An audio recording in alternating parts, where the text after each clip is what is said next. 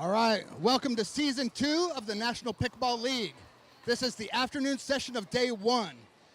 The National Pickleball League is now 2 times bigger, 2 times more competitive, and 2 times more fun. Season 1 ended with Austin Ignite as the regular season winner and the Indy Drivers as the champion. There's 6 new teams and 6 veteran teams. You can follow along at npl.com. I am Coach David Alexander, the senior sideline reporter for the NPL, and now we're kicking it off to the voice of NPL, Ari. All right, David, what an introduction. And I've got Bill Muno with me. Great to see you again, Bill. Part of the Denver Iconics this year, kind of a home team for you. Yes, we're excited to be Denver's. We've got a lot of local players. My partner this afternoon, we live 15 minutes apart from each other. Who's that? Fliegelman? Or no? That's Chad.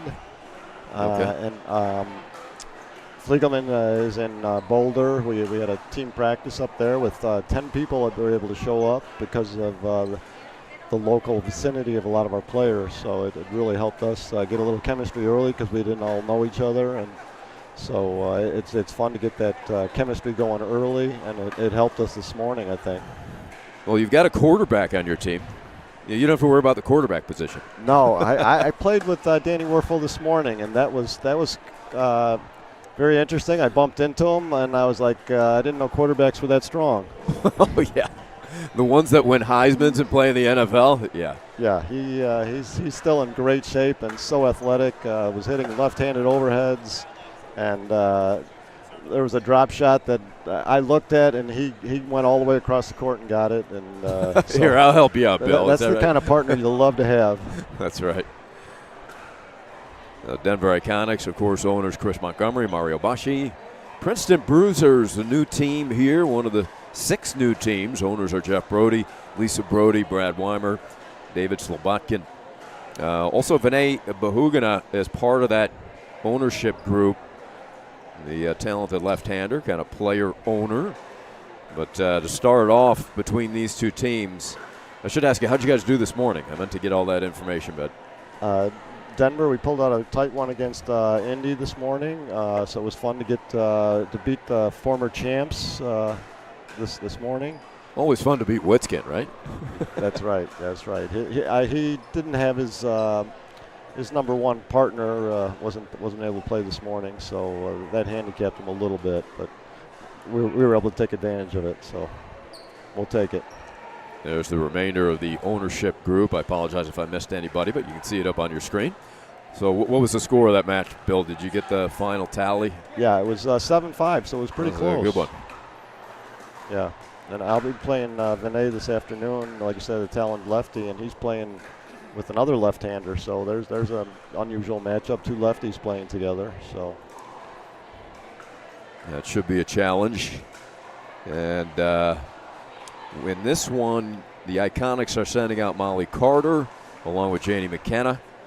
And for the Bruisers, it's Karen Coaches along with Christy Damaraki. This should be a good one. Interesting matchup. Should be a good matchup. Yeah, Molly and Janie, I haven't seen play a lot, so it's interesting to watch them each time. Molly's gets better. She still plays tennis, actually, so I mean she gets better every time she gets on the court. And Janie, I was watching this morning, and is just a fierce competitor, and I just really like her overall game. So it should be interesting because Christy and Kristen are both what I would call veterans, so against the rookies today. So that'll be an interesting matchup. Yeah, Molly Carter, top 50 junior tennis player in the nation, then played at the University of Pacific. And Karen Coaches, 9 years on the Fed Cup team for Denmark. But right now, she has made the switch successfully. Number 1 on the APP Tour Women's Singles, won the U.S. Open Singles.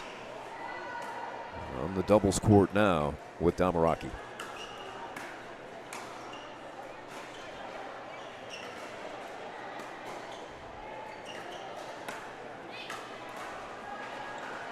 And that will float long. McKenna, as you mentioned, Janie, also a tennis standout, started at Indiana University, then transferred to Furman, where she was a 2-time Southern Conference MVP, also the head coach at Georgia Tech women's tennis.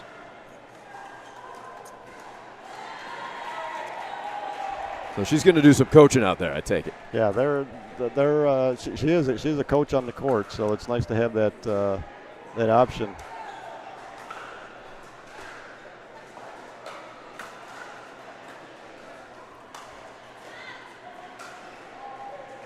That's a nice wingspan Coaches has, isn't it? Yes, she's a good player. And Karen will serve it.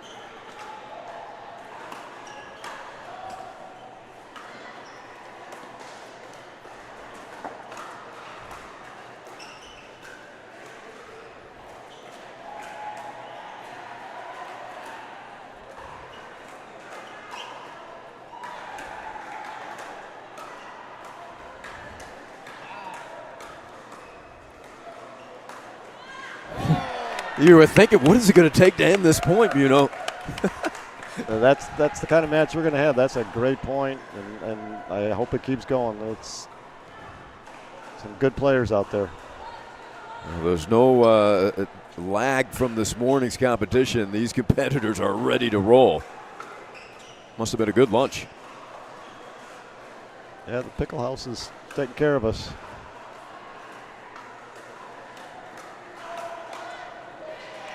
Swinging backhand, a winner for Coaches. Karen living out of St. Augustine, Florida, and Damaraki out of Boca Grande, I believe they call it. Served to flex wide. Yeah, Coaches really stepped into that one. She was going for a little extra, caught the net. Damaraki, also a former #1 ranked tennis player in New England. Played at Boston College. So here's a new partnership with, Janie, and they're talking it over. The ball's in the middle. They've been trying to talk on it, and they gotta work that out. How long does it typically take to get comfortable with that? At this level, not that long. I mean, they're such good players. A lot of it's just communication, and that's going to help. And then they're going to find out who's taking those after a little bit. And hitting that middle line with the swinging backhand, which is a force for Coaches. Yeah, I think Janie's the only one who's really hitting that one-handed. Most of these girls are just bringing that two-handed tennis in the pickleball.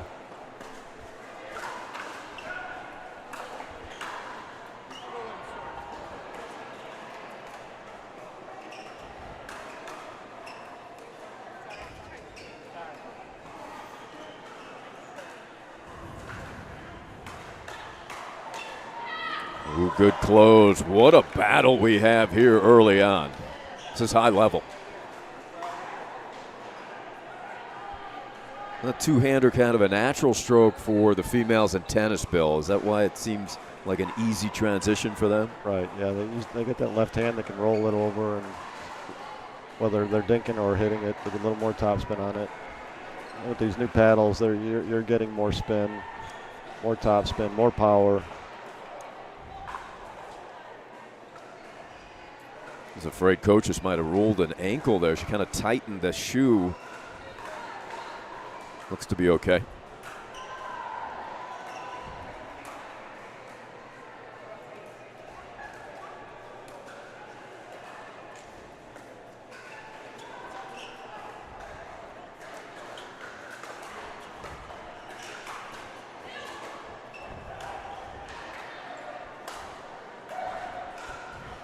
Ooh, they force him to hit another one, Bill. They got those, but you could hear them yelling "you." They're trying to communicate. By the second game, they're going to know who's taking those. Well, the defense is on point for Carter and McKenna.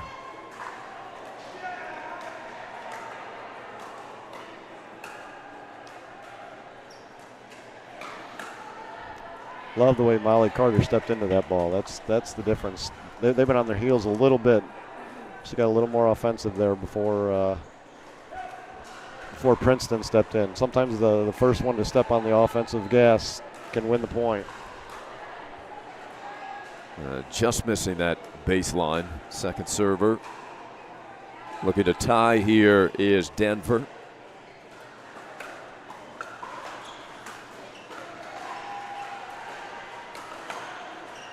Ooh, right through the 5-hole there with that two-hander. Yeah, Karen was waiting on that one. Well, Coach's #1 singles player, but she's pretty talented here at the doubles level as well. What are the biggest challenges for those really singles players that come over from tennis to switch to doubles?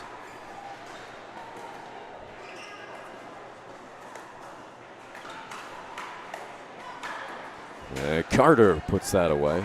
Good question, Artie.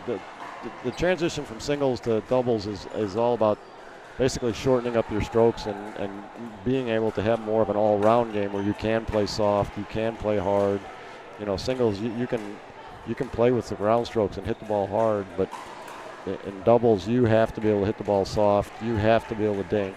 You have to be able to shape your drop shot.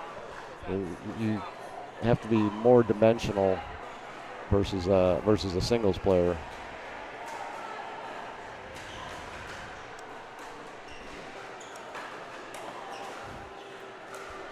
Ooh, that was a great drive by Carter. What a dig by Damaraki. Yeah, she said it. Janie wants that one back. She let it drop. She could have got that one out of the air.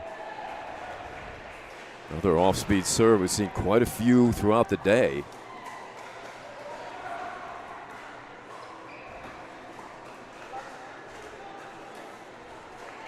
Nice position there, making Coach's stretch. What do you think of that off-speed serve? It seems to be becoming even more common, Bill.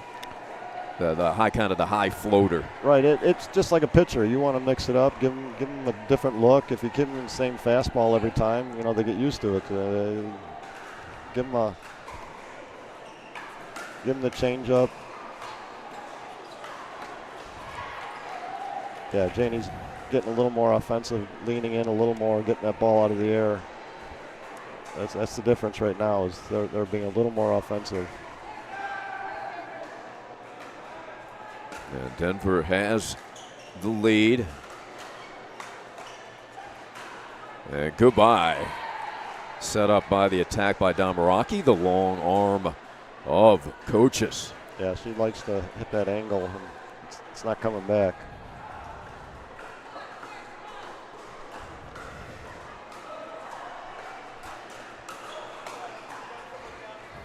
That one came upstairs. It surprised Karen a little bit. Sometimes the higher balls out here are a little more difficult to see with the visual backgrounds. Sometimes the higher ball is actually a little harder to see. Is it the lights or the glare primarily that players are having difficulty with? Well, Janie and Molly are looking at a multicolored background there. Yeah, a mural. So they're seeing all kinds of things back there. And looks like there's going to be an L train going across somewhere. Yeah. Originally, when this place was built, they had all the walls painted white, and somebody came in that knew a little pickleball and said, "We've got to change this because you couldn't see anything when the walls were white with the balls." So.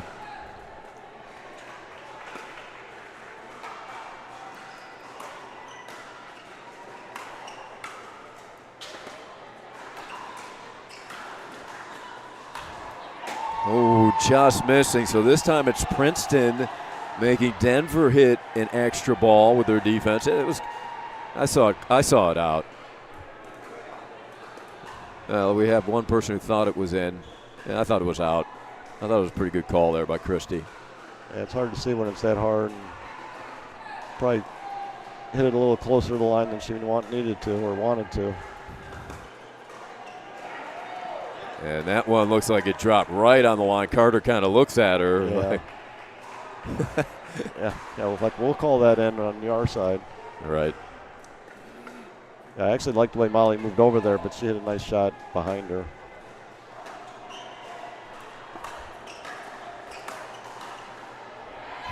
Ooh, yeah. Carter getting fired up now, Bill. Yeah, I love they're both great competitors. Any of these girls who played college tennis, you know, they're bringing it, and they haven't lost that fire. That's right.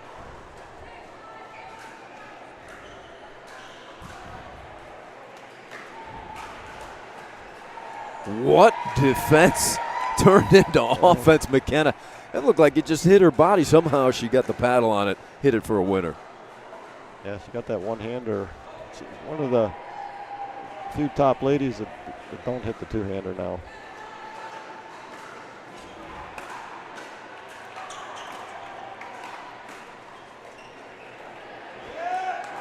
Tamaraki very solid defensively. They're talking it over where they want to return that ball. I think they're going to hit it back to Janie. Molly's hitting some pretty good third shots. Yeah. Yeah. They were trying to hit it over to Janie, but Molly, if you look at her, she's setting up in the middle there. She's looking to drive that third ball wherever they hit it, wherever they return it right now.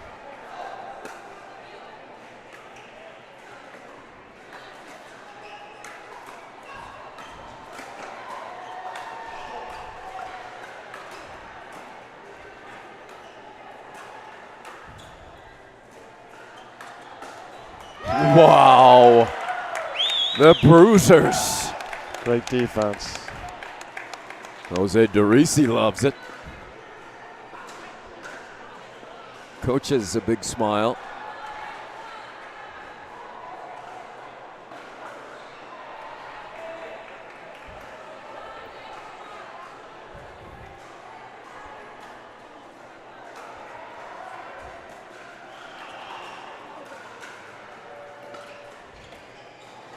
That is a nice backhand roll pickup. Yeah, she shaped that nice. Looked like Karen was going to be able to hit it out of the air, but couldn't reach it. Kept diving on her. 9-8-2.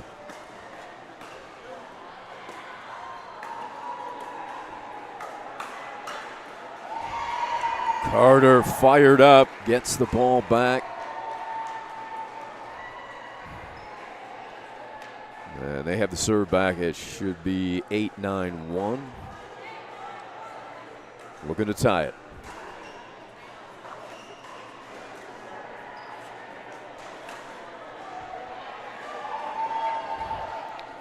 And we are tied. Janie does a nice job getting low on that dink, keeping the ball low. Yeah, love the way she doesn't overplay and just hits the smart shot. She can move too as she gets up to that line quickly. Oh, what a save.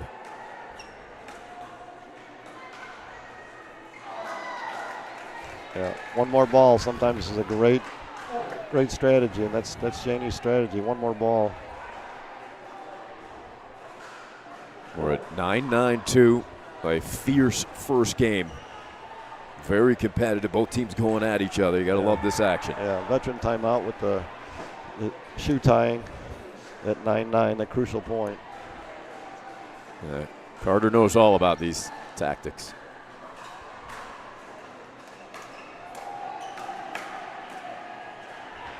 They get it out. They get the ball back. We're tied.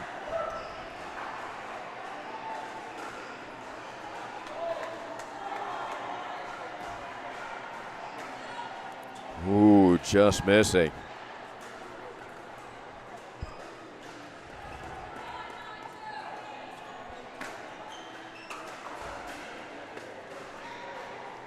That's a couple of errors by the Bruisers. Yeah, at 9-9, you want to get your serve in and your third shot. That's.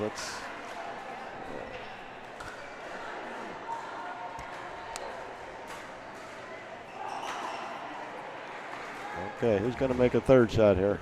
Yeah. You think all the competitors got a little tight here, Bill? No, they're just going for a little extra. Janie's going to get the ball in play here.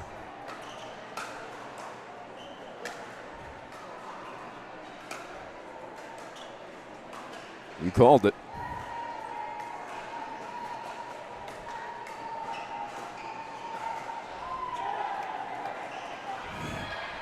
That is tremendous defense. It's not football, but great defense wins, right? Football, baseball, pickleball.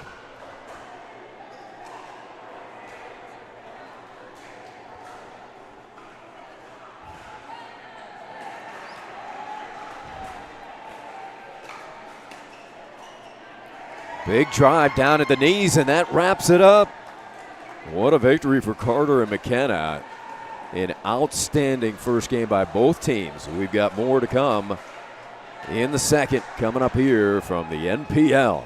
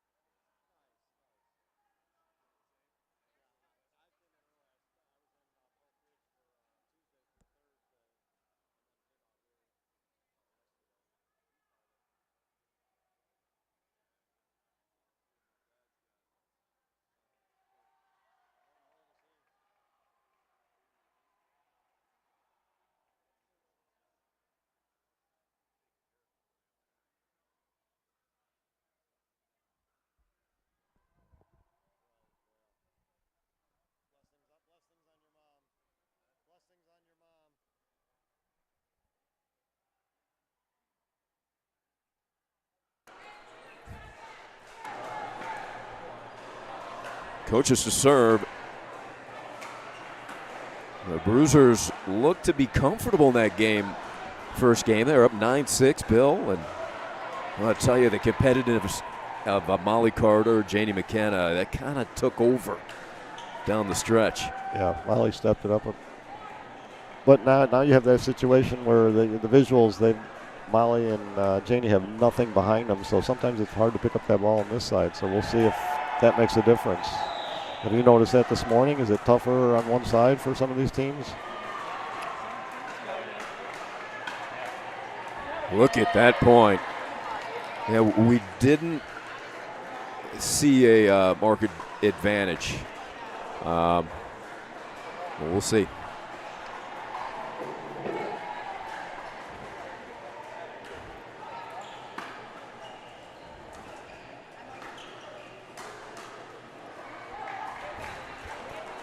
Okay, good timeout. It's a quick timeout, so could be what you said, Bill, adjusting. And time of day is going to be a factor, too, where the sun is. We have the windows on the far side. You also have a crowd building over there. Yeah, we've got my family behind that court there. My son and daughter-in-law and new grandbaby over there. Oh, congrats. Thank you. How old?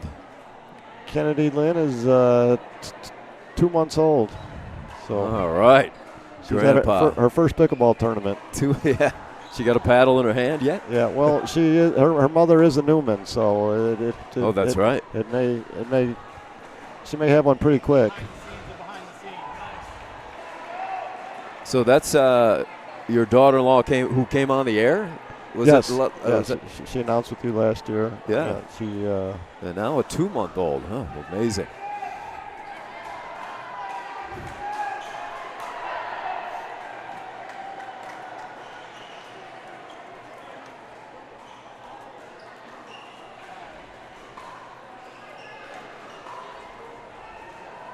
Lob, a good one.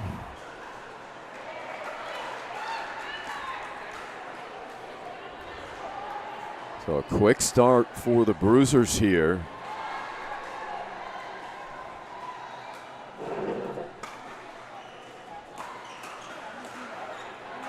Yeah, good ball and a big fist pump from McKenna. This is a fiery tandem. That's going to be fun playing with them all season, Bill. Right, yeah.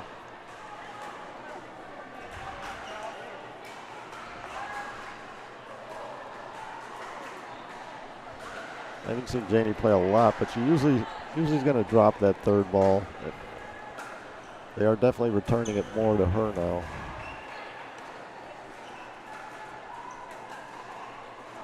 Ooh, that's soft hand, soft touch, a little luck as well. McKenna just kind of shakes her head. Yeah, Denver needed a break somewhere. Nuggets, you game 7? When is that, or did I? Are you following? Not very well. Oh, okay. I know you're the basketball man.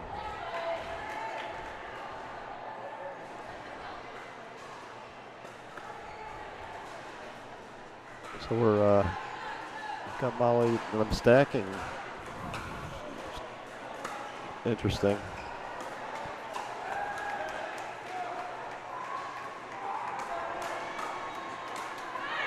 That ball got upstairs.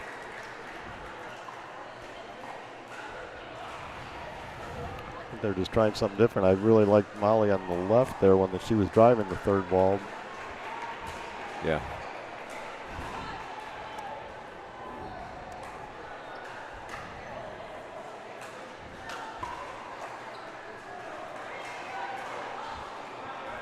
Five, 2-2.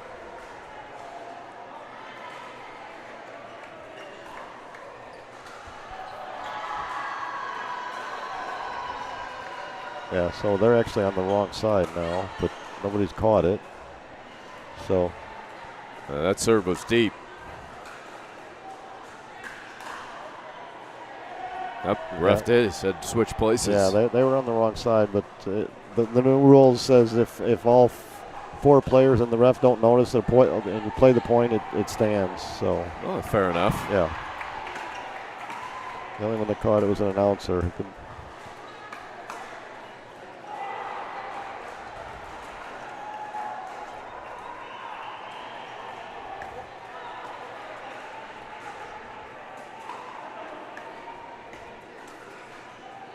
That's good ball movement by coaches.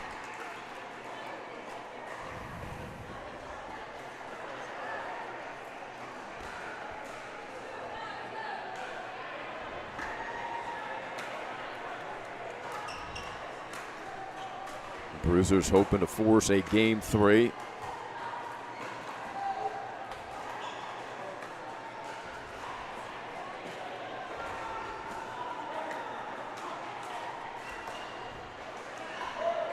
Good reach by Damaraki. It looked to be a pretty efficient lob from Carter. Damaraki quickly back. Yeah, she moved her feet well, and she's not very tall. She got back. It was a good lob by Molly. I thought she had her.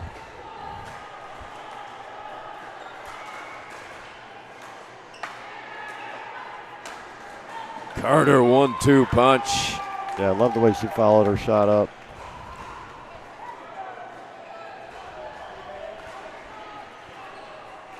That was the Gamma Chuck official ball replay.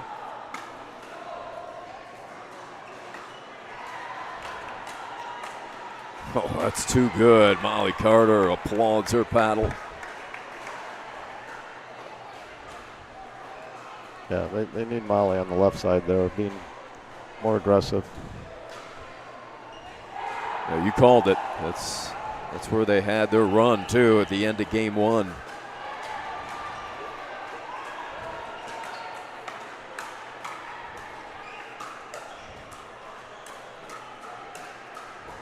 Oh, what a firefight that was. Entertaining match. Well played there. Everybody's just trying to clean it up a little bit.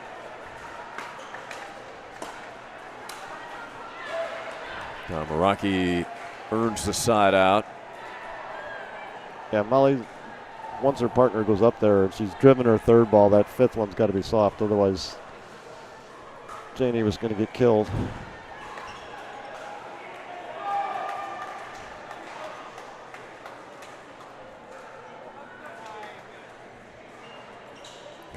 lob lands.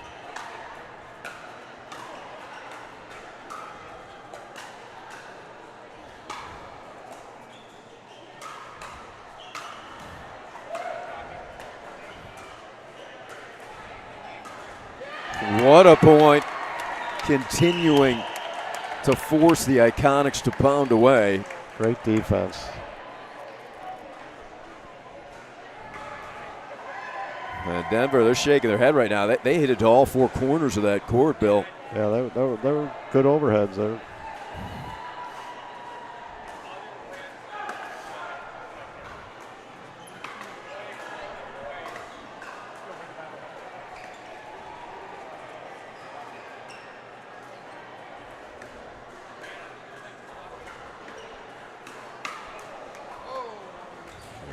Whipping forehand. Yeah, I really like Molly's two-hander where she has that ball dipping, and so she's looking for that ball coming back to her forehand, making her opponent hit up on it, looking for that put away.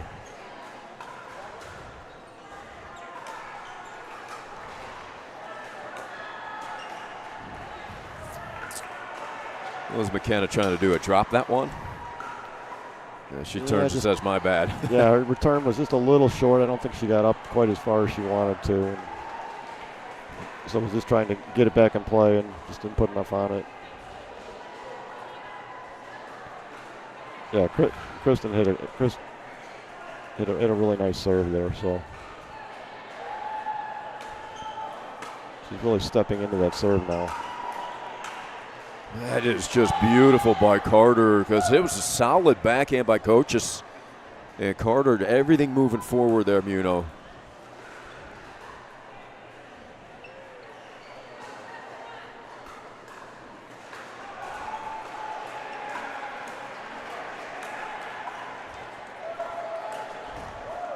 Oh, what a save. What a pickup from McKenna. Great defense. That's the key to this team right here. Janie's got to be that human backboard and steady rock and let Molly fire away.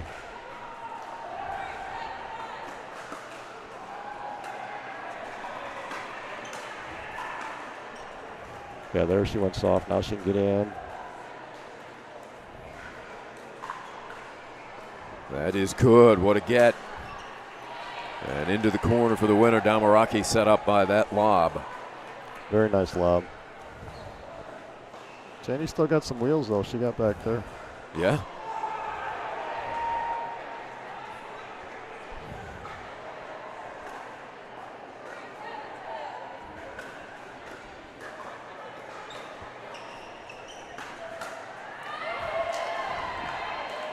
That was well done. Describe how she's able to take that power and direct it. Yeah, that left hand, that's the secret, the two-handed backhand. You can get on top of that ball and, like you say, redirect it.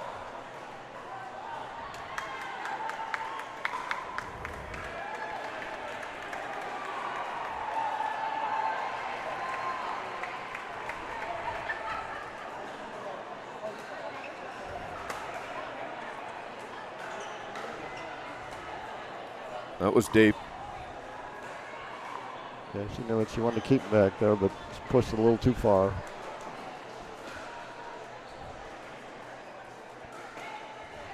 Eight, 3-2. Strong serve.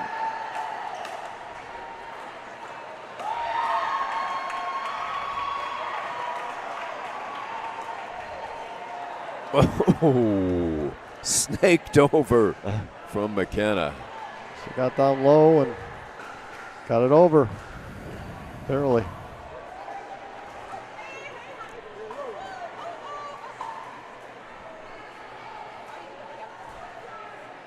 Damaraki says that's not allowed.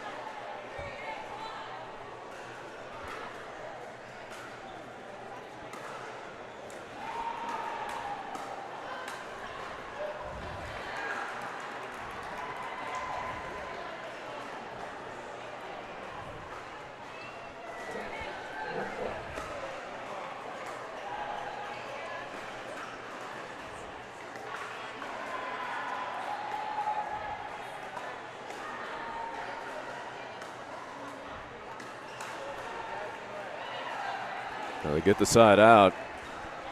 How do the players feel about the additional teams, smaller rosters, Bill? I think everyone's in afraid of it. You know, I definitely prefer the smaller team personally, just as far as smaller teams, just a little more chemistry, you know, get your matchups.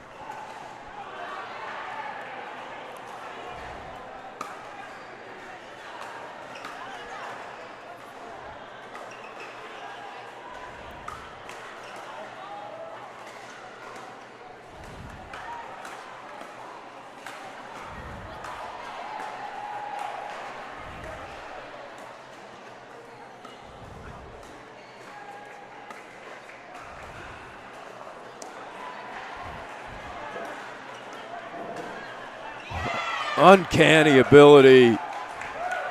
McKenna, you talked about her wheels.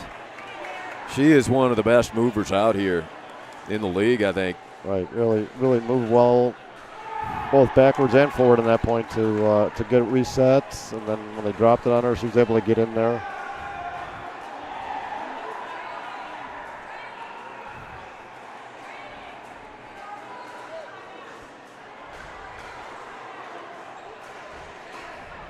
So Denver takes its time out, but we only get one. Oh, they burned that early one. Yeah, they were down 4-0 on the serve, and right. So, yeah, this versus most tournaments, you get 2 timeouts. With this NPL format, we only get 1 per game, so it does make a little bit of difference, especially when you got to burn it early on that 4-0.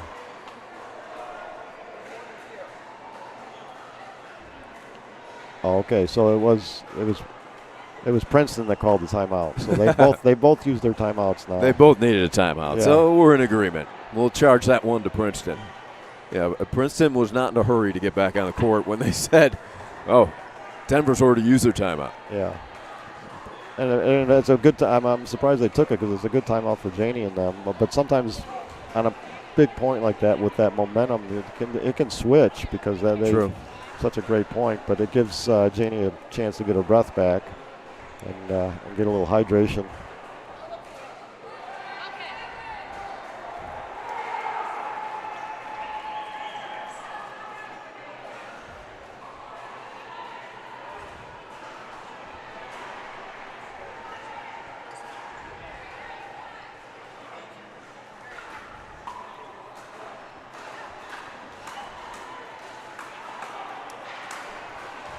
And Damaraki takes advantage.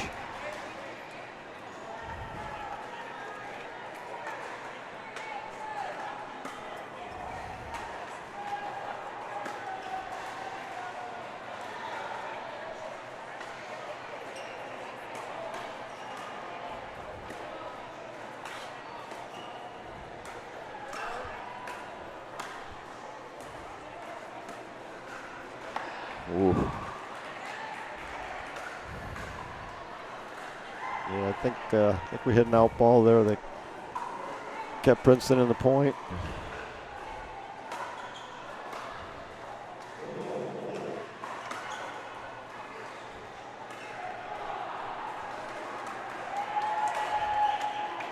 Well, they continue to try to lob over Damaraki.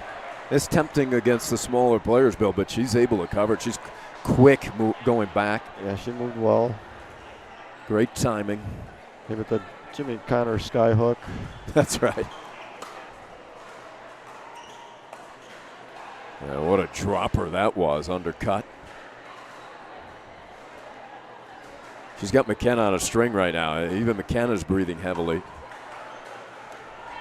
So they're going to switch sides here. I like this.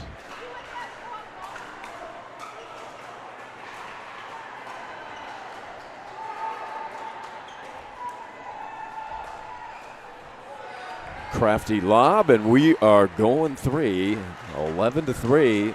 Statement made by Princeton. So we will be back for the decisive third game coming your way from Chicago.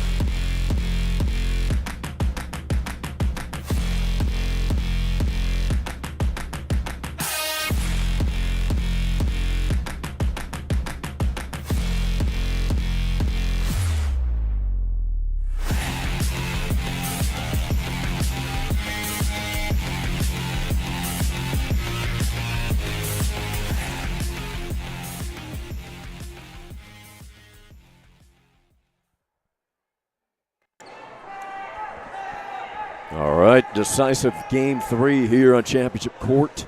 Princeton against Denver. Coach's terrific soft touch angle. What do you expect here in game 3, Bill? I think you're going to see a battle of sides again. To me, the visual.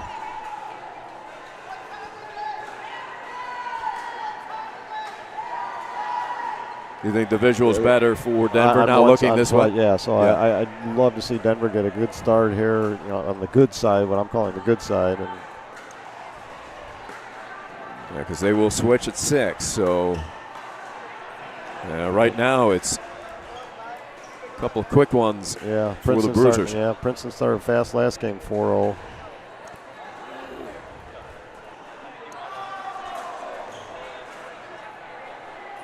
Deep return. And put them in control at that point.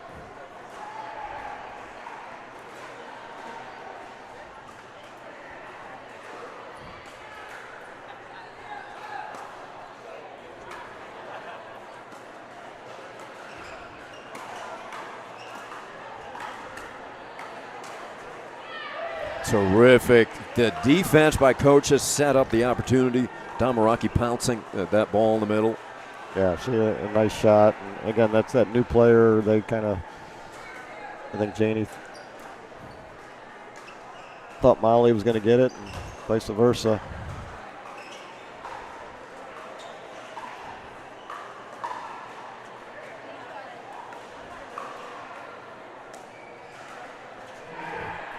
And that time it worked. Well disguised. It really was. Yeah, and Christie was leaning in just a little bit there. That was the key to that shot versus the one she was getting before. She was looking to be more offensive.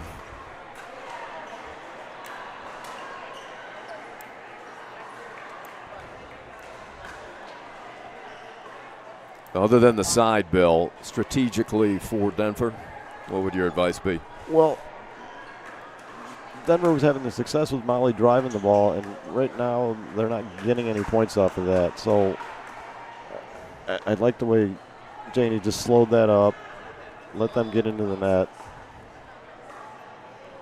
Because I think Coaches and Damaraki are seeing the drives now, and so they're ready for that, and Denver's not getting any points off of that. So I'd like to see them change it up where they're not giving her that drive every time. She did try to roll that one.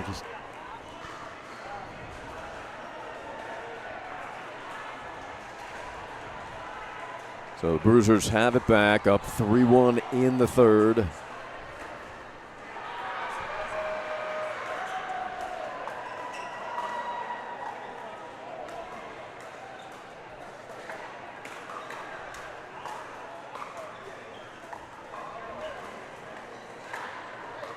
Oh, well disguised too. Yeah, nice inside out from Molly. It's a tough shot. Not a lot of ladies have that shot. It was well done. And some nice resets from Janie there. They keep them in the point. Coach has been putting a little extra on her serve lately. That's a nice serve. Yeah, it really is. Yeah, that's deep. With Damaraki covering quite a bit of court there. Yeah, that serve set up the whole point. If you watch her, she's starting all the way back here at the fence and taking 2 steps in and really unloading. Yeah, look at that. It's all the momentum into the serve, and there you go. It draws the air off of the pace. Yeah. The Happy Gilmore serve. Yeah, David Alexander adding that. Good comment.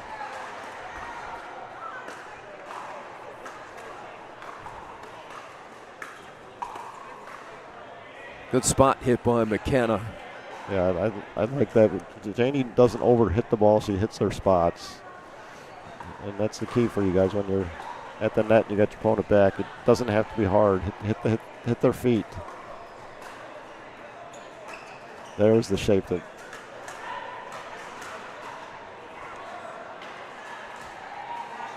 Tamaraki having a second look and appeals. Confirmed out. Yeah, I'd like that drop from Molly. If you notice that, she'd hit a nice little top spin, dropped it in. They would both be able to get into the net. That's the key. A little softer, they can get in. Drop it in. There you go. Now we're in. Going for the body there. Punched it long. Second serve.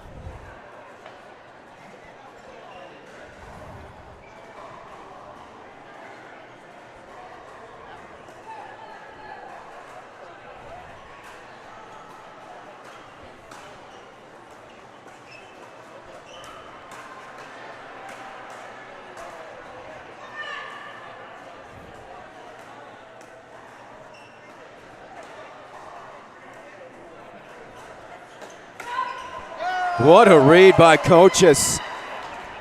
She started that move, Bill, well before Carter hit it, covering the open spot down the middle. Great. Timed it perfectly. Yeah, great point by all four girls. Yeah. Coaches says get great smile, too, along with her game.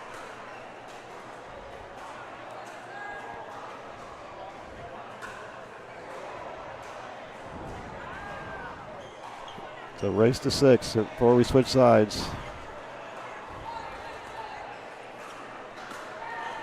Ooh, she's been getting a lot on that serve. Yeah. Popped off of that one. Yeah, live and die by that serve sometimes. Yeah, Denver needs a couple points here before we switch sides. Get it tight. There's the drop. Oh, that's the one they're looking for. Yeah, she set her up. Would you rather have Carter follow that in and take it with a forehand? Yeah, but Janie was there. I mean, she had that shot.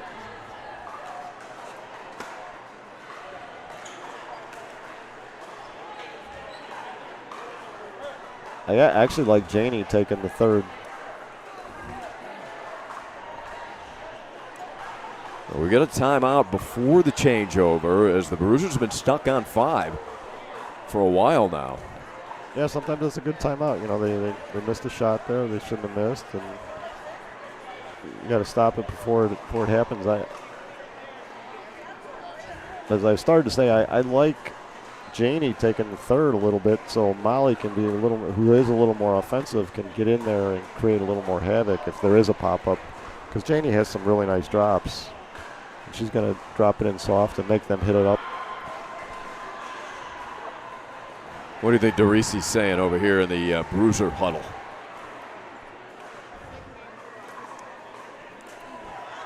Good question. He's talking to Christy. I think he's wanting Christy to probably go a little more cross court. Let Karen do the hitting. Christy's,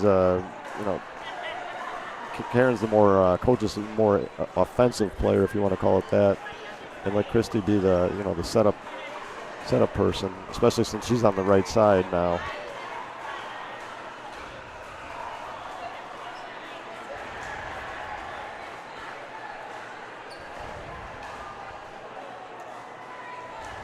.352 in the third.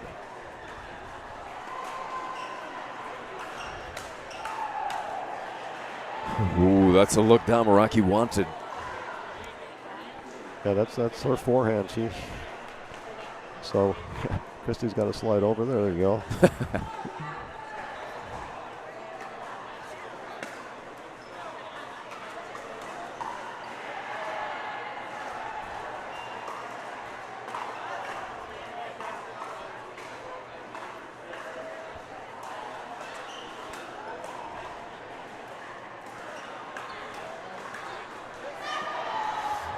Ooh, big celebration by Carter. Molly's fired up, but that was all set up by that third shot drop, her backhand. That ball is coming straight down when it gets to the line, forcing Princeton to hit the ball up.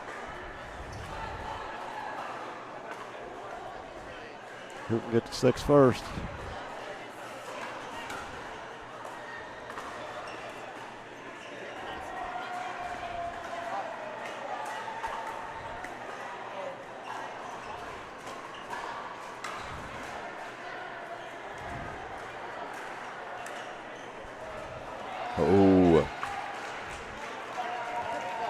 Jenny wants that one over, but I think they all do.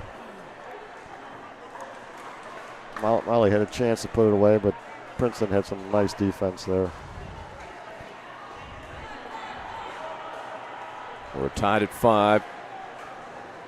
Changeover on next point.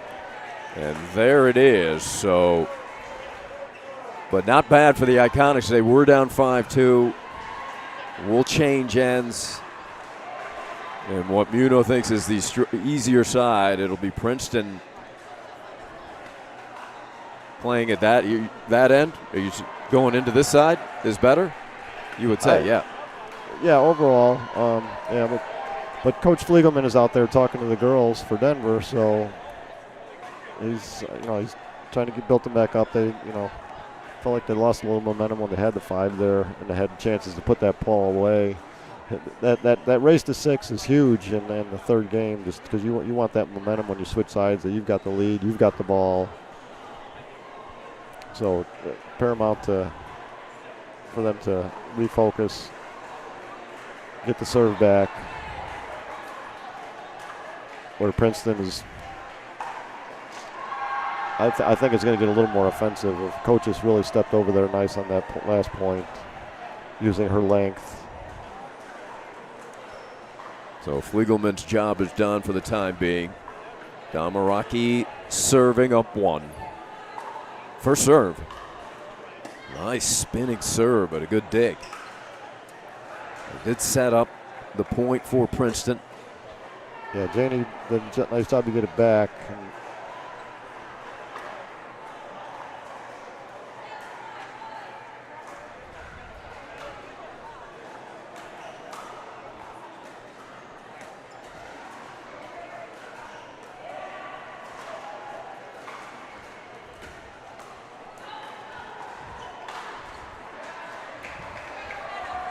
Nice setup by Janie. Molly finished the point.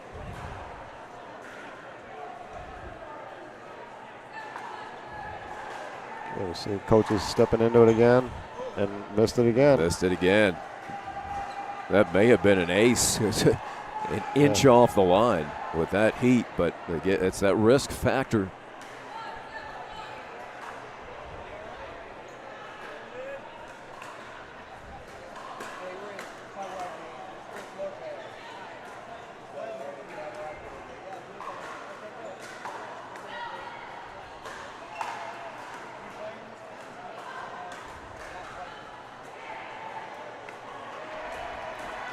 Oh, what an angle on the two-hander, way out wide on the dink.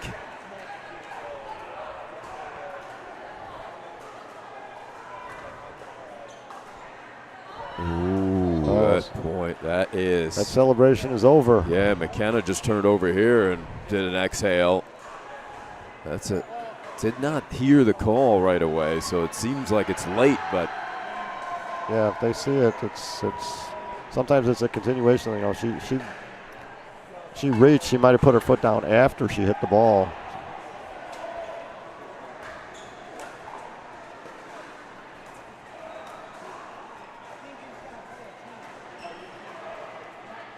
That gets line.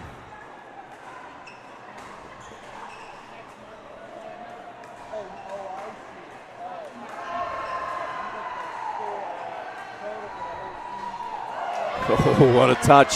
Yeah. Feathery. Yeah, Molly went up to hit it and realized she couldn't reach it. Very nice lob.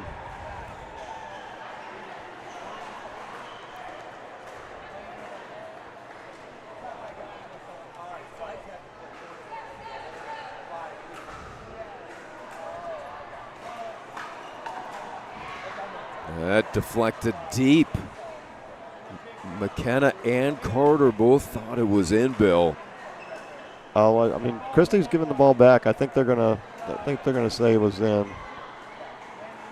Oh well, no. Now they're saying no. They're saying it was out. So now they're asking for the ball back.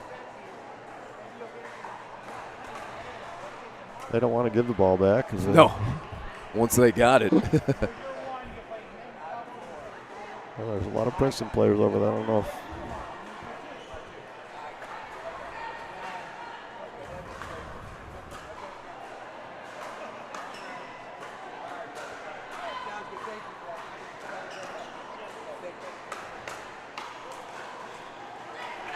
Carter takes it right at her. We saw that from Molly in game 1, Bill, where there was a call that went against them, and she took it out on her opponents. Yeah, did you see that face when she was walking back? Yeah. I'm ducking behind you. Yeah.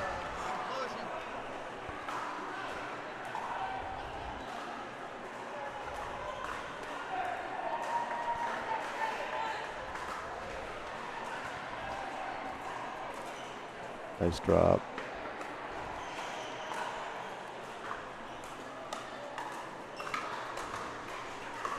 Good leave, just Very out. Nice leave, yeah. If you got to stretch that high and let it go. Janie's got a good smile.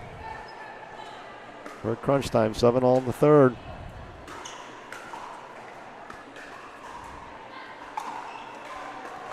Ooh, that's high degree of difficulty there. Right, with the higher part of the net, that ball dropped down. Yeah, she knows she should have rolled that.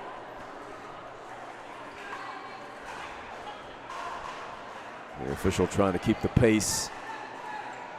Locked up at 7.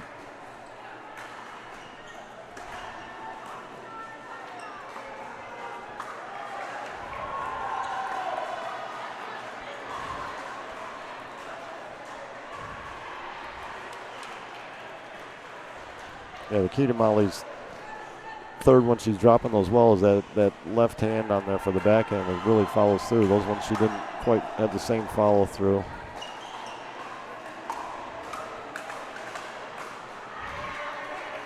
Good direction there by Carter. Shoves her partner in celebration. A big smile from McKenna. Okay, coaches.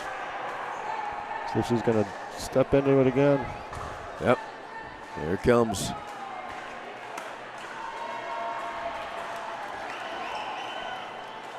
They hit 2 lines.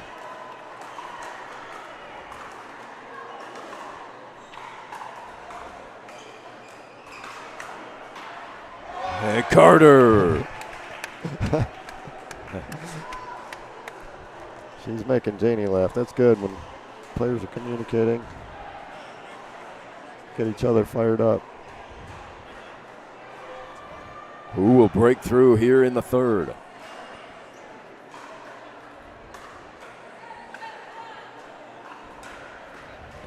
See where they return it.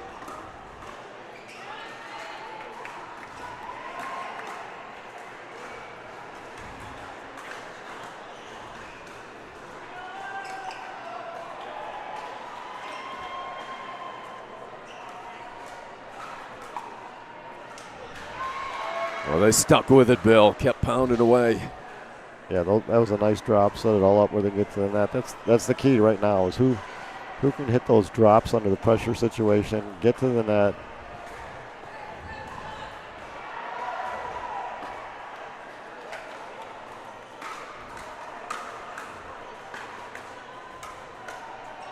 That is deep. Couple of fist pumps. Denver feeling it.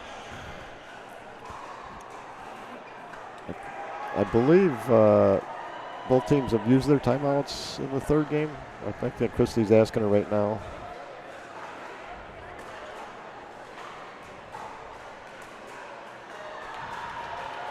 So if you don't have a timeout, go tap paddles with your partner and tie your shoe, whatever you got to do.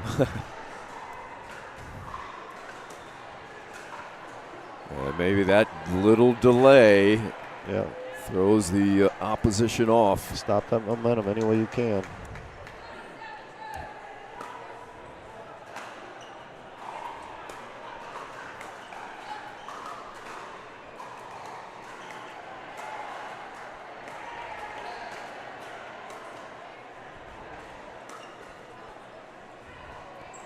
Overcooked it a little.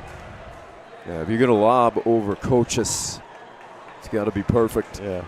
Try to get a little extra to get over her.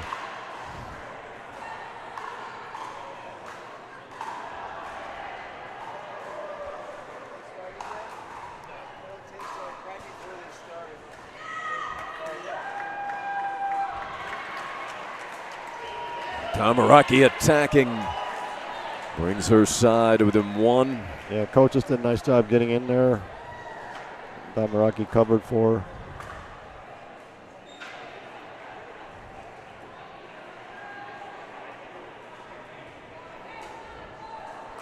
This one to tie. Coaches all the way over. That is in.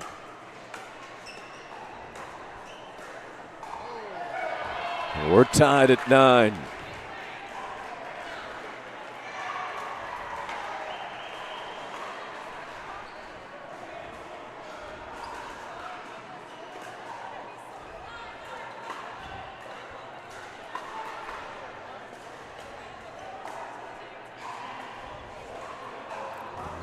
I thought coaches had it again. She was just a little short. She's got a nice reach. 9-9, you go for the big serve? I think she will. Oh, spun it in. Yeah. That worked last time. And Carter, a little dance celebration. We'll call that the Molly Carter.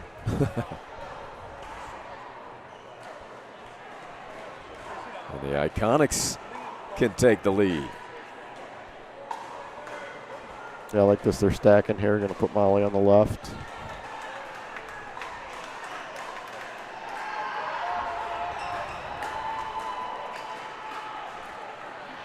Carter, now the fist pump. She's showing all the moves. We've got a match point for the Iconics. Denver 7-5 winner over Indy this morning. There's a ball on the court. Like the way she steps away, let her get her composure.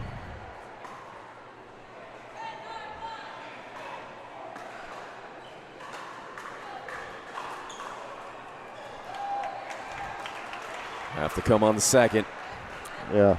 Janie's saying to herself, it doesn't have to be that good. That's what she just told Molly. It's got to be in.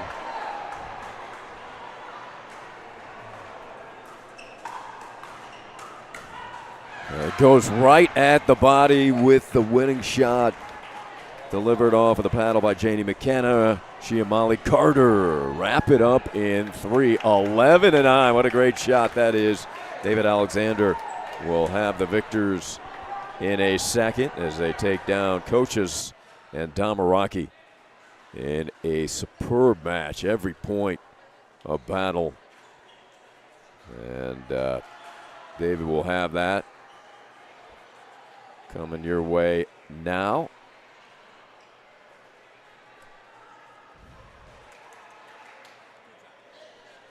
Take it away, David. Okay, good. Audio good. All right, let's go. So the Denver Iconics won. We got a veteran team, but 2 brand new players. What do you think it is to be in this league? How do you like it? Oh my God. It is the funnest thing you can do for pickleball, period. I mean, it's the funnest way to play by far. It's great. The team aspect is fantastic. Don't you think, Molly, isn't it great? Oh, yeah. I mean, I didn't think I'd be excited to turn 50, but I was so happy. It's like I'm back in college playing team again. It's so fun, so fun. And then it's interesting when you see females stack. So what's still your strategy in stacking? We wanted my forehand in the middle. I mean, we both have great backhand dinks, but we liked my forehand in the middle. Okay. What about the side advantage? The colors versus the light. Huge side advantage. Okay, which one do you like? This throws you off when you're on that side. So being on this side is a huge advantage. So the fact that we could switch sides in the third set and finish here was big. Okay, that's important. So, Molly, I want to see that dance one more time. Yeah, that was it. Okay, that's National Pickleball League right there. That's the NPL dance right there. Back to the booth.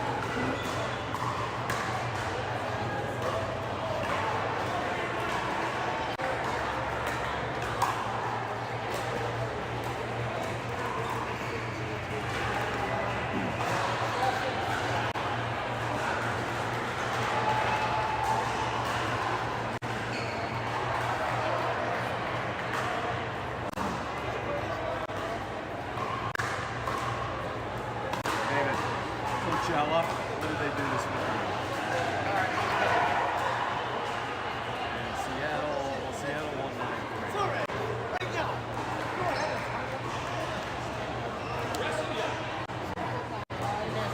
Coachella 1-4, lost 8 against the Houston Hammers. He won 8 and lost 4.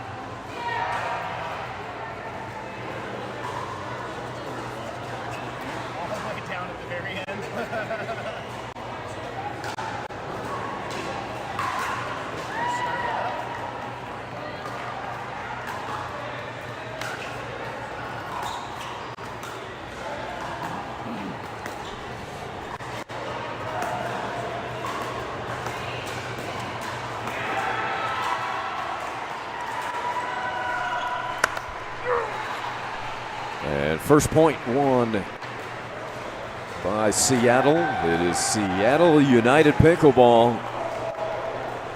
Winners in the morning round over Princeton 9-3, taking on Coachella Valley, the Scorpions, who were defeated by Houston 8-4. Really good matchup here. Kim Jade and Lily Cordage-Mueller taking on Cara Beth Lee and Anna Shirley of Seattle. Let's go Seawolves. You're throwing a different name at me, James. You the Seawolves now? Nickname? Mascot. Oh, God. James Main, the team manager, also celebrating next to me because you just pulled off a clutch victory down the stretch on the far court. I don't know how you could see that far, but I could be wrong.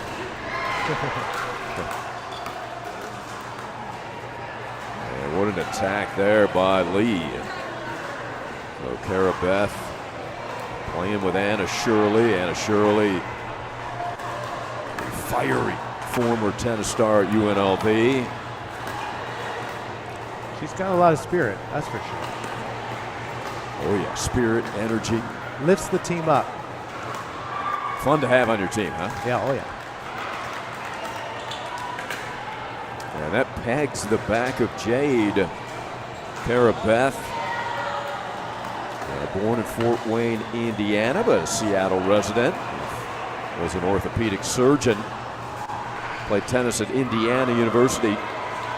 Won 3 Big Ten titles, the Hoosiers did, while CB was there. Always good to have an orthopedic surgeon on the team. Right. Hopefully you guys won't need her, but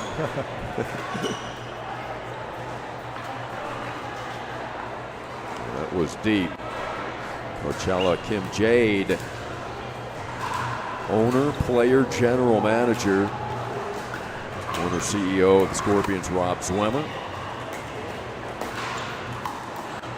There you go. Yeah, that ball, my reflex is a little slow. I might have had that 20 years ago.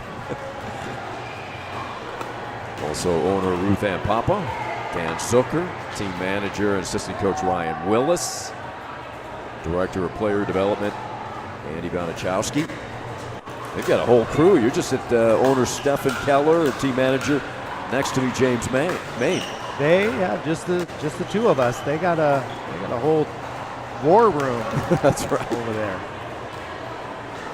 It is a quick start for Seattle. Shirley serving. We actually have 2 former UNLV tennis stars, Shirley and her opponent Lily Cordage-Mueller, a Serbian who also played for the Runnin' Reps.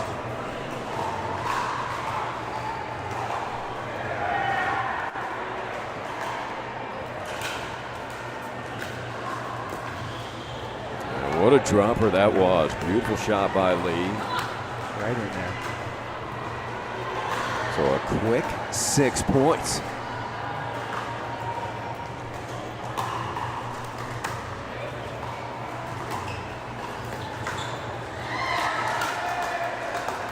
And Jade puts it away. So the victory this morning. What did you like about your team's play, James? Oh, wow, solid. Very solid play. They're steady, calm. I was a little worried about the nerves. First match, first event.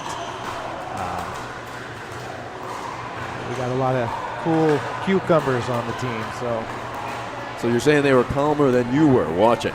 much calmer. I was a little bit stressed.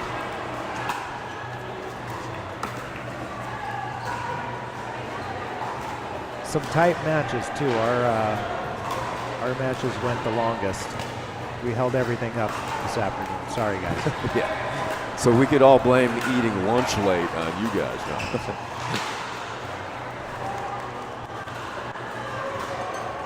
Actually, that was a bonus. Thank you, by the way. Gave us a little extra time to eat.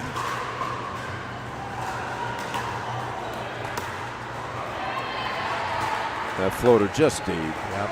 Everything going Seattle's way here early. And a quick 8 points.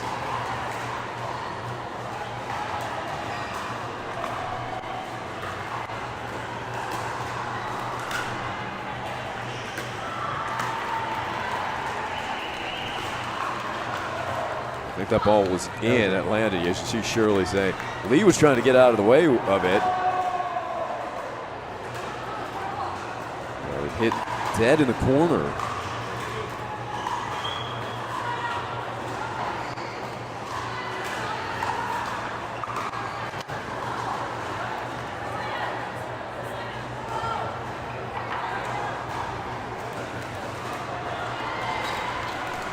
So serve goes back to Coachella. The left-hander, Portage Mueller.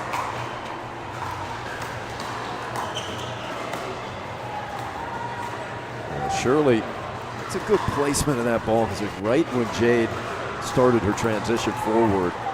Yeah, catching her right in that transition zone.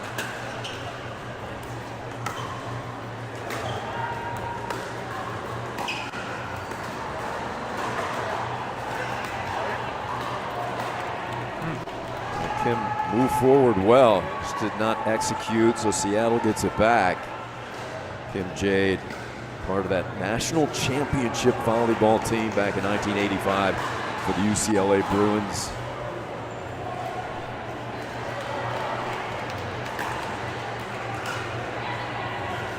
Great sport, volleyball. Oh, I love it.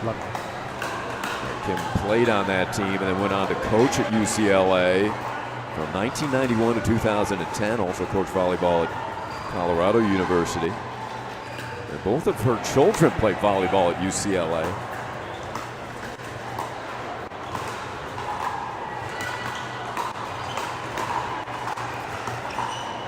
And clip the tape.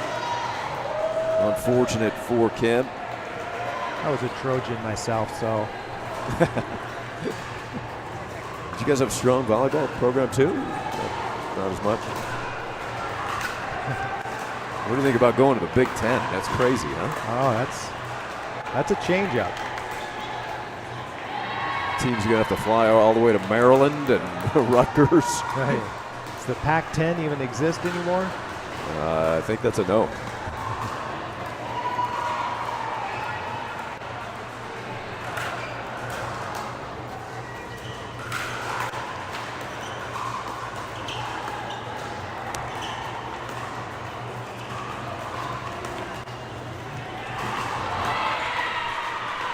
That is deep.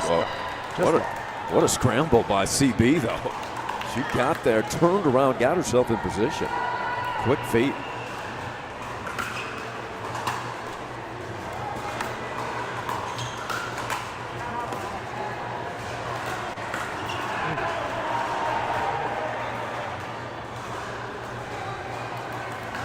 Coachella did get 1 point on the scoreboard, looking for more.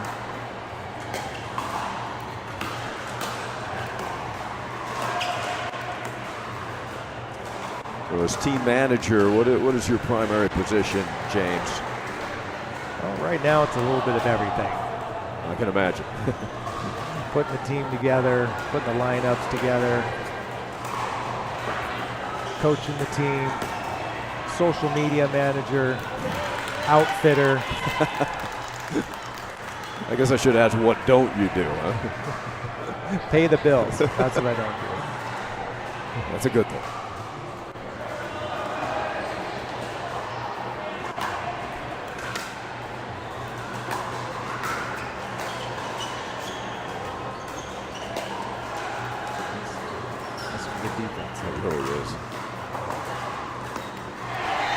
Turns in to a side out. That's just extraordinary stuff. Looked like the Scorpions had that point won 3 times.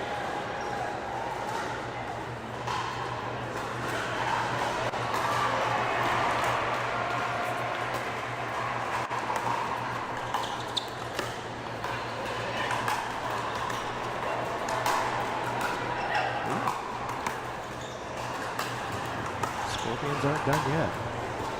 Splitting the defense, finally ending it 11-1 in a statement made by Seattle here in game 1. We'll see what the response is from Coachella after this timeout.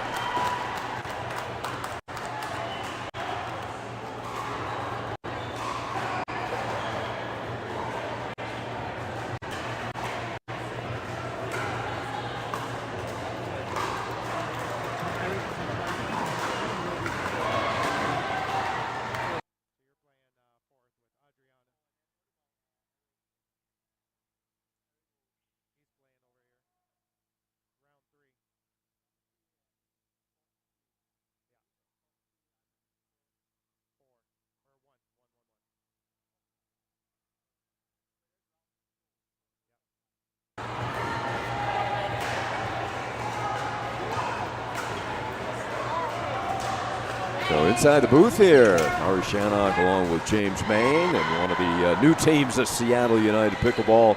What's the mascot name you use? The Seawolf? Slick the Seawolf. Slick the Seawolf. You're going to bring him to the next event in costume? Oh, you don't even know. It'll be another job that you have then.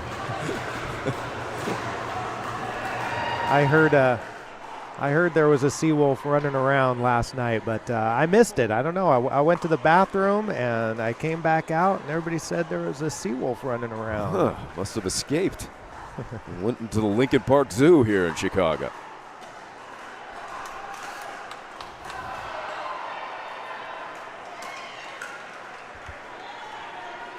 So Coachella looking for answers as Dane Gingrich doing a little coaching after game one.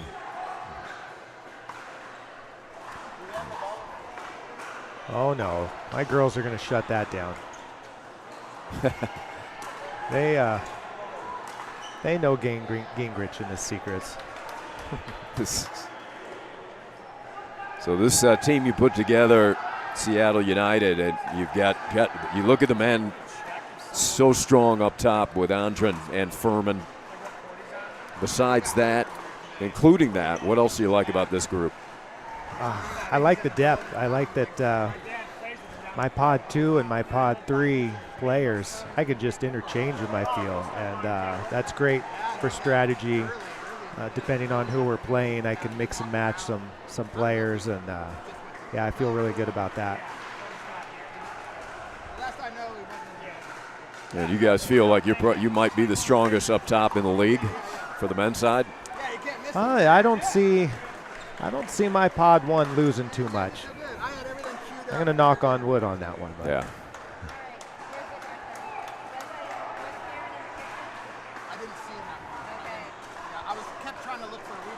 Well, we'll see what Coachella can do here to garner some momentum.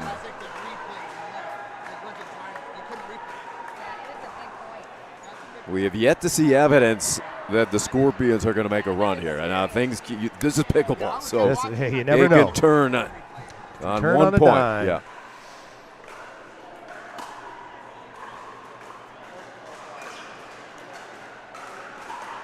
That second game is always tough after a quick first game.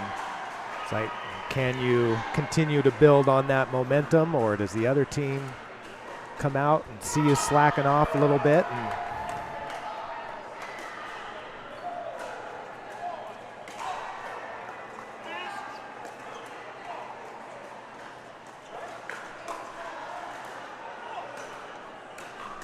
Ooh. Yeah, that's an aggressive play, yeah. Really nice two-hander there from Cordich Mueller. Kim Jade, fierce competitor. She was part of the Indy Driver Championship team.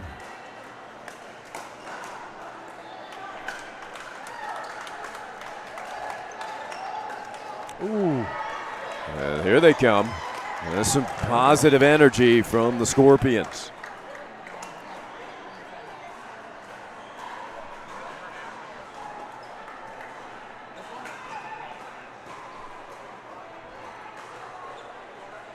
And Lee was not ready. What? She had her back turned, I believe, James.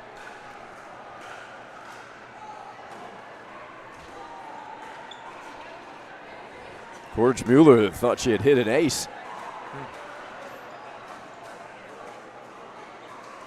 I think they're going to give it to her. I think it's going to hold because the score was called by the official. Well, that might have been a momentum shift right there. Let's see. That is a heavy, deep serve.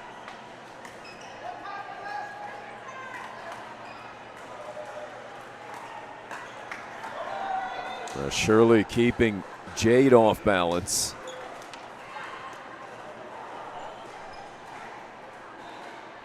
One, 2.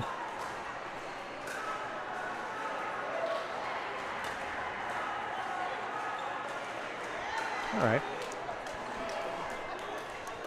So Turns out just 1 point on the board for the Scorpions, but we're tied here early. Competitive play in the second.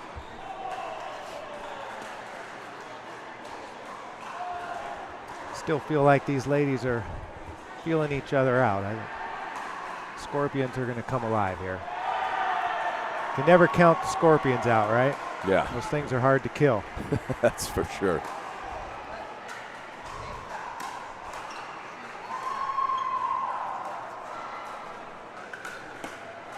That's a good ball right at the feet. Now the left-hander, Cordich-Mueller. Cordich-Mueller's presence beginning to be felt.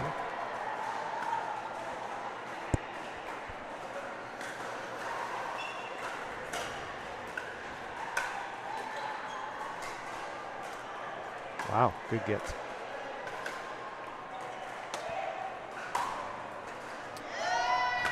That's a solid overhead kill from Shirley.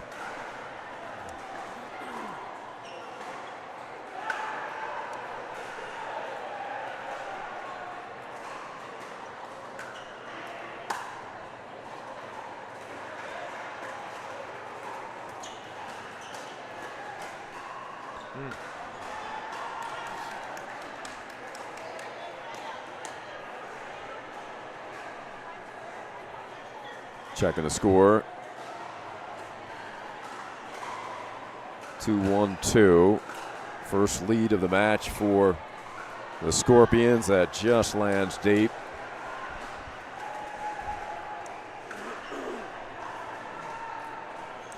So certainly much more solid play from Coachella Valley.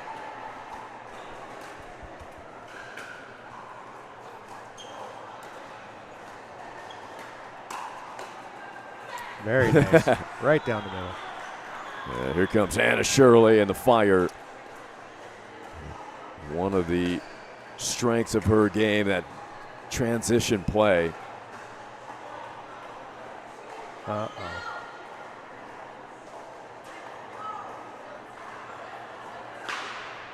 Well, what happened here? Lee thought she called the serve out? She called the serve out, and so Lee stopped play. No, I didn't see a call there. Leith. Yep, so that is second serve.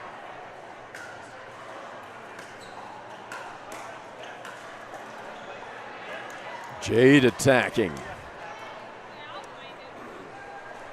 So we have seen a little bit of a letdown in game two. Your question was, after rolling in the first, sometimes you see a team let down, and there's been a drop of efficiency. Yeah. Anna needs to pick it up a little bit, get her fiery self back. There you go.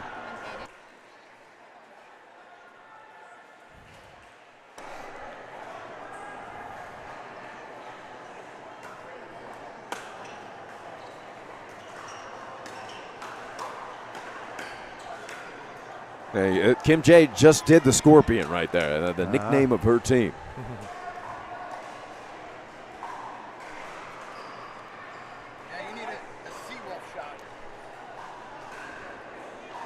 I'm not sure what we can come up with on that one. Seawolf, we got a Seawolf howl. Get the whole team doing that. Oh yeah. During the team breaker, pull it out. Tell you, I think it got under Jose Derisi's skin a little bit there against Princeton. Ah, yes, I can imagine that.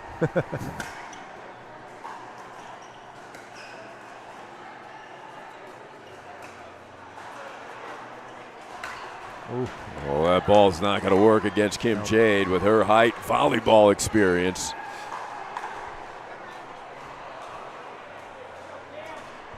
Speaking of volleyball, some of the staff that Kim's included here, Ryan Willis, team manager's assistant coach, volleyball coach at UCLA, Alabama, Tulsa.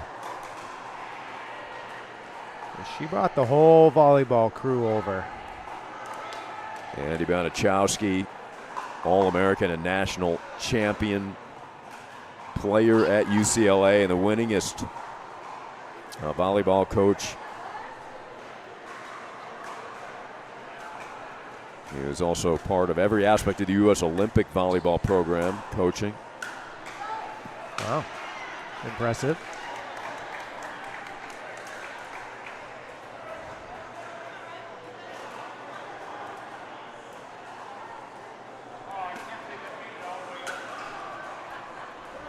Ball on the court.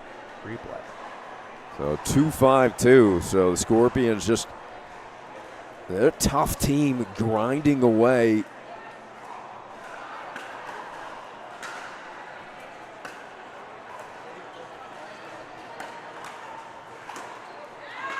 Keeping the ball in play.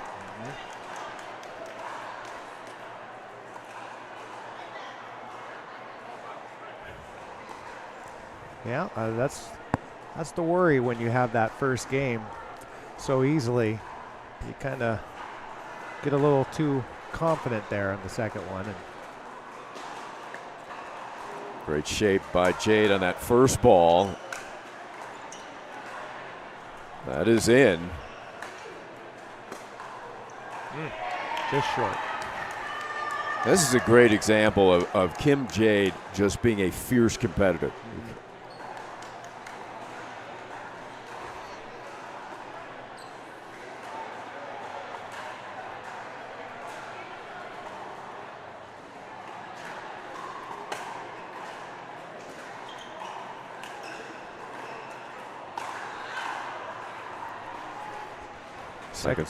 Second serve goes over to Mueller, Portage Mueller.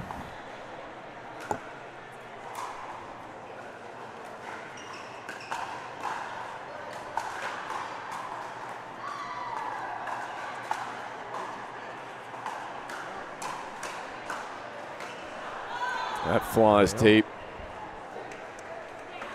This West Coast battle has turned out to be pretty good. Let's see if the fire of Anna Shirley can ignite.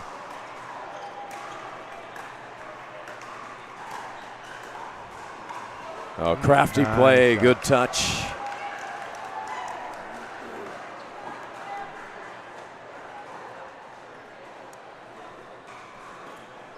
Both Lee and Shirley applaud that effort from Jade.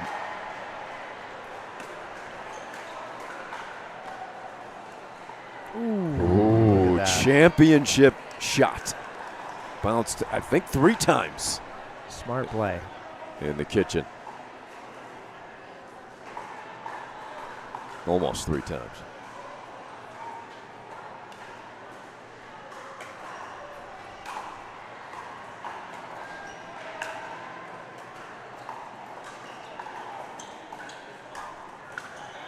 There you go. Come on, fire it up there, Anna. Do they have matching shades, the pink shades? I like it.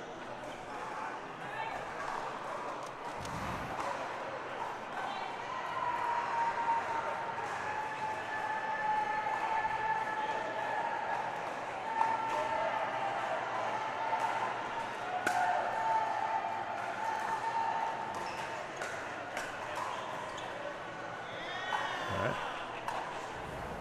Let's see if Seattle can put a run here.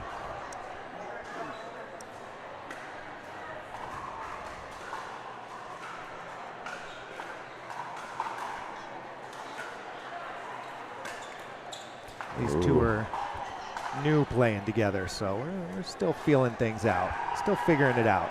Yeah, there may be some highs and lows.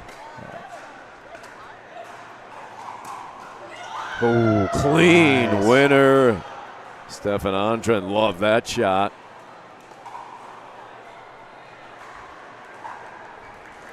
That was your Gamma Chunk replay.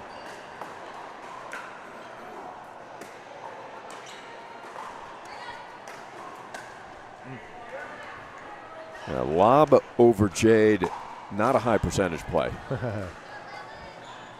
Volleyball players know how to get that. Yes.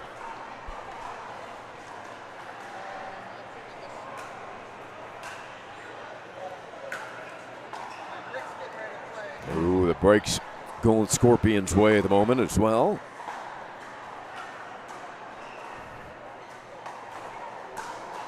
7-3-1.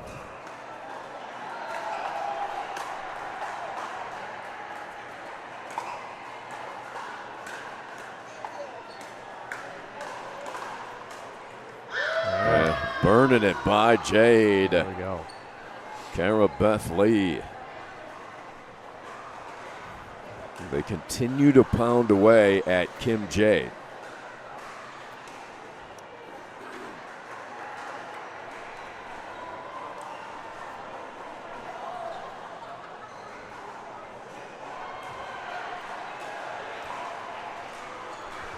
So Shirley and CB switch some spots. Switch it up a little bit. You like that move? I like it. Yeah. Firing them up. Get a different look. Yeah.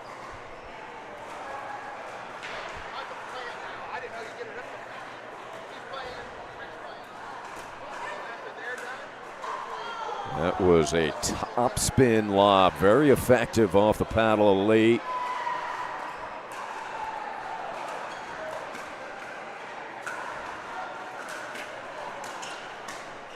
Lee continuing to move forward with the put away. All right, she's getting fired up now.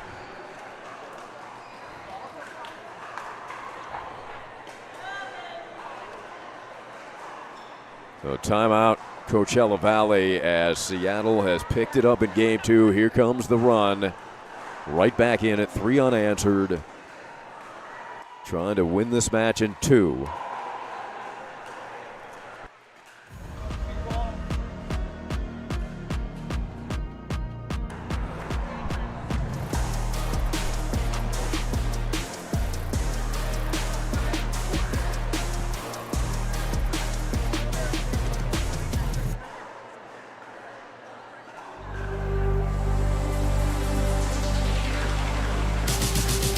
Gearbox introduces the all-new CX-14 Ultimate Power with SST Core. All-new power band technology, delivering controlled, effortless power. All technology, every shot.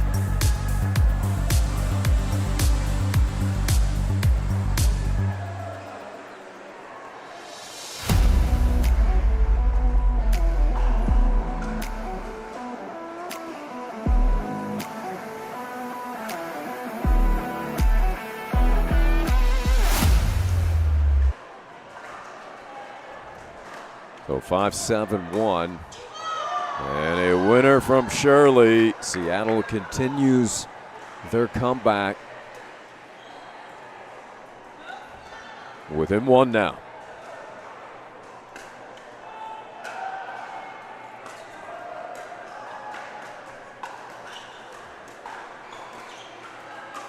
We had to switch sides for Coachella Valley as well. It's like they want to try something different. There we go. Right down the middle to tie it. 4 consecutive points run off by Seattle. Oh. That's quality by Kim Jade. Wasn't sure that return was coming over. I don't think CB did either.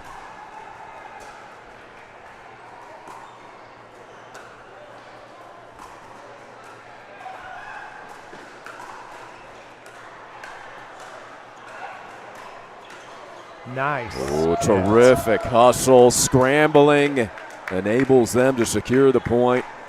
Here's a good look at it.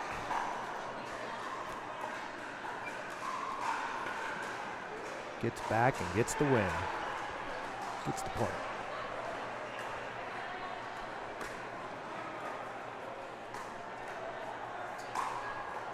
Anna Shirley right down Michigan Avenue. On a run now. 6 straight.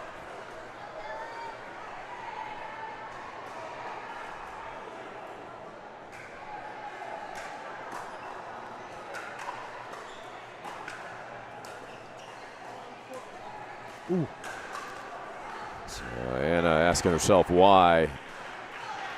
It's a tough drop from that position. Slowed him down on that one. Scorpions needed that.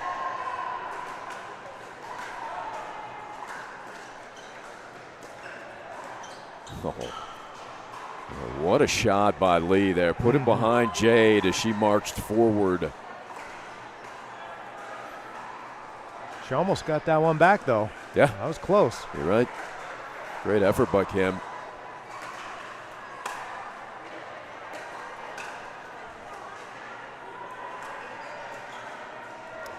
And they get it back quickly.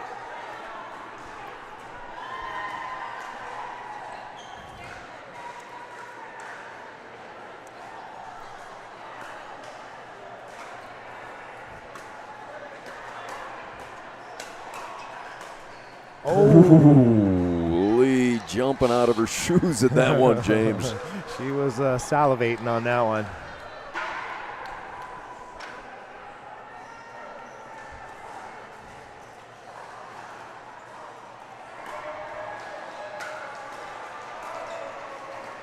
Good drop.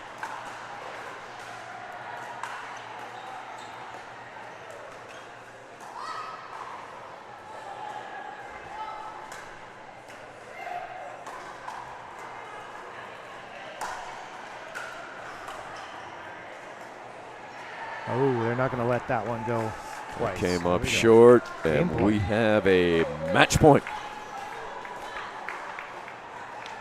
7 unanswered for Seattle United.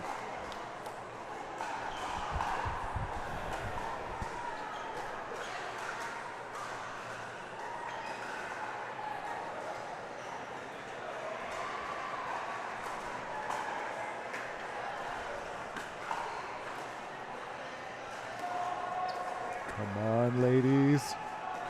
I'm not biased or anything. For the match. There it is. Good comeback in game 2, 11-1, 11-7. Credit Korchmuller and Jade for really fighting in that game 2, pushing the Seattle team, but they wrap it up with a victory. We will have more to come on Championship Court. Coming up after David Alexander interviews the victors, Anna Shirley, Cara Beth Lee. Stay tuned for David's interview, and after that we will have Denver and Princeton back on with Fliegelman and Johnston against Cole and DeRisi. Thank you, James Main, for stopping by. Good to see you. All right. Congrats on the victory. Yeah, you guys continue it going. And for now, we'll go to David Alexander on court. Okay, congratulations on that win. Seattle United, a brand new team. How's it playing on a new team, a new season in the NPL? It's fantastic. I have to say, James and Stefan Keller, they did a great job, Stefan Andren, of picking a really cohesive team, great personalities, great depth of talent. It's been a blast.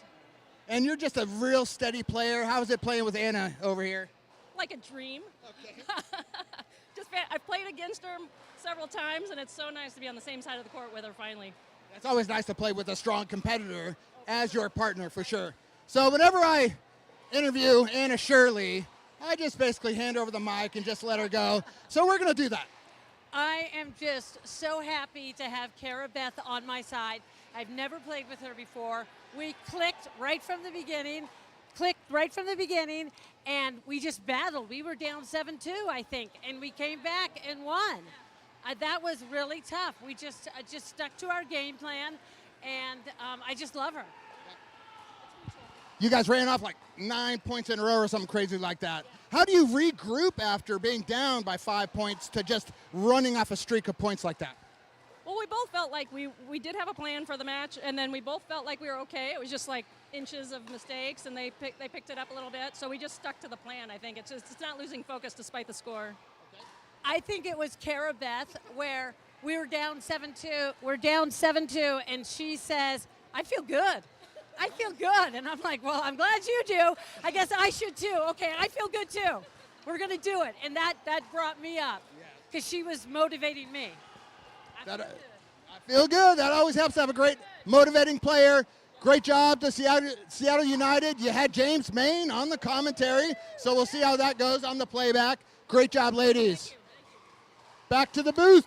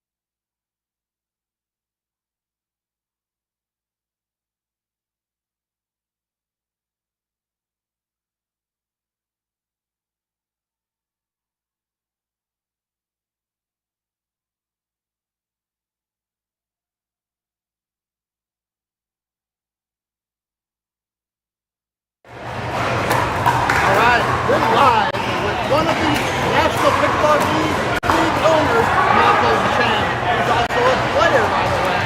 So, Michael, I wanted to ask you, what's the biggest changes between season 1 and season 2 for the National Pickleball League? Well, the biggest change is we have 12 teams this year instead of 6. We doubled the teams, and it's so much more exciting because we have 12 teams.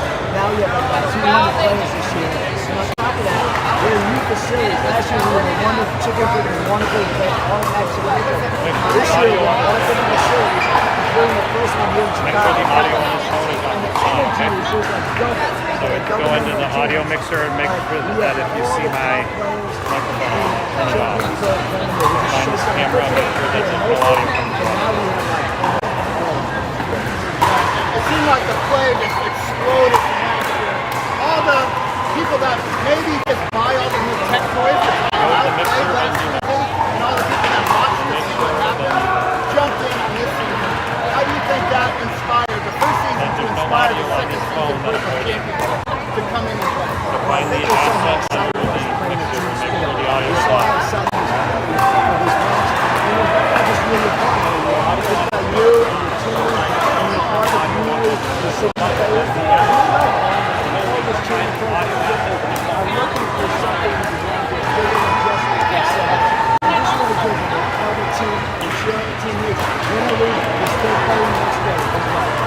So what do we look forward to for season 3?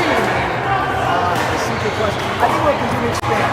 I think we'll expand maybe a little slower. I think we're going from maybe 12 to 16 teams. So we're not going to like double in size again. And I think we want to go to like 30, 32 teams. So for Eagles, maybe like 4 teams a year, I think is a good kind of model. And that way, we might even go with the East and West division so that we have 8 teams playing in one division and 8 teams playing in another division. So I think we're going to try to get more component array versus every team in another division. So something pretty unique is not only you're one of the owners of the NPL and one of the originators, is you're also a player. And I know you were super hands-on last year, constantly working and trying to play, but this year it seemed like you took maybe a step back from all the work and are more able to focus on playing. Does that help? Well, I don't think I took a step back from all the work. I took a step back from some of the work, and that's helped, right? You have a CEO, I'm not involved with day-to-day, I'm more involved with long-term strategy, new owners, and so forth. So it's helped my play. Like now I can focus on practicing pickleball a little bit more, and I get to show, like, I won my first match. Last year, I think I went 0-4 before I won my first match. And I'm like, I don't want to go 0-4 this year. So I won my first match, so that's the difference. I'm happy with that. Awesome. So this is Michael Chen with the National Pickleball League, the most exciting league in sports right now. Thank you, Michael. Thank you so much. Appreciate it.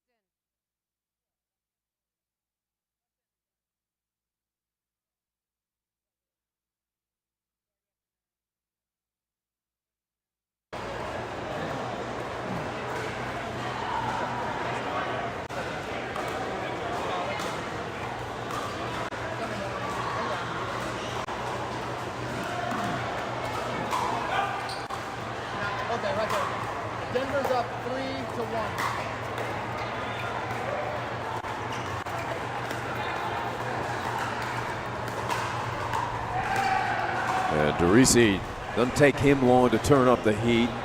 That did drift long in this matchup this afternoon. We've got Jose Derisi and Patrick Cote for Princeton against Scott Fliegelman and Scott Johnston for the Iconics.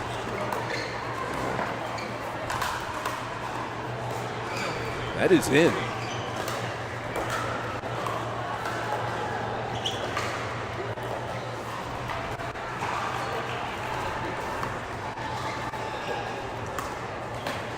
Cote, good reach, and I want to welcome in one of our favorite players in the NPL, Christy Damaraki. I'm glad to be here. It's my two teammates playing right now, so I'll try to be non-biased. That's okay. You can be a little biased.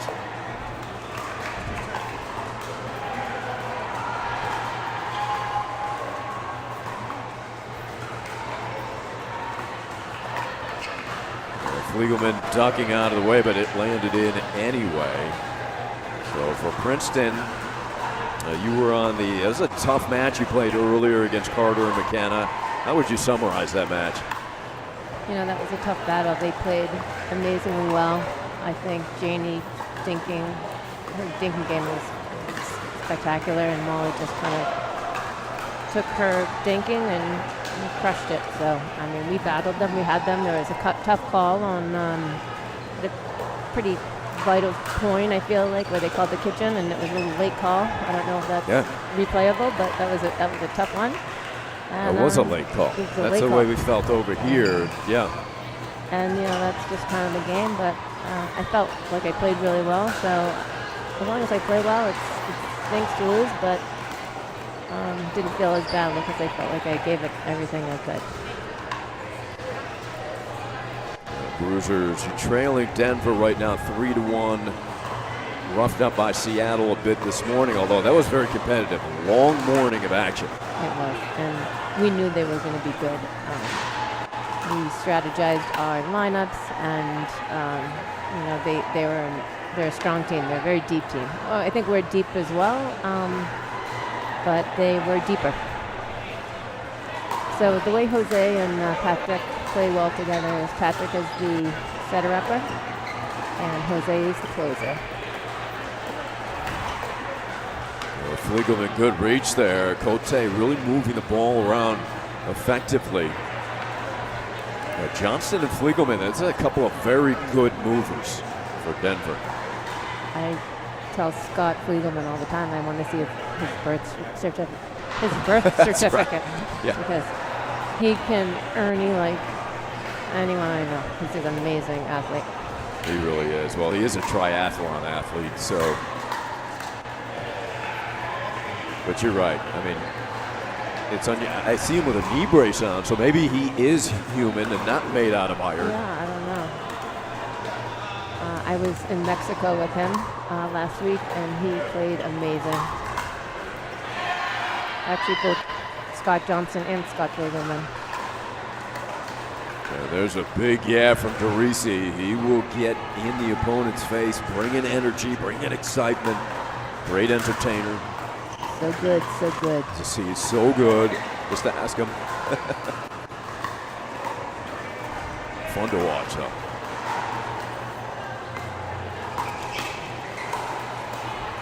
What a save by Fliegelman. Cote sends Scott into a wall. Great point. But Jose, I haven't seen him since October. He is a skinny guy now, right? He's lost, he said, I think it's 30 pounds. Wow. I mean, he looks so fast now. And in his game, talk about improvement in 1 year.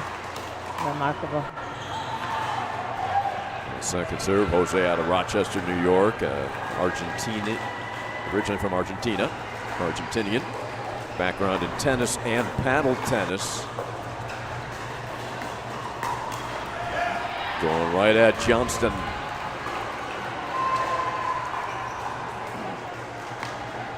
Johnston, interesting background. He's a professional cyclist, but he was a track star. He actually jumped 7 feet He says, I'm 5'10", I jump over 7 feet. Got a track scholarship to BYU, but blew out his Achilles, so he went into cycling. Right. And he's the guy that practices 4 days a week by drilling. He actually drills more than he plays, and that's his go-to. Huh. Is that uncommon, Kristen? It is. I think a lot of people, they want to drill for 10 minutes and then they want to start playing. Yeah. And it's more fun to play. Right? It's hard to drill, but he's become an amazing athlete and pickleball player just by drilling.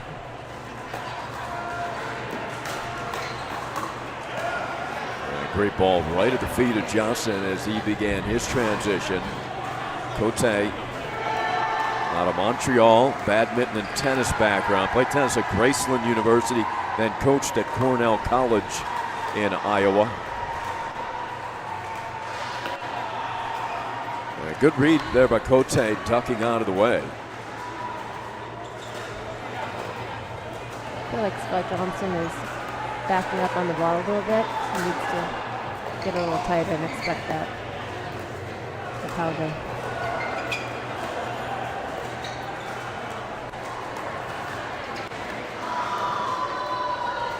Good start for Christie's Bruisers, up 6-1, second serve to Derisi. Great serve.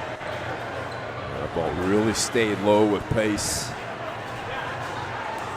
What's the kind of serve that you would least like to return? Well, see, in this facility, there isn't a lot of backdrop for anyone to return the serve. So our philosophy as Bruisers right now has been to hit our serves hard and deep because there's no room in the back. But I think that's Jose's right now. So pin him back, make him hit off of the short hop because there's not a lot of room. Right. And then have your partner.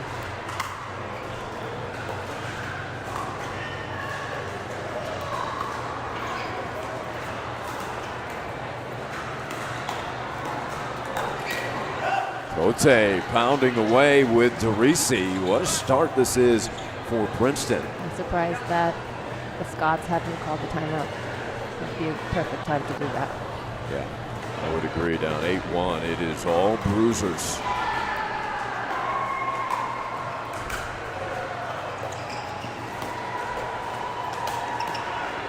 There's Ernie Damaraki. You called it. And I don't think anybody gets up to the kitchen line quicker than Fliegelman. No, not in the senior division. I'm with you now. I want to see Berger. There's a few of them out there. How about Andre? He looks like he's in his low 30s. Unbelievable.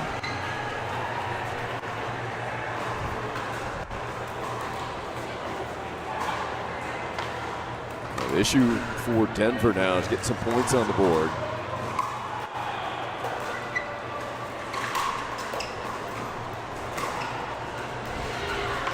Johnson saying, why'd you do that? But that's a tough angle there to pull that off. He's rushing his shot. He needs to bring the ball down at the feet. That's the key. Especially in the men's doubles. They think and then they wait for the opportunity to find that high ball. What a save by Derisi.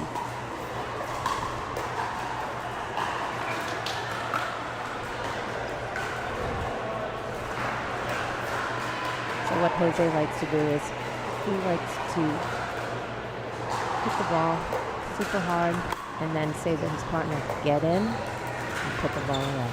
I'll set you up. Well, he's such a great closer as well. He is. He's an amazing closer. And that's the difference, I feel like, with mixed especially. The difference between the top guys and the ones that are really good in the middle.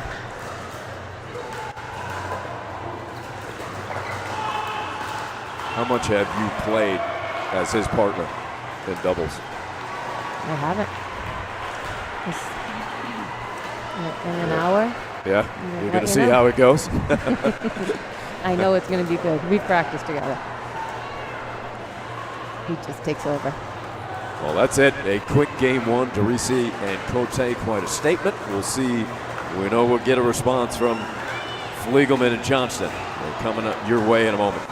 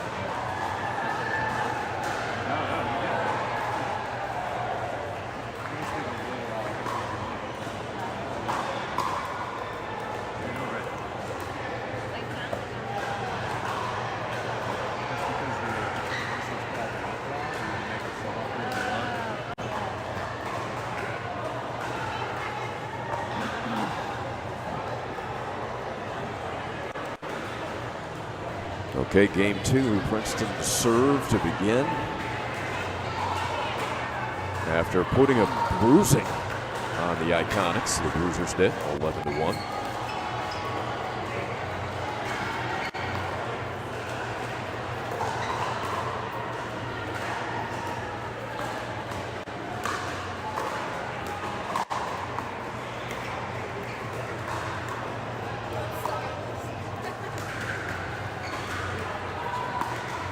Nice shape and a patient point.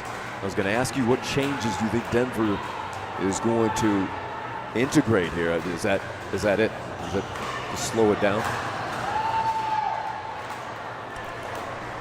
They need to slow the ball down. They did that in the first point, but then Jose's been ripping the ball, and so they need to find a fine balance between dinking it and then being able to accept the power.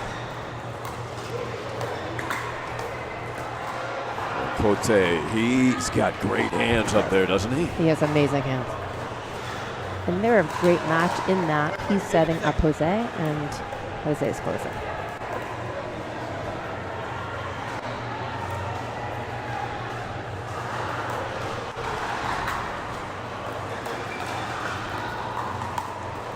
Every point straight on Scott Johnston. They are going hard right at him.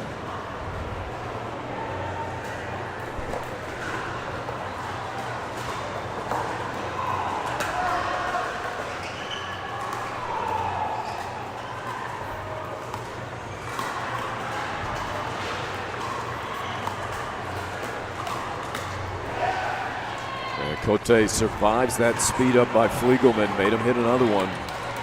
Patrick is a very good right-sided player. He just waits, and then he's standing nice and still, accepting that hard ball.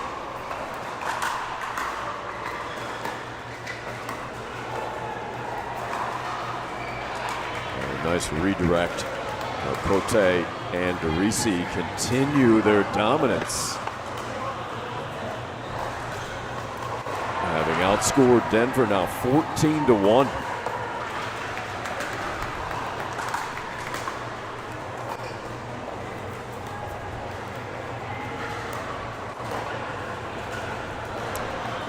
So that was kind of an unnecessary shot because you had they had the momentum, but they need to keep the momentum and do what's working. Is that what you call too many tricks in the bag? Correct. Derisi comes back with pace. You think he has one of the fastest drives in the business? Yes. He's such a competitor.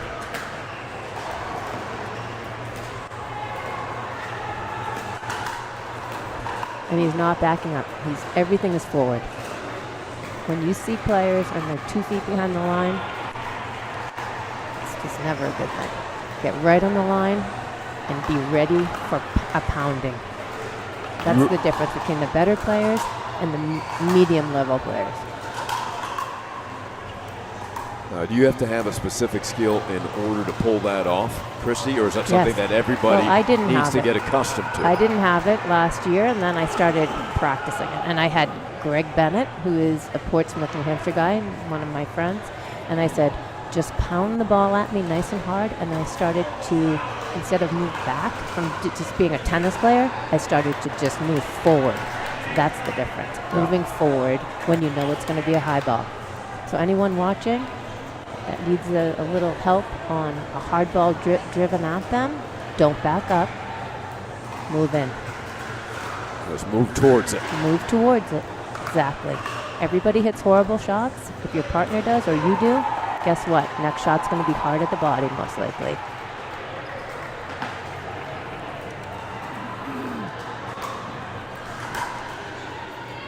Zero 5-1. And Johnson a little bit off balance. It's searching for his rhythm. Right. I hope, well, for my team they don't get it, but unusual for both players to not be on right now.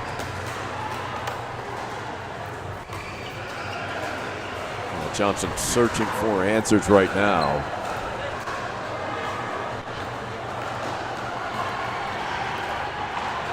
Five, 0-1. And have they used their timeout here? They have not. And they should. Yeah, they should Now get is it the time. right now.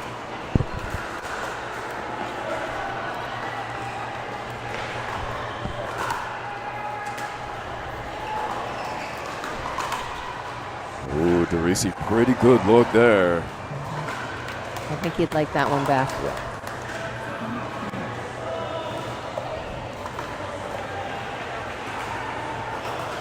.602 is the correct score. So Denver does get the side out. No more harm done. Let's see if they can create some momentum on their side for the first time in this match.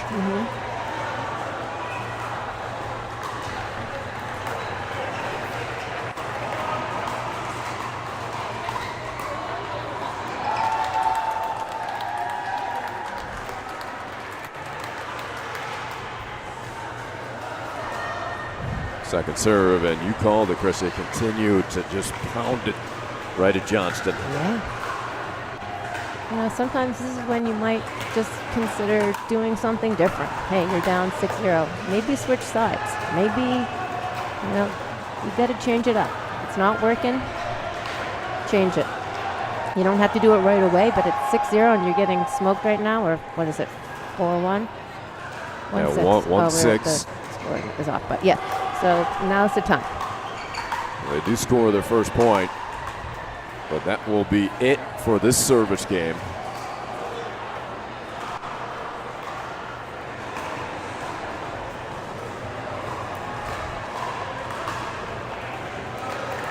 Bruisers looking to close in on Denver. They're trailing 4-1 in matches overall.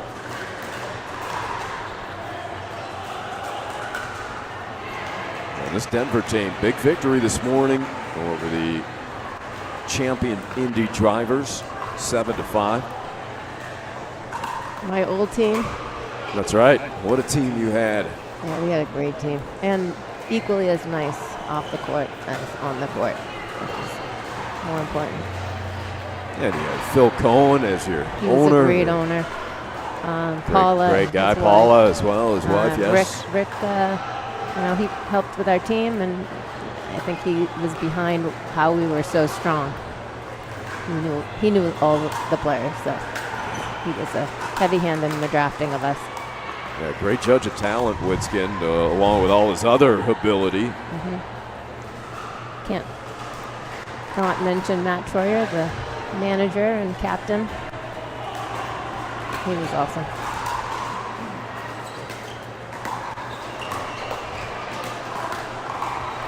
So Johnson being much more assertive in that point. Right. Yeah, maybe that's what he needs to do to get himself going. Right. I agree. Well, he is kind of an energy type player, a guy that just gets better the more energy he has. A little bit like at Sace, I think you know, they get going, the more they exert. Right.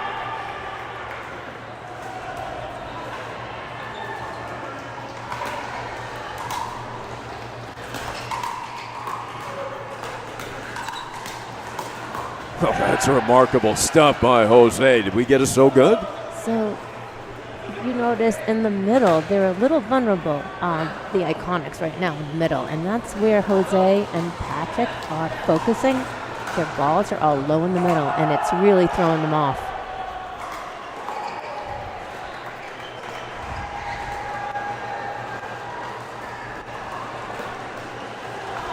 That's an interesting speed up. Well, what's Cote talking about there? Is he? He is a hype guy. He really he talks a lot to himself. All right. And you think he's pleased with himself on that? He almost looked like, okay, good. He is. That's his way of pumping himself up.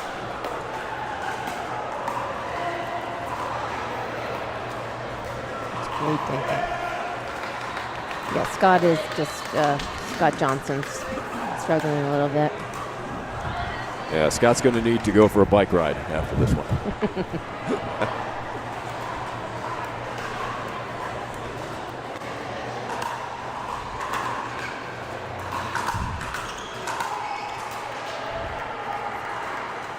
Derisi caught that one in the air.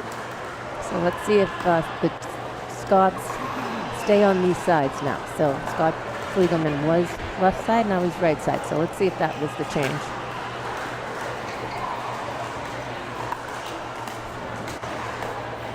Okay, this might. Well, you've been calling for this for a while. They do change it up. Yep. Okay, so that might be the difference. Effective early. So you have Scott now, Johnston on the right side. Oh, nope, they're back.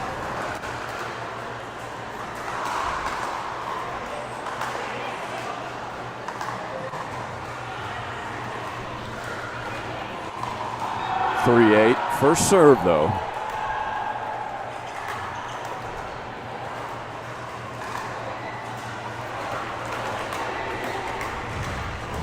Ooh, Cote pull the hat off, blame it on the hat. That overhead. Those hats, you know, always get in the way.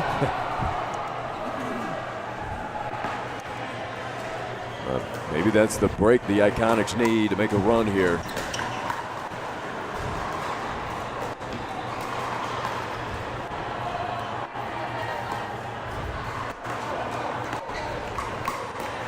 Johnson set that up nicely for himself. So it was a little high, but Jose is really working that middle to set up himself and his partner.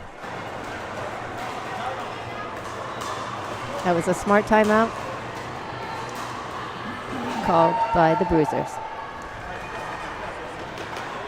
Yeah, you can feel a little bit of shift in energy. We'll pick it up. This game can change in a matter of minutes. So it's a perfect timeout.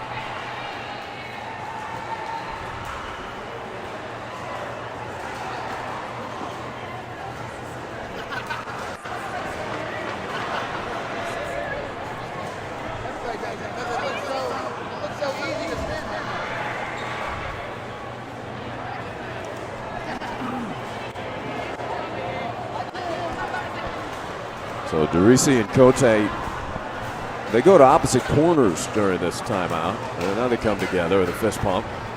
Do you like that, or you like to talk to your opponent?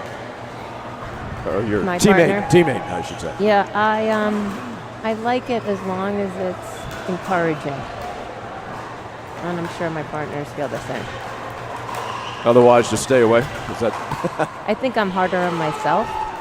So if I felt like my partner was really down on me, then I'm already hard on myself. So I don't need it. Gotcha. But there's some people that need it. I just am not one of them.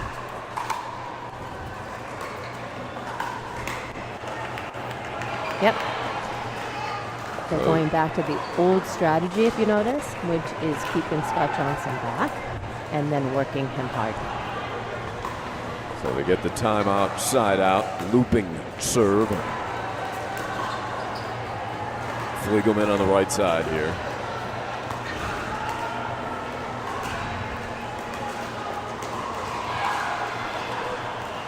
Yeah, and they've won. How many points have they won with him being on that side? So. Yeah, have they lost a point yet Right. with him over there? No. I don't think so.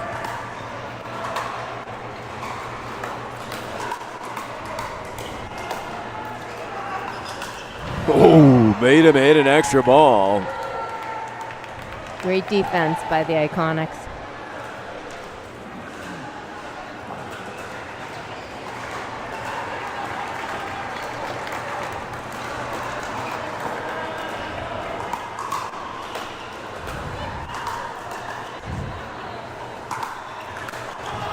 That will sail deep.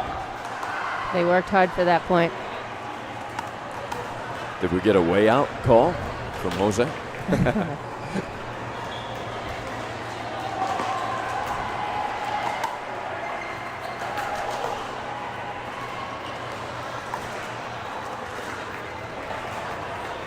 An unusual mistake from Scott Fliegelman. Yeah, you rarely see him miss, although you got to credit Derisi. That was a nice cut. It was a great cut. Backhand. And then you have Patrick Cote, who's kind of inching over, so he's sliding over middle to help.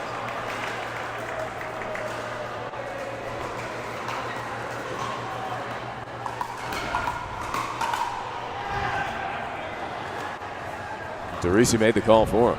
Yep.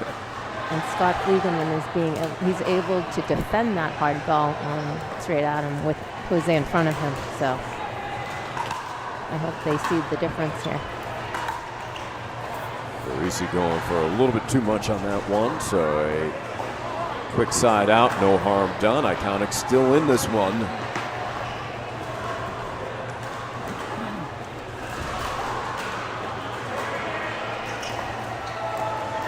Okay.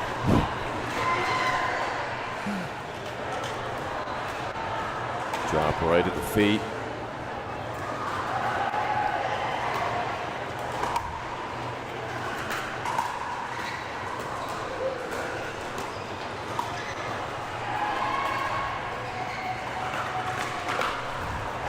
And through the legs, paddles collided, but the result was good. I think that Scott Fliegelman was looking for a kitchen line call on that. I could be wrong, but he looked at the ref and thought maybe he was on the line. Do we have a crack in the ball? Is that or Johnston pointing something out?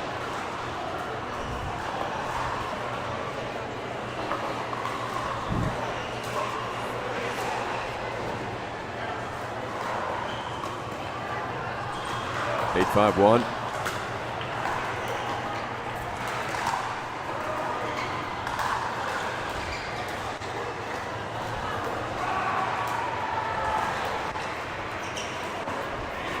Open court to hit to.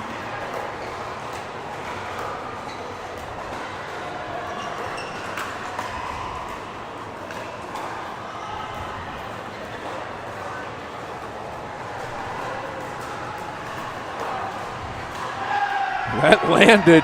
Cote somehow rolled it enough to land it. I think it had some topspin on it, but Yeah. it was close. It was a good call from the other guys.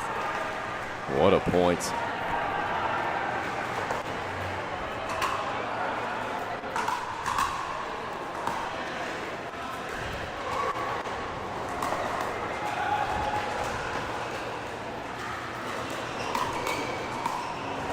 Behind Johnston, and Derisi delivers.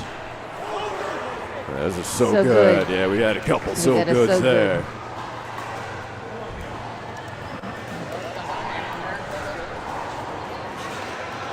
10-5-1.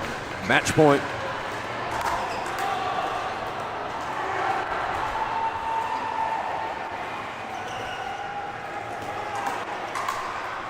Fliegelman sets him up. Not over yet. Not one more opportunity, another opportunity to win this by Jose.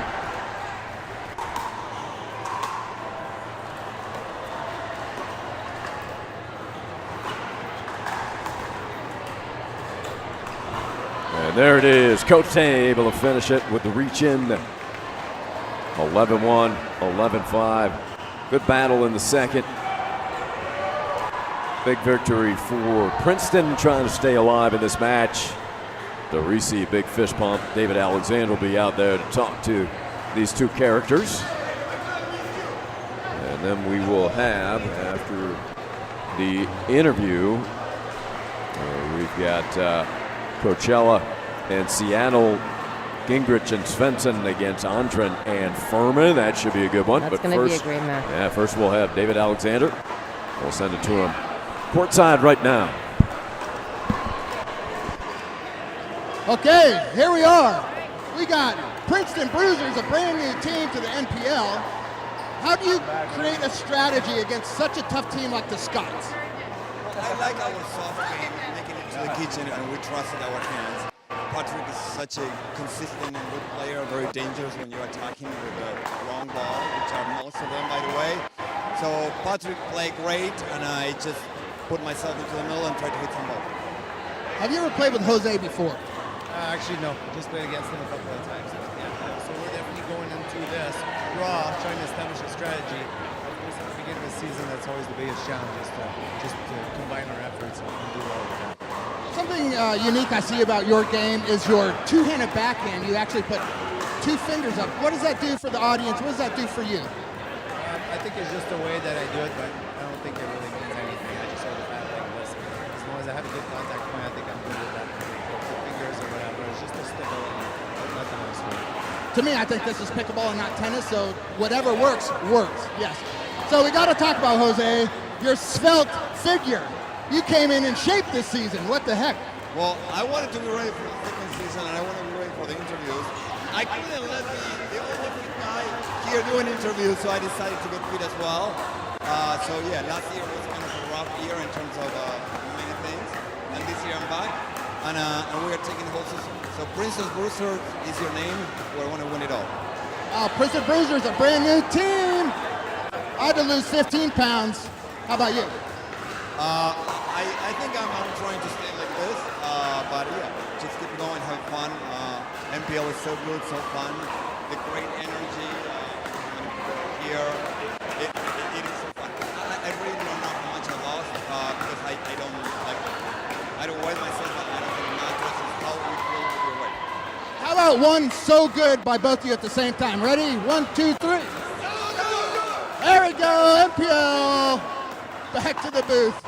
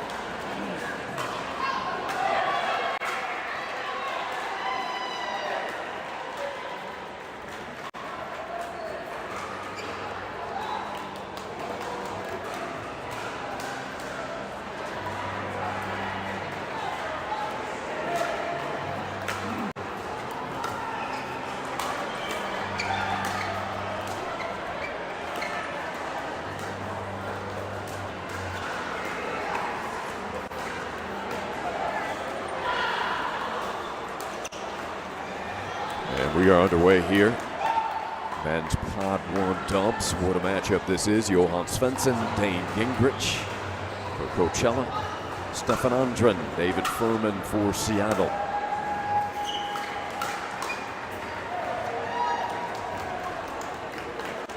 One point on the board for Svensson and Gingrich for the Scorpions. As Andren very nimble, tucking out of the way of that drive from Gingrich off the paddle. Stefan Andren, 20 plus years doing yoga, so he can maneuver any which way.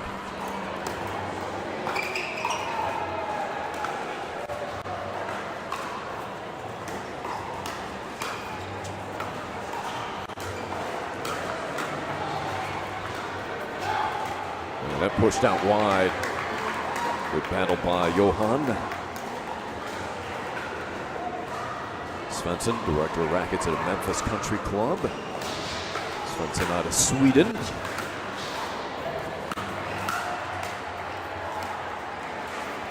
Nice touch, kind of redirect by the big Swede, Stefan Andren out of Stockholm. Living in Portland, Oregon now.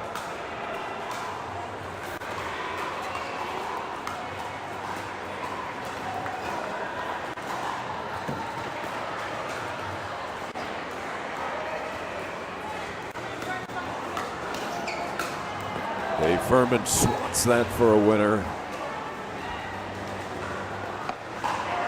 Furman, an Israeli, lives in Anthem, Arizona now, born in Israel.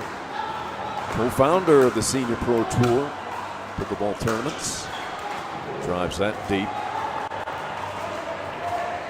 His background in soccer and beach paddle, also some tennis.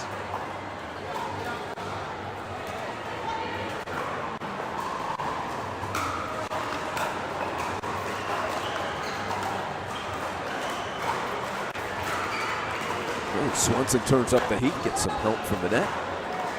Andren takes it upstairs. So a good start for the Scorpions. Dane Gingrich, former All-American at Santa Barbara College, tennis player. Big drive.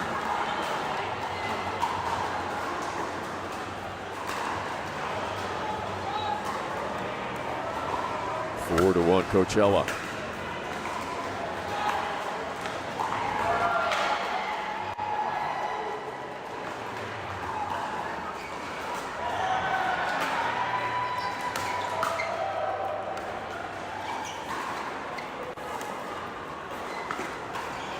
Furman tried to speed up. That ball dropped below high degree of difficulty.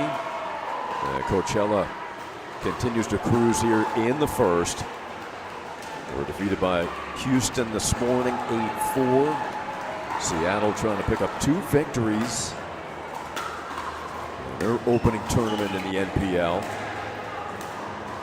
Winning 9-3 over Princeton earlier today.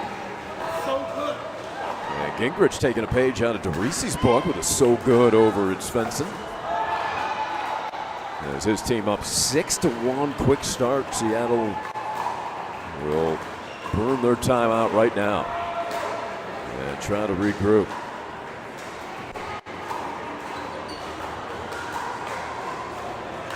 National Pickleball League now 12 teams, 188 players age 50 and up. Co-founders Beth Bellamy, Michael Chen, Rick Witzkin. What a league they have built. Our NPL partners, Incrediwear, official wearable recovery partner. Our title sponsor here, the Chicago Kickoff event. Gamma Sports providing the official ball. The Chuck, Ernie, the official ball machine. And our official beer, Fat Tire, those will be poured shortly. The official paddle beer box, Julian Coffee, keeping us energized all day. That was delicious stuff I had about an hour ago, produced by Julian.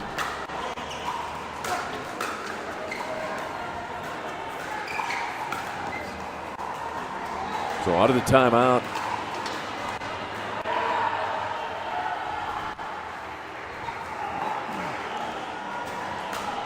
Seattle looking to build, but that service deep. We'll go over to Furman.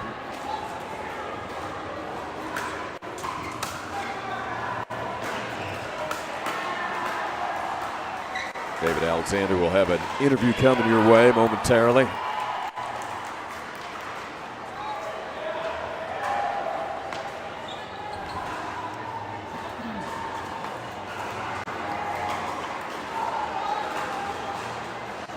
Interview with this guy here who was watching. He's one of the owners, and I proud dad over there too. So, what was your strategy coming into this game against the OKC Punishers? We knew OKC had a bunch of tough players, so we just wanted to keep the ball in play and play our game. So we watched the first match and kind of took some notes, and then we came out today and we're hoping to close out the win. So, Beth, what is your style of play when you come onto the pickleball court? What's my style? Driving my backhand or a swinging backhand. Just speed up the pace. Speed up the pace. She likes to drive and let Jeff crash, I guess, right? Okay, and Jeff, a unique thing about Jeff is he's one of the owners also of the Columbia Hotshots. Him and his dad bought the team. And how is that to be an owner and a player? Oh, it's been great so far. Yes, my first NPL match this afternoon, so it's great. But yeah, owning a team with my dad, Columbus Hotshots, we're hoping to keep up the winning. Congratulations, Beth. Thank you. Thank you. Thank you. All right, Columbus Hotshots, they close it out for the day. And what a day. Opening tournament for Columbus. Seattle trying to do the same thing, pick up 2 victories in their opening day. Coachella, they got something to say about that, and there they are. Right now the Scorpions in the lead 3-2 as we bring in Kim Jade, owner, player, GM. Great to see you again, Kim. It's great to see you, Ari. How's it going? Good. How was your off season? Well, busy, I take it. Well, very busy with the business. I take it that means this business. Yep, starting a new business, and I haven't worked since 2010, so it's really, kept my mind very, very active. But I was injured in the championship weekend of NPL last year, and I've spent this whole time basically off the courts. So it's been a good. I didn't remember that. What was the injury again, Kim? I hurt my heel. I had a stress fracture in it, and a severe plantar fasciitis that just would not cure. It would not heal. And that so sounds painful. it's been very tough. So it's really nice to see all the hard work that we put into this team, and now watching players like Dane and Johan out here playing so well. Yeah, they really are working efficiently as a tandem. Yeah, I think their personalities really mesh. They really support each other out there in terms of their skills. Johan definitely knows his role and how to play with Dane. It's a good tandem. We think they're going to really win some matches for us.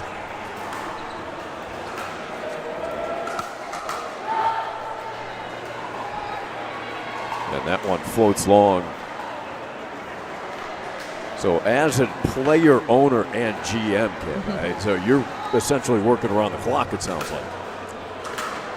Really, it's been 5 months of full out, work, organization, trying to get this team organized, and also sponsors.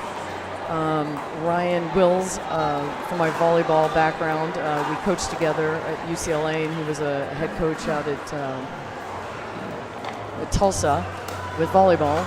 We spent a lot of time on the draft. That was where we really put our recruiting skills to work, and really spent time watching all the players, and then making a lot of phone calls, finding out about personalities and things. And it was a lot of fun to go back to those skills and utilize them again. And Ryan and I had a ball working together to help select this team of great, 14 great individuals. Just very highly talented pickleball players, but super human beings. And we placed a premium on that as well. Interesting. So you actually went to the videotape, went to tape on players, and so forth. We did a lot of that, and I made a lot of phone calls. You know, I know a lot of people in pickleball, having played for 12 years and had contacts all across the United States, and so I asked about a lot of these players, ones that maybe I didn't get to see at the combines, or new players, you know, just coming in. So we spent a fair amount of time and built, you know, almost like a database of all the players that were in the draft and prioritized them, and we really had a great time at the draft itself. We put every player's name on a 5x7 index card with their duper, their hometown, maybe some notes, you know, on them. Up you know, in the what war I'd read. room, like the draft room. I love it. I'm picturing this. We literally had a war room. We took a large painting off my dining room wall. We wrote the 12 team names across the horizontal line, and then we started. We, you know, wrote vertical lines. Had vertical lines with tape on the wall. Paint tape, of course, so we wouldn't damage the paint. But I wish I could show you that grid, but we're not supposed to show you, you know, exactly where everybody was drafted. That's not a PC thing to do. So, okay. But it was so much fun to do it, and you know, Dane was our first round draft pick, and so we had him on speakerphone with Ryan, and he was helping us draft the team too. So he's, you know, been very integral in getting us this really talented team that we have. We're young though. We didn't expect to come out of the gates and, you know, dominate. That was not our intention. We want to be good in September and October. So we are working on, you know, finding partnerships that work, growing people's games, strategy.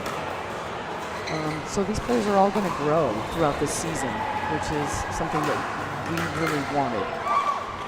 And that was quick work, 11-2 against potentially the #1 ranked men's side of Furman and Andren. But Gingrich and Svensson making a statement. 11-3 they take it. That gets Kim Jade's applause next to me. We will be back. You know there's going to be a response in this one by Seattle. We'll be back for game 2 in a moment.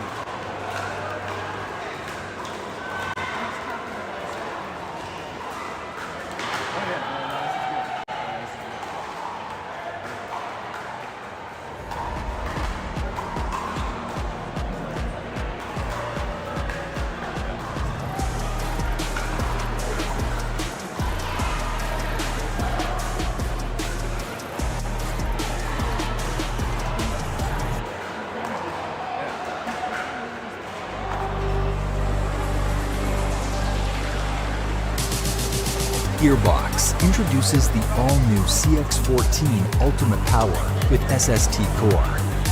All-new power band technology, delivering controlled, effortless power. All technology, every shot.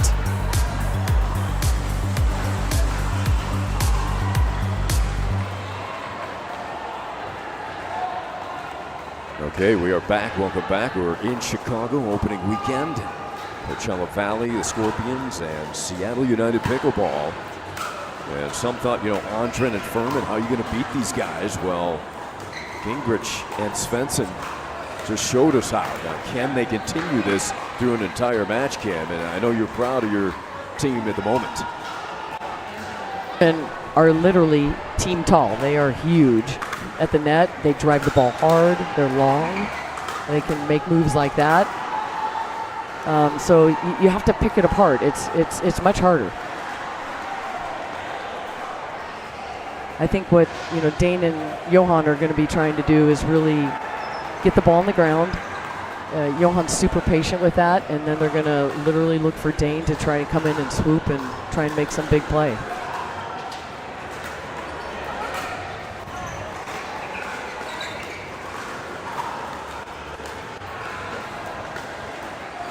Two big guys are being really patient. That's not easy for the bigs. Beautiful play. And just the defense has been incredible. Svensson. What a dig, huh? What he is at peak level here, Johan. And you were saying, hey, look, this guy's just kind of underrated. He's got so much skill.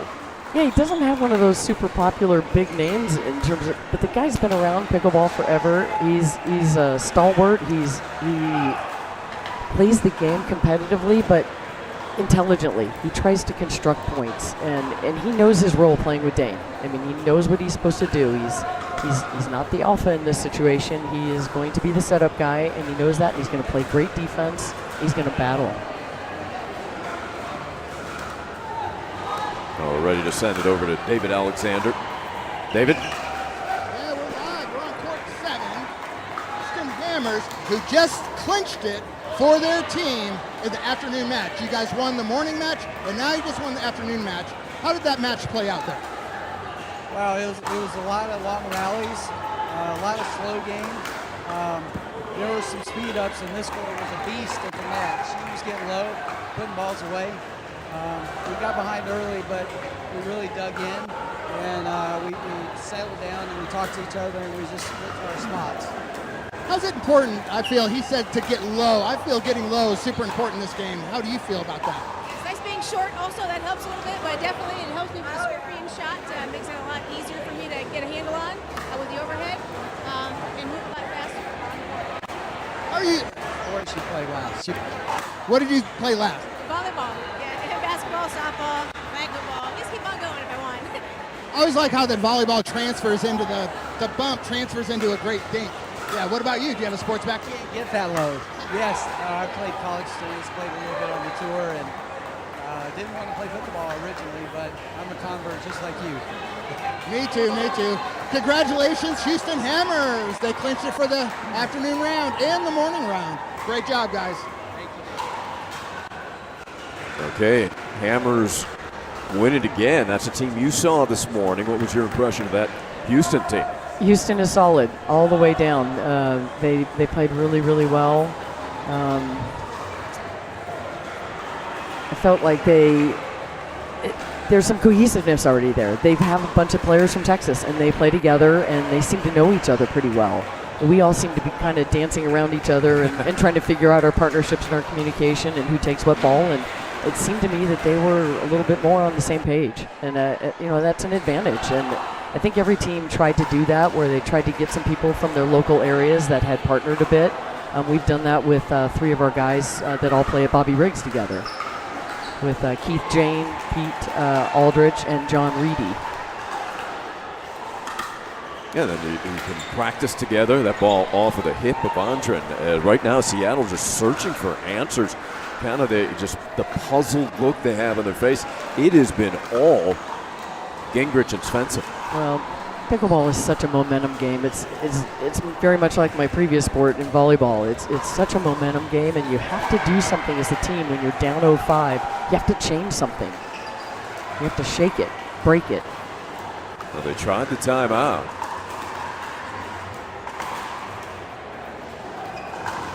See Johan being super patient with his dinks, putting him on the ground, making the big guys bend.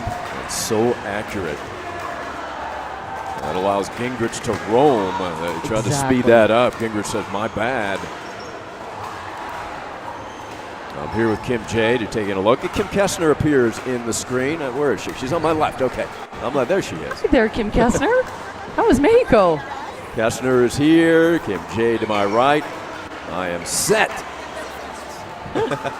Yeah, the Kim sandwich, right?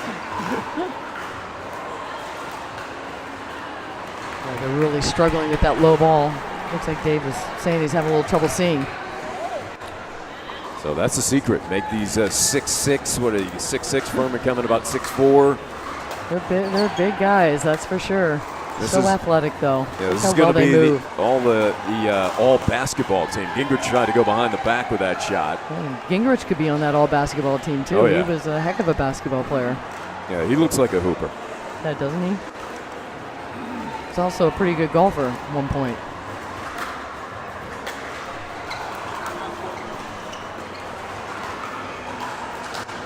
Look at that. Just such soft touch with the dinks. Oh, switch to the left hand. Oh, what a shot by Furman. Inside out. Nice shot by Dave. Right? That was a heck of a switch of the paddle to the left hand, and he snapped it, too. So 2 consecutive. You get the feeling Seattle can put up points in bunches if they get going. But again, it's little mistakes as you said, maybe rushing it a bit. Yeah, maybe. But they have gotten off 0 and gotten a couple points that'll make them feel a little better about things. And then an error off of a fourth roll. And you know, I'm a big volleyball fan, and I love the volleyball staff that you've assembled here, Kim. Championship experience at high level, UCLA and nationwide. Yeah, we have with our ownership, it's got pegged right in the chest. Yeah, he says, I'll take that Yeah, hit. no problem. Abs of steel, Dane. With Ryan and I, there's definitely a lot of Division I volleyball experience there, years. And then, of course, my husband, who, coached at UCLA for 43 years and won 7 national championships and the different that's Andy. women's formats. Andy Manikowski, Okay, yep. He's helping. He's here helping strategize and coach a little bit and just helping us keep organized as a team. I mean, he knows very well how to manage a group of 14 to 20 individuals. He's done that for a long, long time. All girls, no less. This is a little different with half and half each gender and putting everybody together. So there's team building that's going on, as well as some solid pickleball play. We're all trying to build our team and feel each other out a little bit. So your thought process is there is that, it translates. You know how to build a volleyball team. You're going to know how to build a pickleball team. That's exactly. Some of the skills will translate, I'm sure, but some of not those all skills of them. will, yeah. And we're trying to, again, these are grown-ups. These are, 50 plus people that have had lives and athletic careers and families, and they have grandchildren, and so it's not about molding an 18-year-old freshman. We're not trying to do that. We're just really trying to enjoy each other and play some great pickleball together and grow as pickleball players.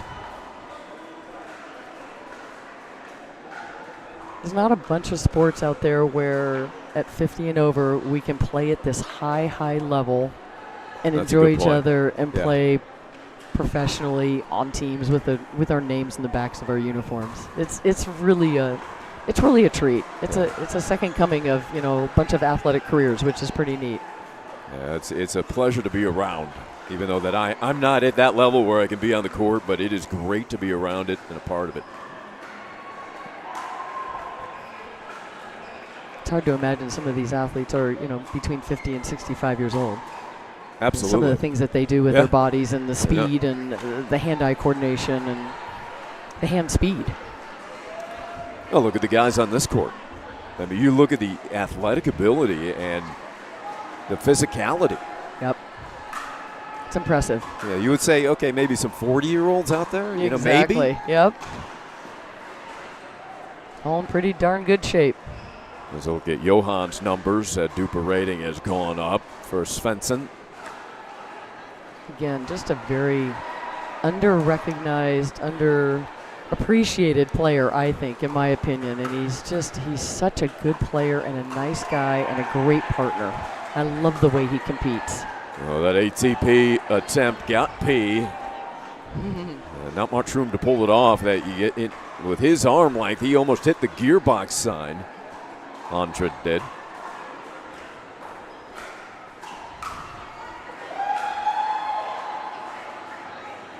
But if this result stands, I think this could be one of the surprises of the weekend, because people on paper are saying, how are you going to beat Andren and Furman? I agree. I think this was one of those teams on paper you just look at and go, oh my gosh. They're just two big, beastly guys, that can hit the ball so hard. And they've got the soft game too. I think the goal of our team is to maneuver them around a little bit, hit it at the shoelaces, make them bend over because they're so tall, and have to play low balls. Don't want to give them balls like that. That's a deadly ball for a big guy. Yeah, we're looking at Furman's numbers there.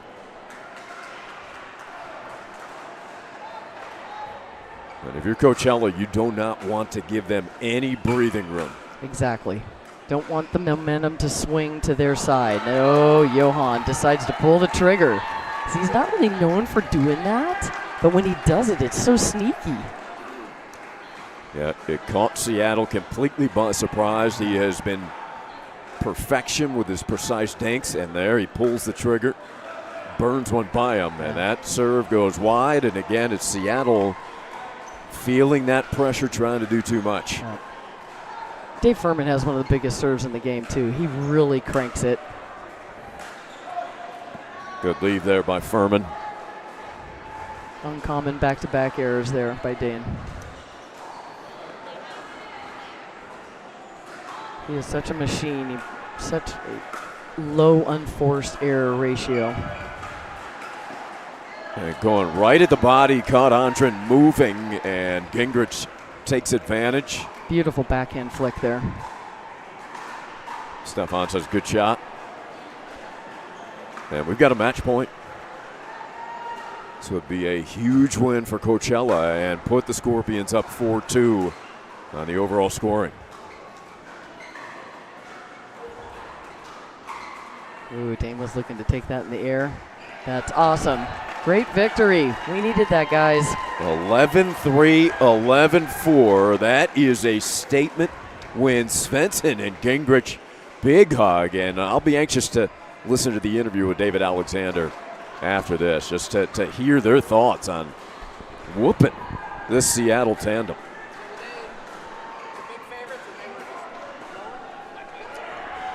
On paper. Well, Kim, thank you so much for coming. We're going to send it over to David. Great to see you. You're going to be back on court. We'll have you back here on the final match of the day. And Correct. You'll be playing with Gingrich. Yes. I'm Tell me looking about forward your to it. level right now. You coming back from the injury? How are you feeling? Well, it's been a slow go. I was in a boot for a while. I had some stem cell injection. I've done this new ultrasound called Soft Wave. I mean, I've just kind of thrown the kitchen sink at it, trying to find something that would, cure it. And so literally maybe 3 weeks ago, I was able to start going every other day, training maybe 2 hours. So, I got some rust on me for sure. But there's a hunger there too, which is really cool. Okay. All right. We'll send it on to David. You ready? Okay, we are live on center court. What a match. Maybe you guys came in the underdogs, but there's a certain member of your team that might be underrated, and that might be Johan over here, the guy who just never misses. What do you think about that match? It's really fun to play. Dane had a great game plan, and we tried to make sure we executed the game plan. So he's a great partner. He's the best. So he gave me the plan. I just had to execute it. Dan, you're one of the biggest names in the sport. You're finally into the NPL. How do you like this format? I love this format. I love, first and foremost, I love all the up-and-comers that are just grinding so hard. They're doing their combine. I love being around them, the energy. Johan, like you say underdog, he's not an underdog. This dude is legit top 10 senior pro right now, one of the best right side players we have in the game. Nobody knows him. He's a baller, so screw the underdog. So that being said, I love the format of how everybody's just so hungry. Our team is amazing. The ownership is amazing. This is freaking home run. Super happy I'm here. That was a lot of fun. How do you strategize against taking down two giants like that? Don't. My game, try to make sure it bounces. Try to keep it on the ground and let Dane do the rest. So that was pretty much the game plan.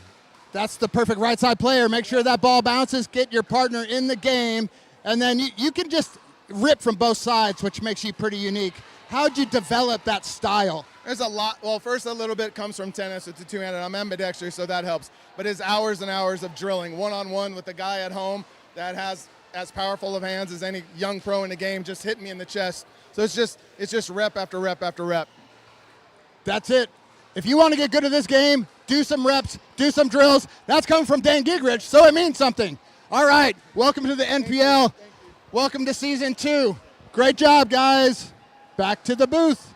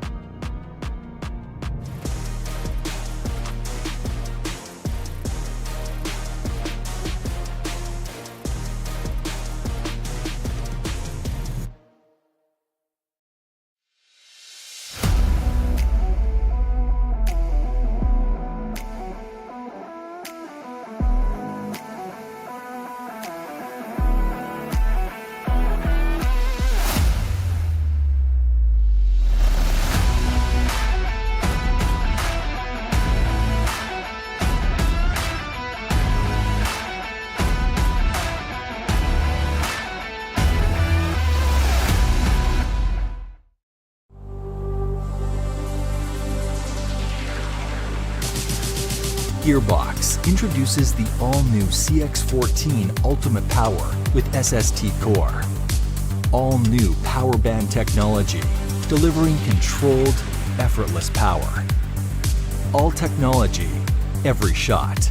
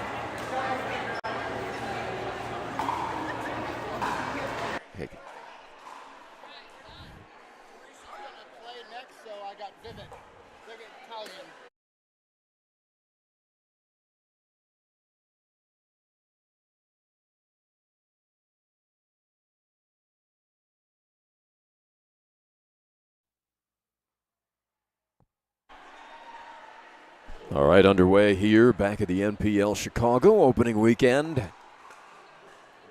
And we'll get this scoreboard updated for you momentarily as Fliegelman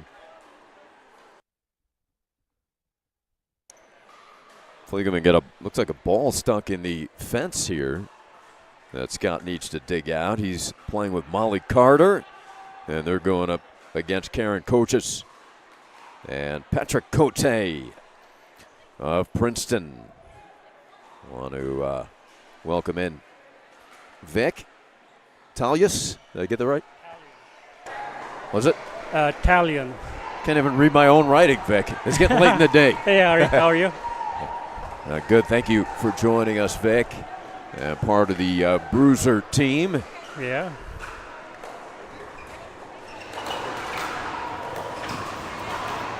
Good look at Vic next to me.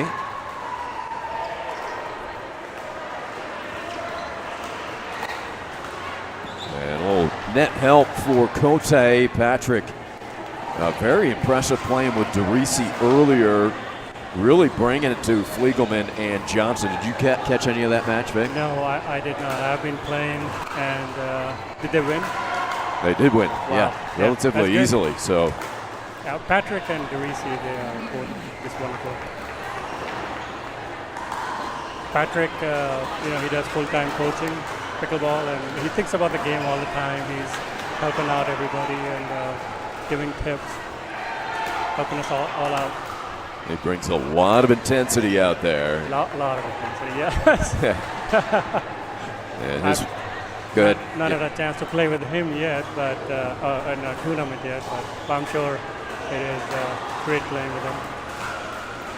And he's playing with Karen Coaches from the Fed Cup Team Denmark. Number one APP singles player, won the U.S. Open singles.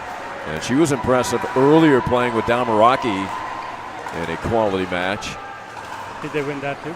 They came up a little bit short in one of the best matches of the day against Molly Carter here on court, who was playing with Janie McKenna.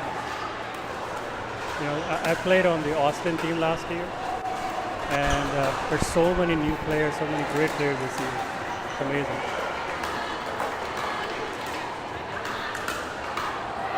Wow. Oh, Carter spinning around saying no. Well, you're part of the regular season champion Austin team last year. Yeah. And that was a fun team to be involved with. Yeah, we, you remember your first. So we have all said, the people who are on that team, that we will meet every year and make sure that we have a dinner and remember the good times. Yeah. You're going to try to do that in Austin? That's a good, good party town. If we can, but yes, wherever we meet. Maybe Cincinnati, Columbus next time. Right. Speaking of Austin Ignite, off the record, where's Crandall? Did he not? He did not go in the draft this year. Okay. And I think they have some injuries on their team. They had Daniel Gold, he hurt, even before the tournament, he hurt his biceps. And then John, he hurt himself this morning. So they got two injuries. Oh, yeah, Sperling. I saw him limp. I hope he's going to be all right. That would be a major loss, not only to Austin, but the league. Just having Sperling around, so important. Yeah, I heard he's just resting today, and we'll see how he's doing tomorrow. Okay, good. Hope it's not serious.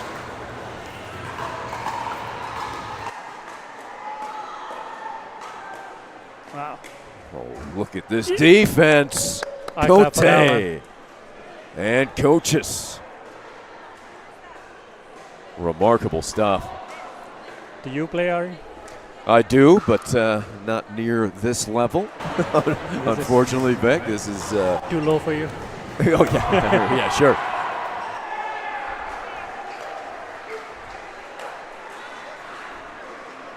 Cote bringing the heat.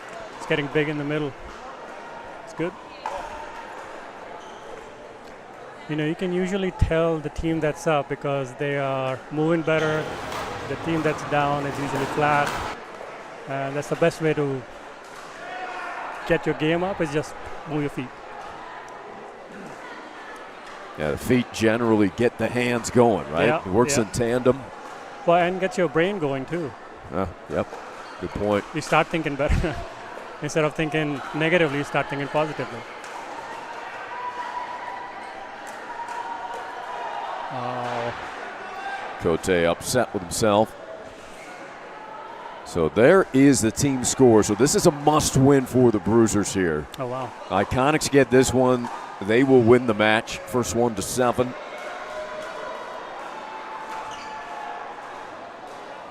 So a little bit of pressure. Cote and coaches. Got to have this one.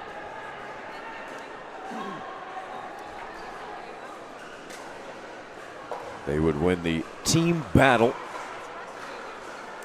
with the Iconics. Cote bringing it right towards us. Good thing I clipped that corner. I was going to protect you, Ari. Oh, thank you. I was going to dive behind you, Becca, just so you know. I got good hands.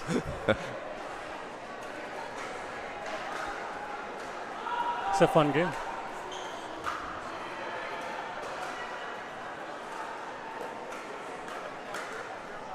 Oh, just deep. See the disappointed look on Coach's face.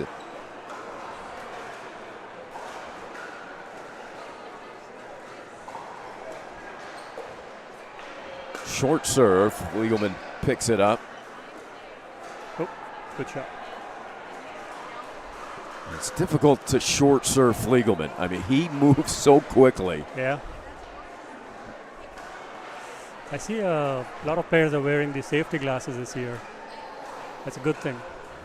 I started wearing them 4 years ago. Yeah. I feel a lot more comfortable at the net. Their prescription too? Prescription too, yes. Yeah. Yeah, these are like solid.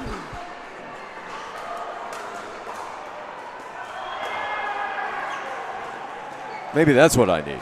All these years, I would have been a much better player. I You can see the ball clear. See the ball, yes. Be the Clearer ball. and quicker. Be the ball, yeah. Yeah, defense. What a play there by Molly Carter.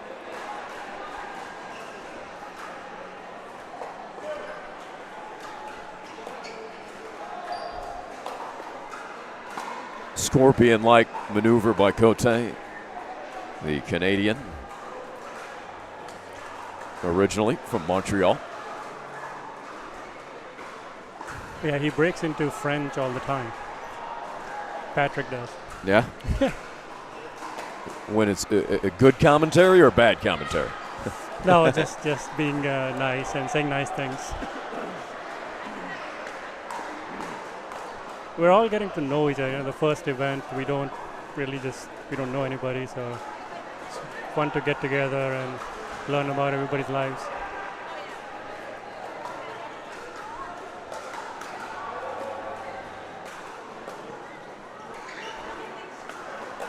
Oh, nice shot.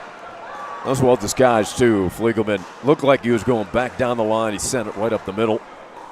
Yeah, he held it for a while and made Patrick come at.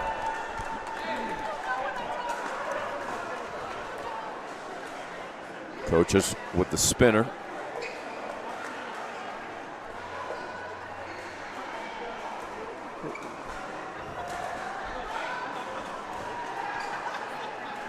Interesting combination, Carter and Fliegelman. Carter very aggressive. Fliegelman can do it all, really.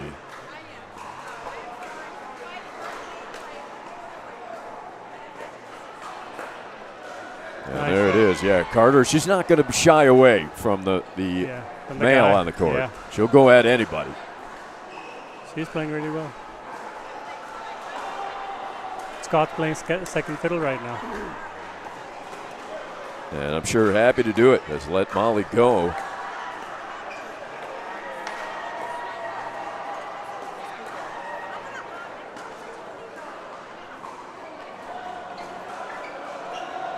Oh, Cote there, he removes the hat. Not a good sign. Tried to be too cute. Molly Carter, former top 50 in the nation, junior tennis player.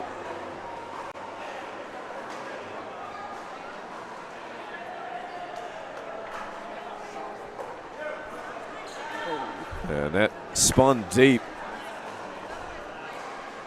Cote's really going to start talking to himself. We'll listen to see if it's in French or English. or maybe he knows Danish also.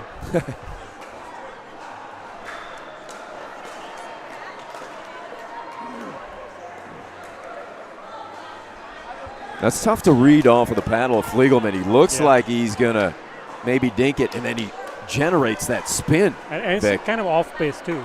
It's not full pace, it's kind of off pace. But it just hurries you up. Last year, I remember Scott used to drive a lot off the third, but I haven't seen that today. Maybe it's just a mixed game.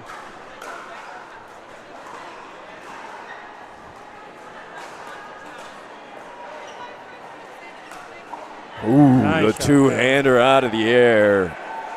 Coach is very impressive with that delivery.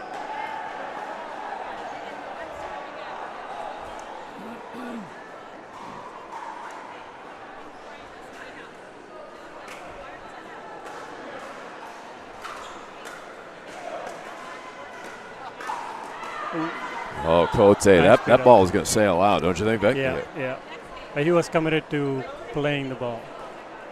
Very hard to leave the ball when you're thinking of playing.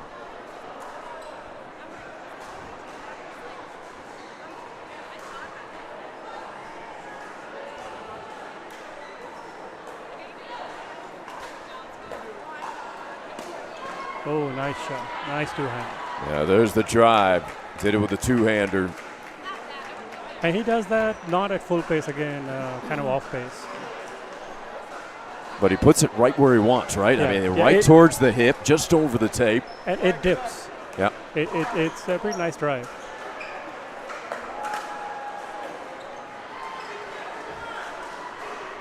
So Denver building momentum.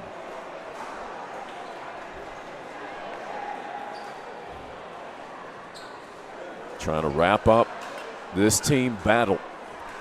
Well, I think they also have the advantage of playing loose because they are up by 3, so they don't have the same pressure as the Princeton team. Yeah, absolutely. Nice catch.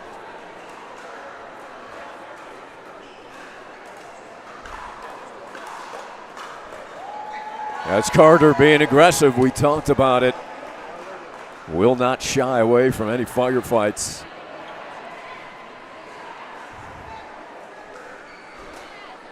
And now Iconic's largest lead of the match.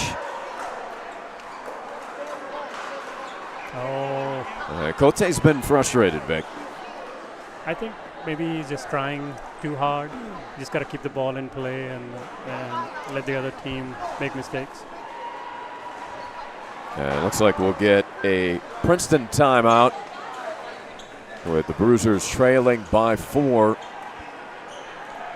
So on this break, Ari, tell us where are you from? We know nothing about you.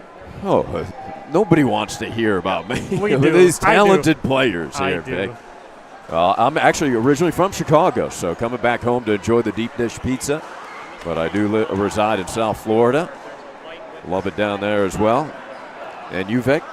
I'm originally from India, came to the U.S. in '94 to study at Ohio State. Okay. I saw your Buckeye shirt earlier. Yeah. And also my daughter is going there, so that's great. She's studying engineering there. And then I work in St. Louis now. I've been there 25 years. Okay. St. Louis got a pretty big pickleball community now and a lot of good facilities. What's your sports background? Mine is badminton and table tennis. Okay. So I played against Danny Werfel in the morning. Sorry, not in the morning, but the first match in men's doubles. And like halfway through the first game, he was like, "Did you play badminton?" Werfel knew that, huh? Yeah, the football star. Yeah, he said, the way I hit the overheads, he could tell that I was a badminton player. Have you played table tennis against Tao? No, I'm not that good at table tennis. Yeah, he was a professional. Oh, was he? Yeah. I won't score a point against him. I'll do better in pickleball.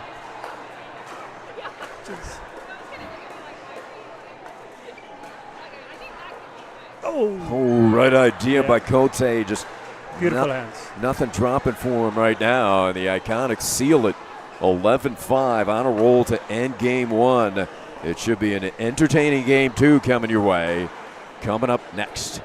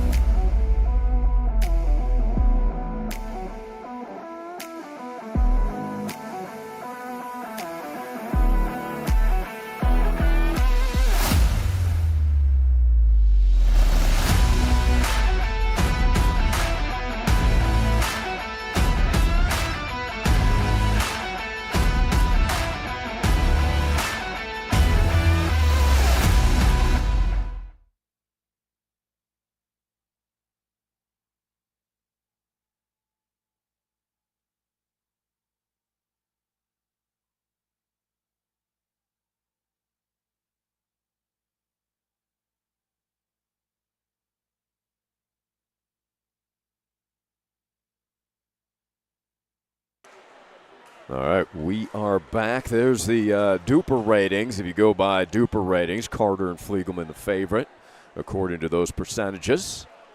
And it holds in the first after a quick start by Princeton. What do you think the adjustments are, Vic, here for your Bruisers? Ari, what I saw in the first game was that Molly, she is being a lot more aggressive than Karen is. And she is deferring more to Patrick than Molly is deferring to Scott. So I think they just need to get into a cross-court battle, a dinking battle, Molly and Karen, and just stay with it and be aggressive if possible. But right now Molly is just able to speed up when she wants to, and they need to stop that and keep her short and make her dink. Well, they do get 1 point, and maybe that nice overhead to start the second for Cote is just what the doctor ordered. And they switched sides. And that's dangerous. You speed up to Carter. If you're going to do that, you got to pick the right spot. I think the Princeton needs to grind it out.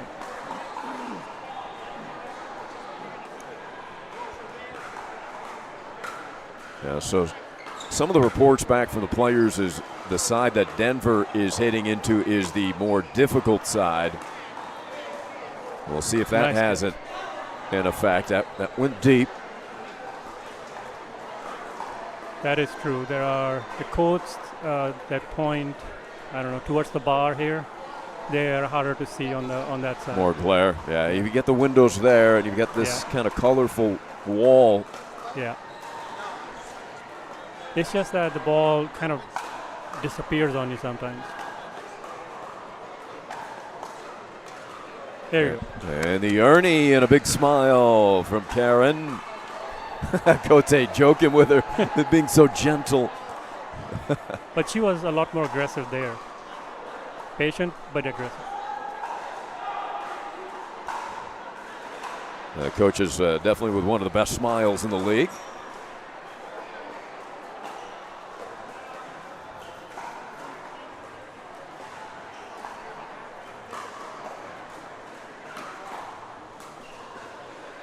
Well, that's what you were talking about. You know, stay in that cross-court dinking game. Carter was able to speed that pace up a bit. And she got the pop-up from Karen, but I think that's the play. You got to stay in that dink rally and outplay the other person.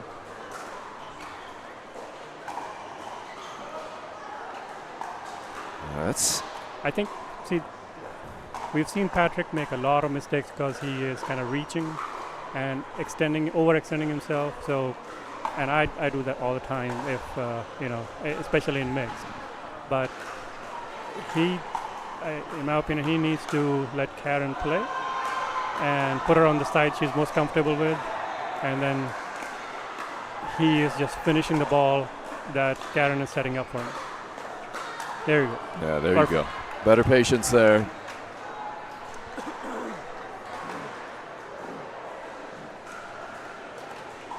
You see him nodding his head.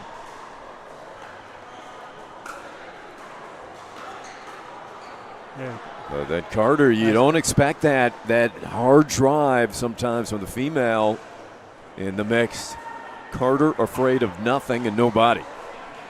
Yeah, I like her game. She's got soft hands and a nice drive.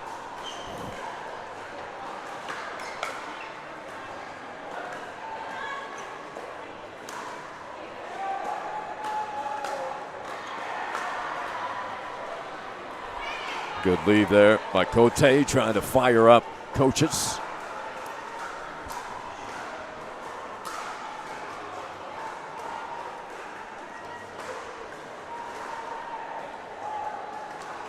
They're trying different combinations. I guess they're doing a half stack, so they're not stacking when they're receiving serve. There you go. Stay in there.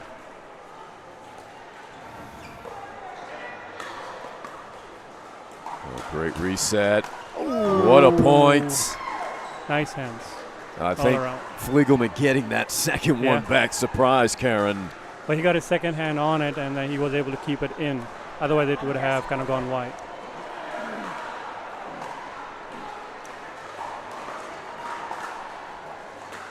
Deep service. Nice drop.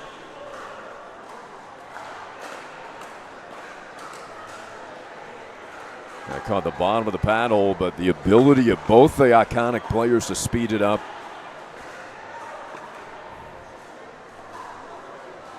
What do you think Cote's telling her here?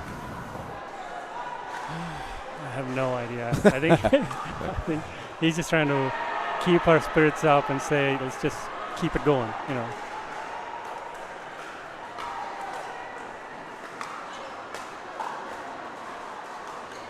Good aggression from Coaches.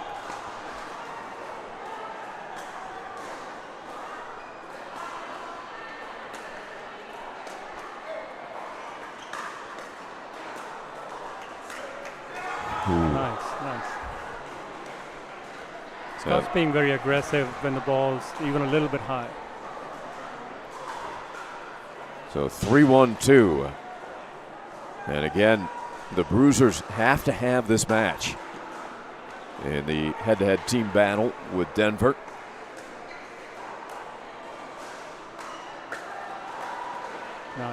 Nice block. They're blocked by Coaches. And they get the ball back. Now there you see the updated score, 6-3. You know, sometimes when you see the other team get everything back, it looks like you can't do anything, but it is almost impossible to keep that up. So you just have to stick to your plan and keep executing. You can't go away from your plan. Just even though they're playing very well, they will, if you keep the pressure on, they will break. That's key. I think Cote saying what you're saying over here, Vic, to anybody that'll listen along the sideline. Not sure who he's talking to, but I think the person he is hardest on is himself, so he's always talking to himself. Yeah.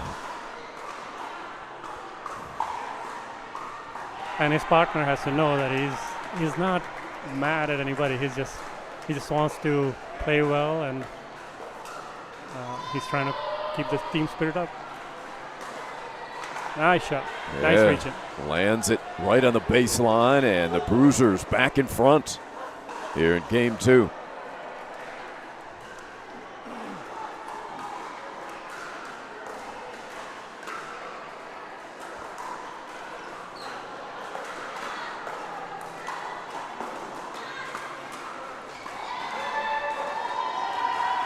That doesn't work with the feet of Fliegelman. And then the winner and a big fist bump for Carter, the two-handed roll. Wow. A dink winner. You don't see that very often. Now here it is again. Just an extraordinary angle. And she had a very good defense in the whole point. Like, she got a lot of balls back. Set it up for herself.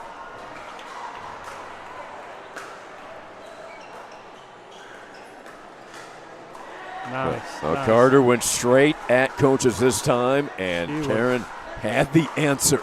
She was ready for it. You know, I've seen, like, you can see the background behind Karen right here. If you drive into this, right, it is actually very effective instead of just dropping. If you have a good drive, it works very well. Oh, that did not work. Cote, a furious overhead slam, fading backwards. That was not an easy shot. No, not at all. He stayed in control and got it. He placed it just perfectly.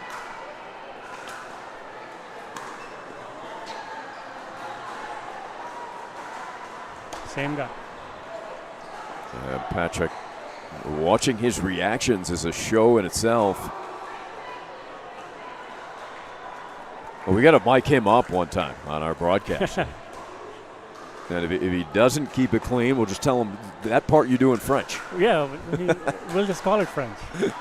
That's right. So I see some frustration on Scott's side there now.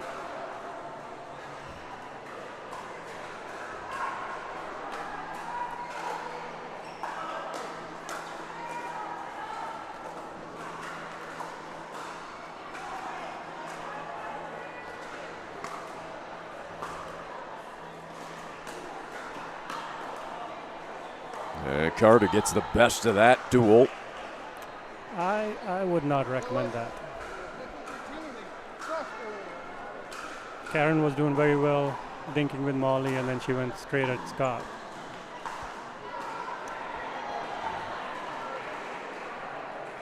4-6.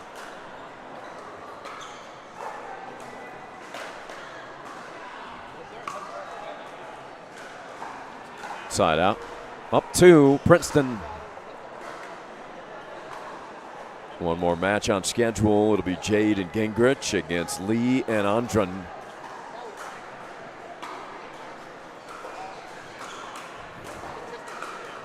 That's out. Fliegelman upset with himself. Well, I see some errors are showing up on that side now as the pressure builds. Yeah, they're trying to seal this battle in game 2. Nice shot. Yeah, Fliegelman with a slice overhead cut. Very controlled. He didn't try to overhit it. 7-4-2. Lob serve. Well, we've seen quite a few of those today, and Carter responds with a lob return. Yeah. The longer the ball is in the air, the more time you have to think about your next shot. That's right. That messes with your head. Anxiety builds, right? Yeah, you got. Am I going to drop it or drive it or? I'm going to kill this ball. Who am I going to hit it to? And, yeah. And then the ball's there and you miss it. There you talk about the airs creeping in on Denver. There's another example. Yeah.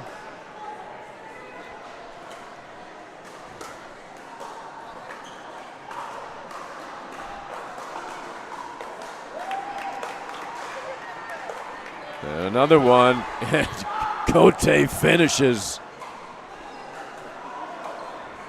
I'm very impressed by Molly Carter's hands.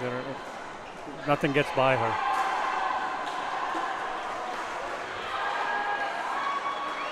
I don't know how Cote got that amount of spin on that last shot.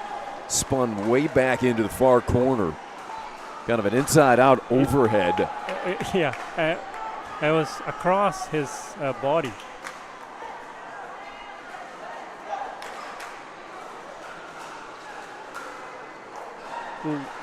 Stay in, yeah.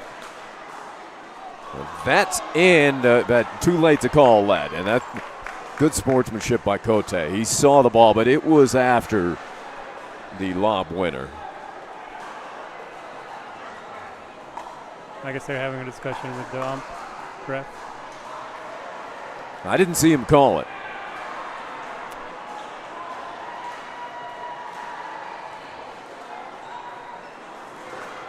I think he's asking coaches if she would have had a shot at that ball, but that's There's another ball.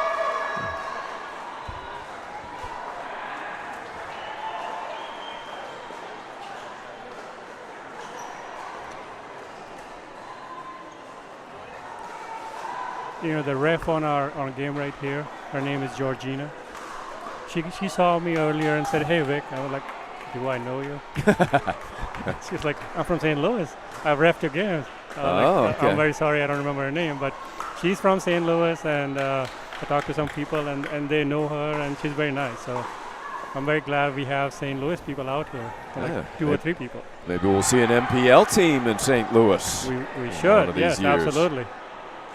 I think there were some groups that were interested, but I don't think they fully did something about it.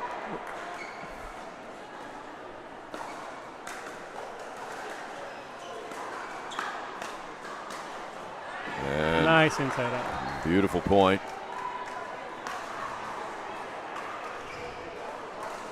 So Iconics remain in striking distance here in the second.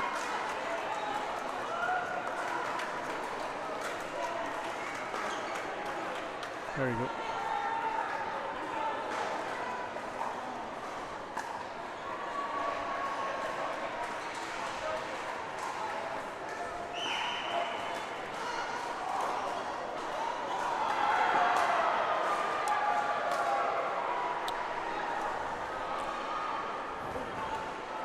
Yeah, you don't see coaches miss that two-hander out of the air often.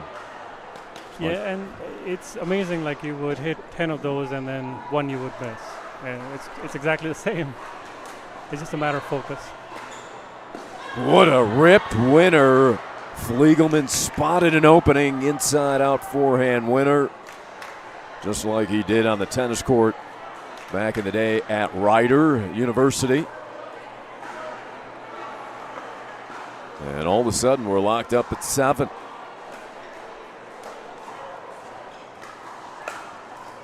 Uh-oh. There you go. There's a two-hander. Scott hit himself. Yeah, that's right.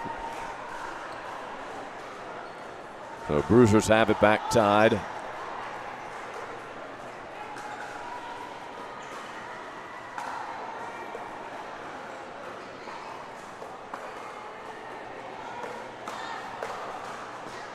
Nice. Cote, a shimmy.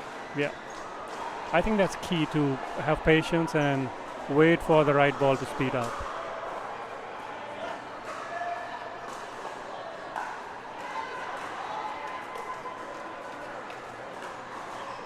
And then a free point. Those are always good.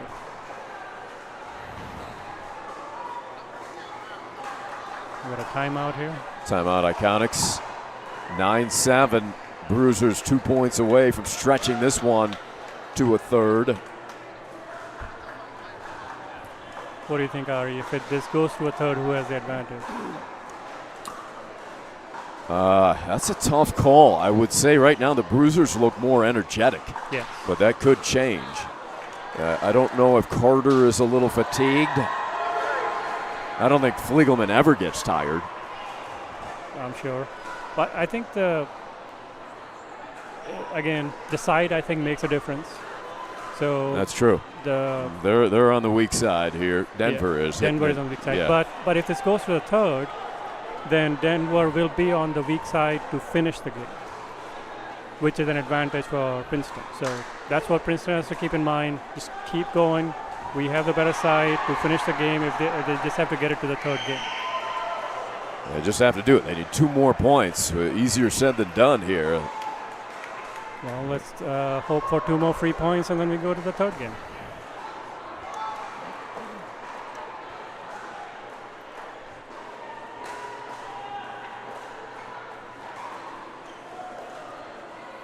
Carter hit one of those backhand rolls for a winner. Cote well aware. Oh. Nice. Smart play Great Smooth. utilization of the lob. Very smooth. See, he's having fun now. You can see it. He's got a childlike energy I really love. Yes. He's has fun, which is again easy to do when you are winning. But ATP for the winner. We are going 3, 11-5 and then 11-7. Heading to a third. Stay with us from the NPL. really nice game.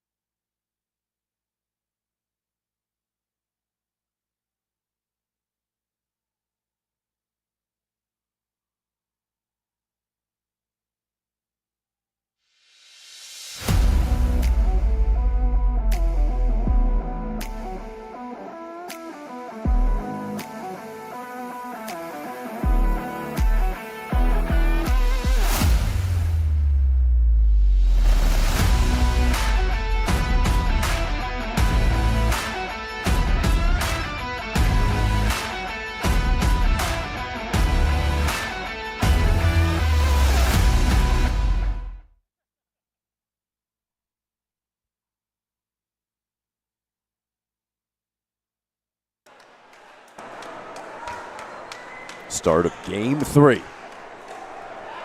And that lands Cote. He's in a great rhythm right now, Vic. Yeah, you could see he got so low right there and got the raw ball deep and at their feet.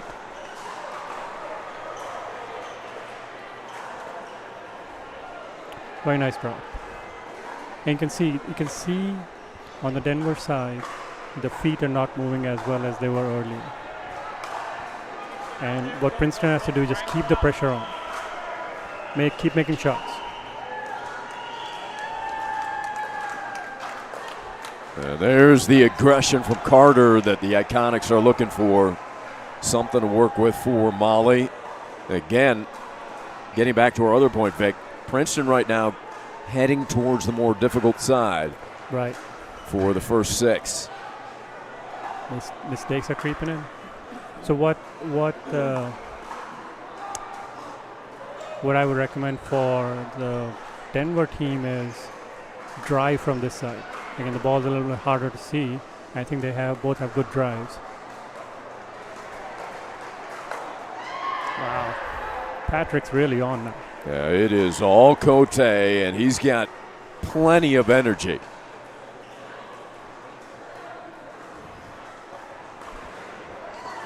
Cote, no fatigue evident at all. We're going to send it to David Alexander momentarily. That one got upstairs. Carter, quick reflexes for the overhead kill. And if David's ready, let's go over to David Alexander. Okay. We're with the Kansas City Stingers, and they just closed out the afternoon match. That's 7 wins to close it out. I didn't get to watch your match, but I'm sure you played a tough team. How'd you guys pull this one out? Well, he pulled it out really well because he was dominating the middle. He was doing a lot of drives, and I was just trying to set him up when I could, but it was very, very mentally tough match. They were very good, very tough team, but he played amazing. Right. And they did as well. Right. You guys won the morning match. Now you won the afternoon match, so that's 2-0 on the day. How's that feel? Well, both of us are 4-0, right? I think on the day. 3-1. I'm 4-0. But yeah, no. I mean, she set me up perfectly. Holy cow! I'm gonna eat this microphone. Yeah. It's got to be close. But no, we played really well, and we choked a little bit in the second set, but we pulled it off in the third. We let down a little bit in the middle, and they took over, and we came back and finished it. So I love microphone sandwich. Oh yeah. I don't have a sponsor, but I use Engage. And what do you use? I have the 6-0. It's a legal racket. Unlike some of the Juulas today. Yeah, 6-0 is an awesome racket. It's a paddle, and it's pretty. It's has pretty. a lot of control and power at the same time. And I would love for them to sponsor me. There you go. This is how you get sponsored. You show your equipment. All right, guys. Great job closing it out. Congratulations. Thank you very much. Yeah. Back to you, Ari. All right. Great job from KC to open up their NPL play. What a shot. Another dink winner. This time it's coaches.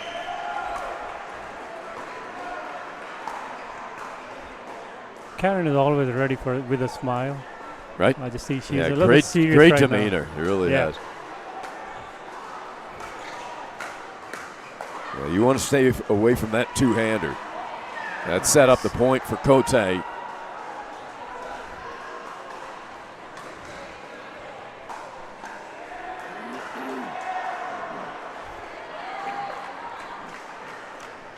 So Princeton has the ball back up 3-0 in the third. And they're continuing to play straight up.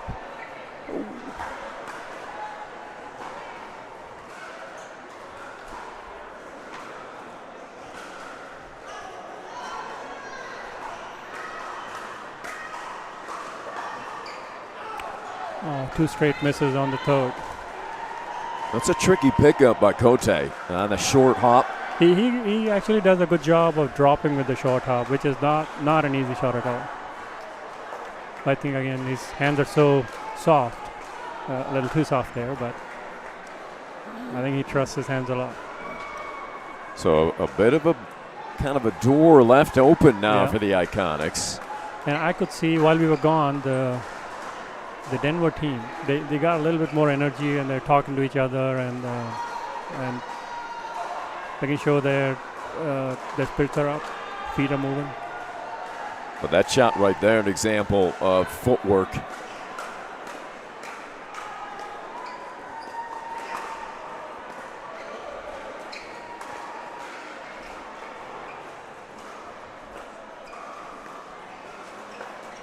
Uh-oh.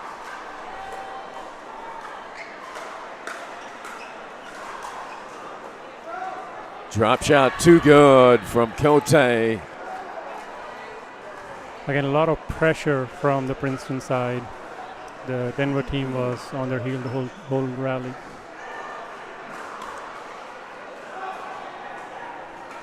Well, the Iconics able to put their first point on the scoreboard in the third. Well, that's all they could get. And Nice. sensational direction by Fliegelman. Now, he doesn't break his wrist. Like I do misdirection by breaking my wrist, but he keeps it pretty firm and his points are in the right direction.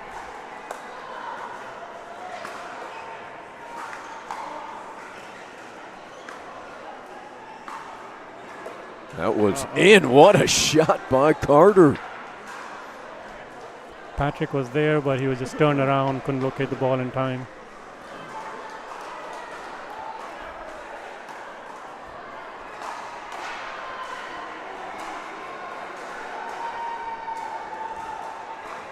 Timeout from Princeton. Interesting time to use that timeout, Vic. You think he just needs a breather after all that running? No, I think they feel that the Denver team has a little bit of momentum going and make sure that Patrick and Karen are in sync, where they want to be who's on which side and they are in agreement, you know. Otherwise, if they are not in agreement and they're thinking about it during the rally, then they will make mistakes. So it's best to stop, make sure you have a plan in place and just execute that. And both teams are playing well. It's a very close game. So according to the Duper ratings, this would be an upset.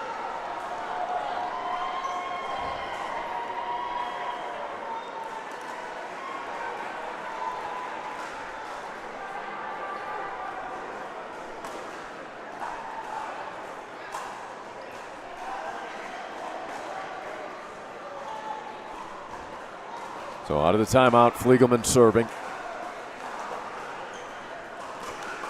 Both teams not stacking right now. That's interesting. I think they want the women to dink with each other on the backhand side.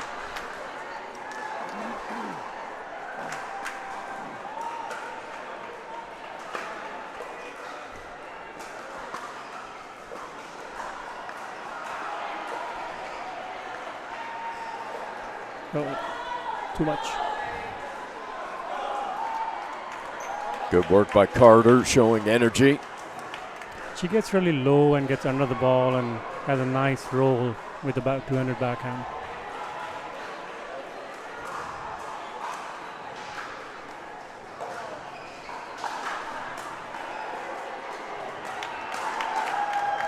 And we are tied. Iconics back in it.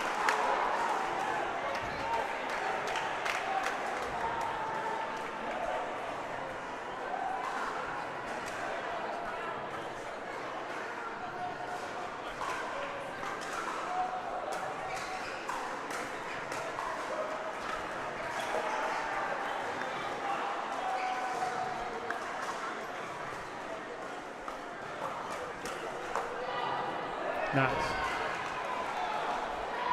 Good rally. See, I like that plan of whichever side you want your females to be, but the females should be dinking with each other. At least for Princeton, I'm saying. They want Karen to dink with Molly. That leaves Patrick and Scott free to be aggressive in the middle. Nice placement by Carter, right in the middle.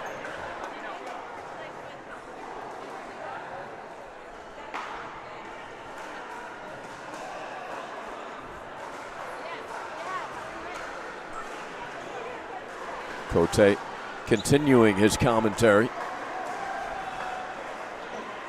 I think it's a good idea to mic him up. Maybe. I really do. Look at that intensity. Maybe David can sneak up behind him. Good job by our camera crew.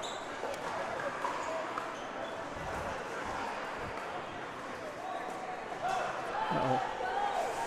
Carter, she's talking to the ball too. So you're not going in. Yeah.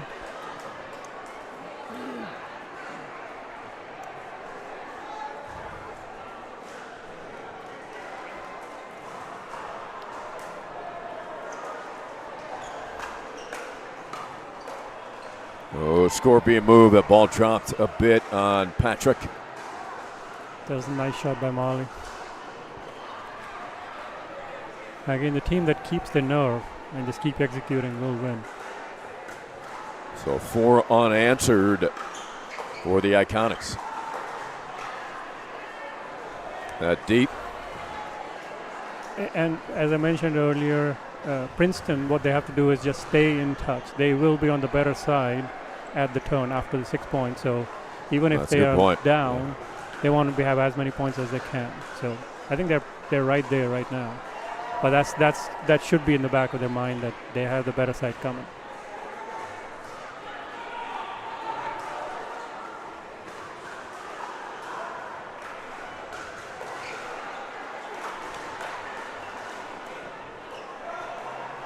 Another gorgeous drop shot by Patrick. Did you see that move by Scott when Karen was serving or Molly was serving? He stood behind her to confuse the Princeton team whether they were going to stack or not, just to make sure that they don't switch. Gotcha. More great work by our camera crew here.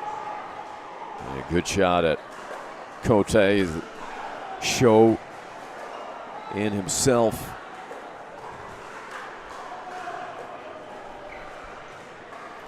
Nice drop again. Make the balls.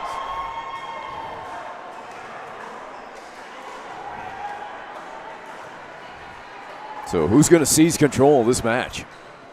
See, they're stacking with Karen on the left now.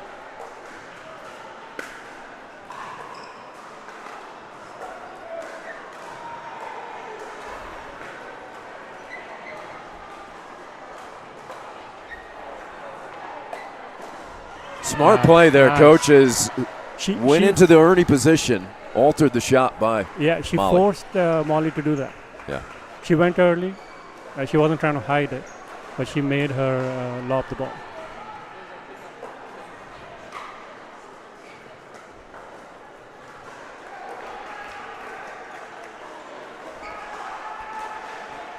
Goes to the lob again. Fliegemann looking for the Ernie. Carter steps in and puts it away. Nice point.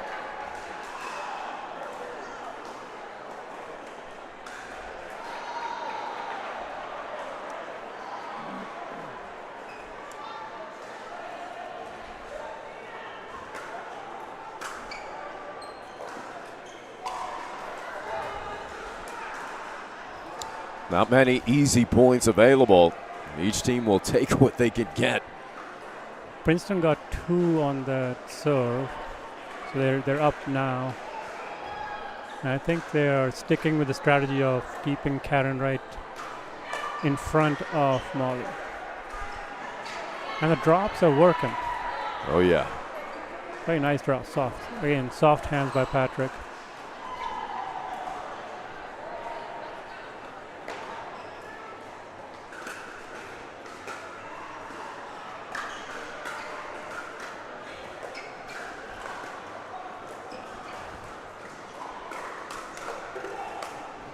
Oh, Fliegemann, excellent work. Looked like Princeton would have the advantage off of the Ernie from Coaches right there. Well, Karen is kind of just standing there on the corner. They're daring the Denver team to go across to Patrick. Fliegemann all the way over. Nice hands. Nice hands. Coaches fighting him off, enabling her partner to take advantage of it. They get the ball back, tied at 5. This is a crucial point. If Princeton gets this, they'll go to 6, and they'll switch with 6.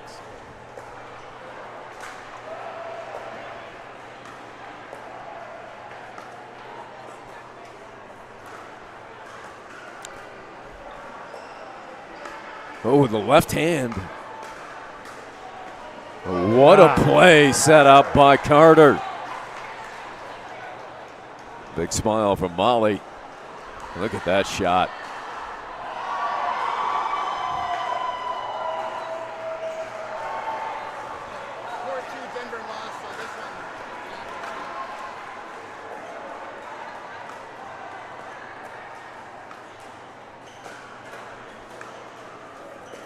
Uh-oh.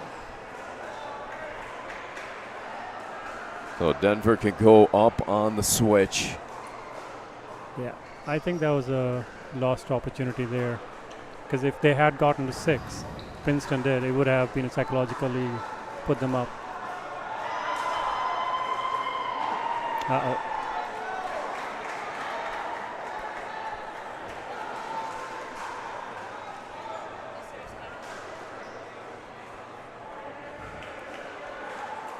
So the Iconics up by 1 on the changeover, and the battle between these two teams, the match battle, now it's 6-4, Vic. So it is getting tighter, puts even more importance on this one. I'm sure Patrick and Karen will pull this through. Because we all want to see that dream breaker. Yeah, everybody wants to see a team breaker. Yeah, I played in 3 or 4 of them with Austin last year, and they were fun. Also, they were fun because we never lost. That helps. But that helps. But seriously, one of the highlights in sports, all across sports. It really is a great event. Yeah.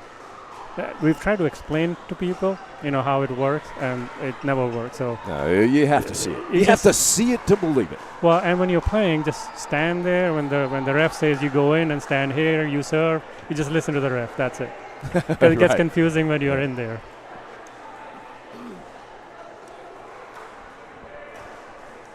But right now, Fliegelman and Carter up by 1, trying to seal the team battle. And they're on their first serve, so that's critical too. On the first serve, however, Princeton looking into the better background now. Yeah.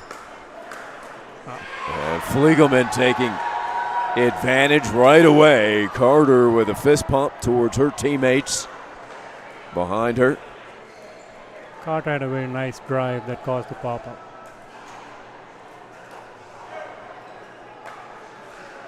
Again. Well, miscommunication. Whose ball is that? See, I think it is Patrick's at this point because he is taking more than half the court, but then he, in that case, left it to Karen. And that gets very hard for the female to know where is she supposed to be. Princeton needed that one. They've got to get this ball back. You got to get the ball back. Second serve, Carter.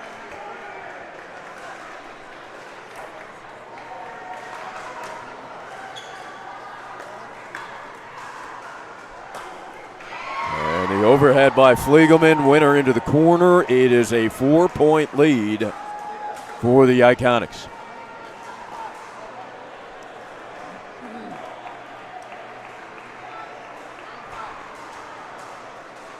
The Iconics bench grouped in back of Fliegelman and Carter. They are hoping for a What a victory. shot. What How a about shot. that touch in the clutch by coaches? I wonder if her heartbeat ever goes up over 80. Yeah. She's just always calm. Well, listen, she was a part of that Fed Cup Danish team. She has played high-level sports. That was tennis. How What a about shot. that speed What a up by shot. Cote? Going right at Scott. We're bringing out all the tricks now.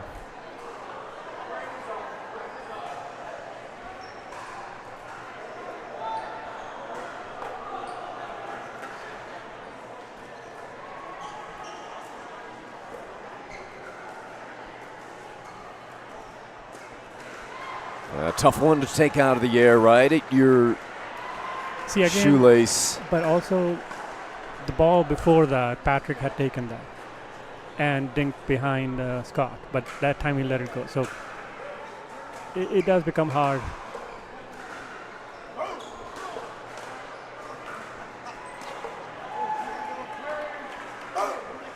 Nice shot. Again, that wingspan, the length of coaches, tough to lob over. Yeah, I don't think she got off the ground. She was able to reach it without having to jump.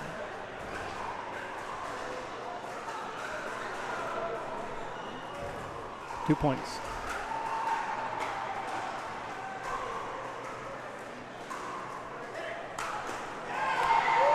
Carter.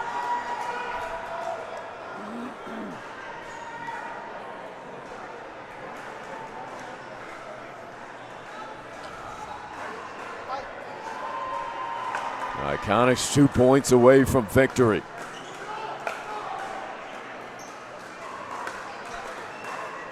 Oh, that's tough. Coaches actually was standing out of bounds there, Vic. Her Yeah. left foot was out of bounds, so alertly Carter went right at her.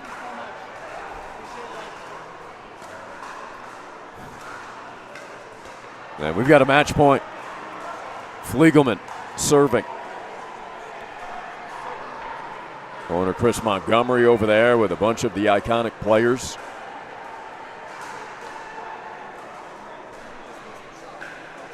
Looking to wrap this up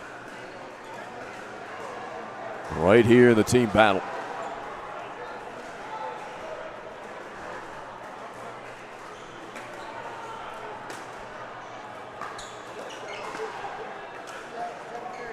Cote trying to take over the court.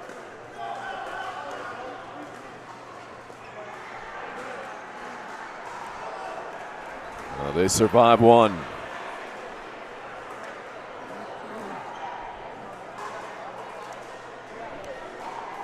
And can they break them here?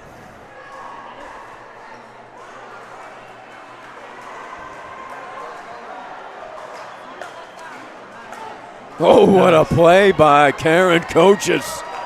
I think it hit Scott's leg earlier, and he stopped. I think that's what happened.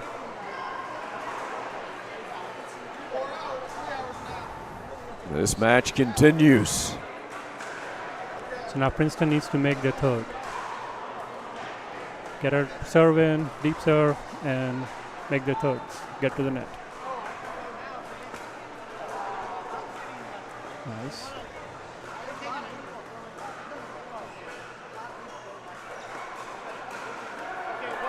Looking for the Ernie. Ooh, a rare miss from Fliegelman. Again, I think the Princeton team is causing a little bit of chaos. They're not staying in one place. They're moving. They're putting pressure. Where are the players? They're making the Denver people think. So. More aggressive there was Denver. That ball was going out though.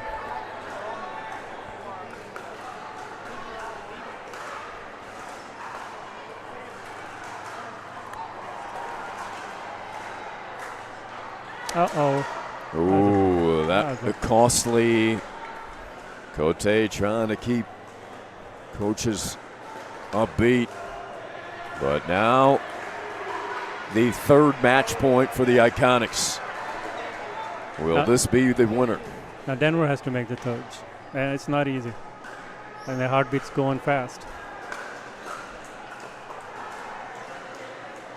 A good look at Molly Carter. Shaking her head, looks confident. Whoops, confusion there. That's what you're talking about, whether Cote was going to come over and take it. Coaches fully expected him to. And that wraps up a long, hard-fought, terrific match. Well, tough one for us. Ari, and nice talking to you. Thanks for the opportunity here. Yeah, great to have you, Vic. Hope you'll come back, and good luck the rest of the weekend. Thank you. And we will now send it to David Alexander. Here's a look at that final replay. I think that happens. Patrick just faked her out. Yeah. Faked Coaches out. Karen out. All right. Cool. We'll send it down to David with the winners, and the Iconics win the battle as well. David. Yeah, we're right here. All right, great job, Denver Iconics. A second season for you with Denver. A brand new team for you, Molly Carter. So, looks like you're bringing the excitement and craziness here. And Fliegelman is just like Mr. Calm all the time, making the shots. So what was your plan against this great team? We had to soften it up against Karen, just keep it at her feet as much as we could. Pat was on fire. Sorry, Pat. You were on fire. Both of them were. It seemed like Pat was taking a ton of court, and then when he wouldn't come over, the ball would go down the middle. So it seemed like you guys were targeting that middle perfectly to get some confusion between both teams. Yeah, I mean, hats off to Karn and Patrick. Patrick really played amazing. I've played with him before, and that's the best I've ever seen him play. It took everything we had to beat him. Molly and I practiced a lot together with Joanna and Taylor back at Boulder Pickleball, and I just reminded Molly, it's just C Club, Friday morning. Let's just relax and play our game. A little plug for Boulder Pickleball. Yeah, and also a shout out to YY, Brent Wyole. We love you, man. Yeah, I love you, Brent. So how are you loving this sport? I think I asked you earlier. You love the sport, but how about this format, this team format? I love the format. I mean, it's when you lose, you go cheer for your teammate. They win, you're happy. When you win, you're happy. It's a great format. So I don't know if you know this, but you guys did close it out for the Denver Iconics. You got to that magic number 7. So you guys did it. 2-0 on the day. Congrats, Denver. Great job, guys. Back to commercial. Here we go.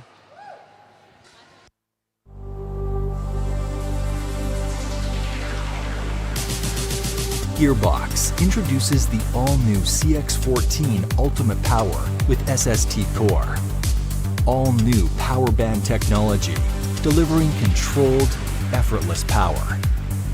All technology, every shot.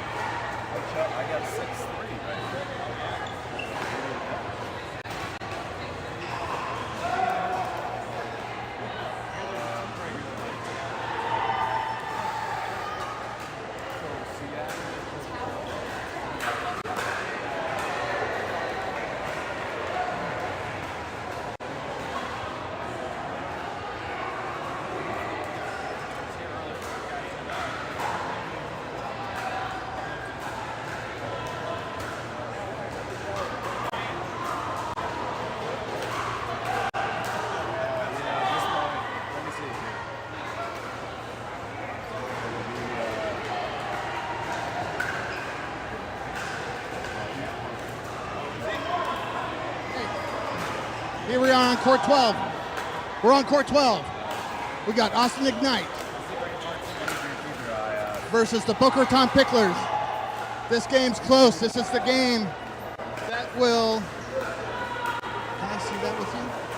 Okay. Can I see the scores with you? So this is a game that's going to give either Austin Ignite or Boca Raton Picklers their 6th win. They have another game going on court 5 to tie them up. This could be the closest one to a team breaker that we've got today.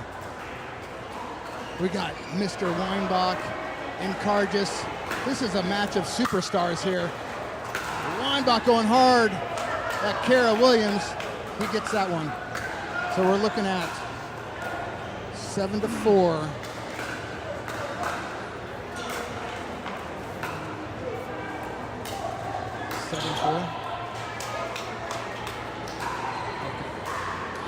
Boca's got 4 on second serve. Austin Ignite is 10. So if Austin can take this, they're going to be on the 6th win. So then it's going to determine on court 5 if they go into the team breaker. Oh, what a shot by Weinbach. Weinbach's covering that middle. We're on a side out. This is a super important point right here. And then we're going to jump to court 5, hopefully. So let's see what Chris has. Chris, just a solid player. Played for Austin Ignite last season. Dave Weinbach, first time in the league. Weinbach comes over, takes the drop. That's a patented Weinbach shot. Weinbach with a backhand dink. No! That's not going to work. Kara did not like that. Kara Williams knew she left it up a little high in the middle. And Weinbach doesn't give up those opportunities. He punishes people. So this is Austin Ignite. You did? So now it's a team breaker. Oh my gosh. Mr. Carl Foster just told me they won. Boca won the game on court 5. So we are in a team breaker, folks. This is exciting. The most exciting team breaker in sports. We're about to see it. We got to find a court for it, though. Hopefully we can switch to stadium court. Let's go. I'm going to hold on to the mic as long as they let me. Once I switch off, yes. So we're looking for a team breaker.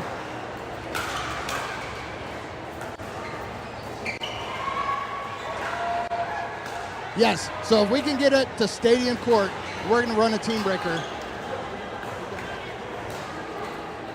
Okay, we're going back to Ari in center court. Well, that is exciting news, David Alexander. We're going to have a team breaker here on our first day of the 2024 season. Why not? Bring it on.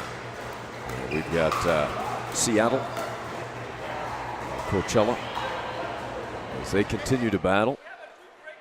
There it is, 6-3 Scorpions. So they're trying to wrap it up here in the team battle. Win this. We've got Gingrich and Kim Jade going up against Kara Beth Lee. Stefan Andren will bring it back.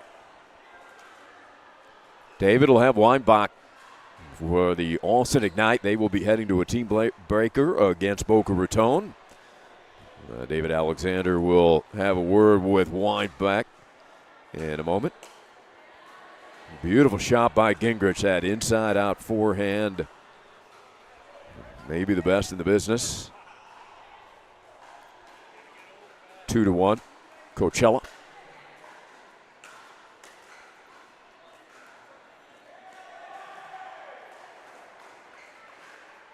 We have lost Weinbach at the moment. What a shot by Lee, carving that to the far side sideline for a dink winner.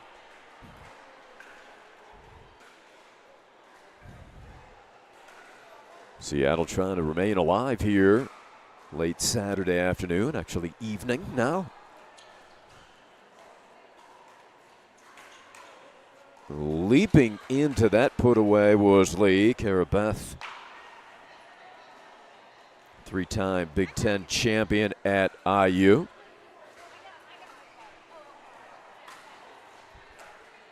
I believe.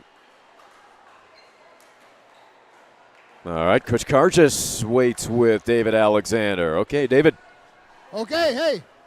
I don't know if you guys know it, but you guys put yourself into a team breaker, the most exciting tiebreaker in sports. We got Chris Cargis back for season 2. We got Dave Weinbach.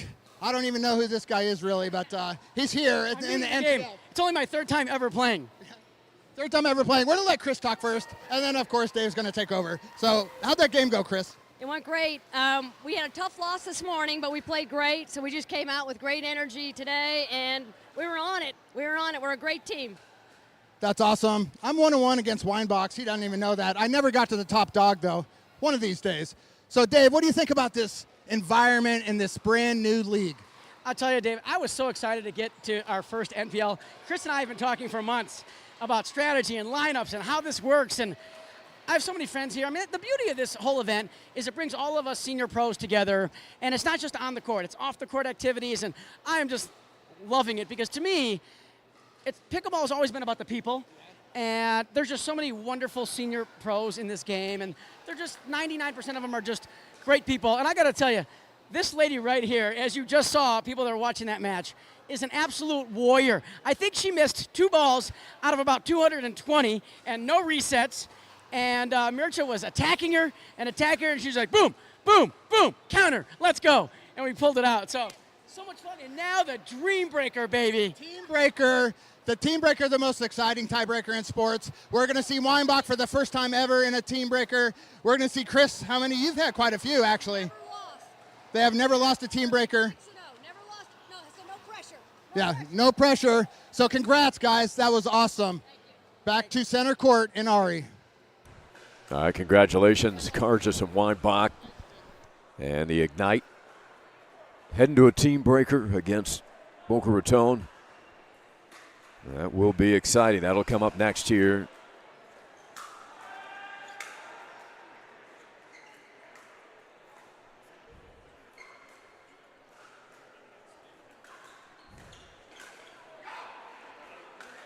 And that one clipped the net, fortuitous for Seattle. Early slight lead for Seattle United.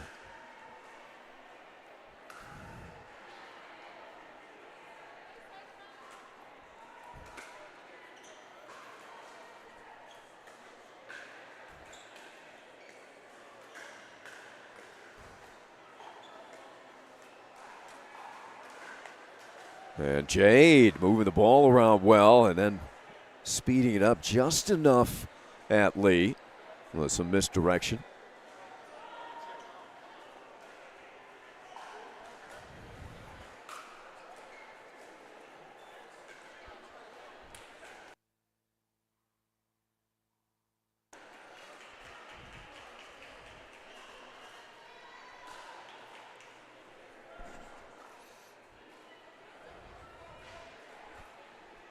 Tied at 3.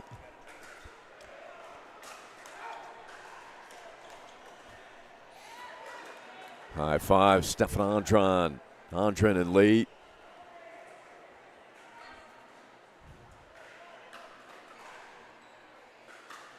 Six to 3. Good start for Seattle. Gingrich taking it off the tape and turning it into offense. With his quick hands, he goes to the two-hander.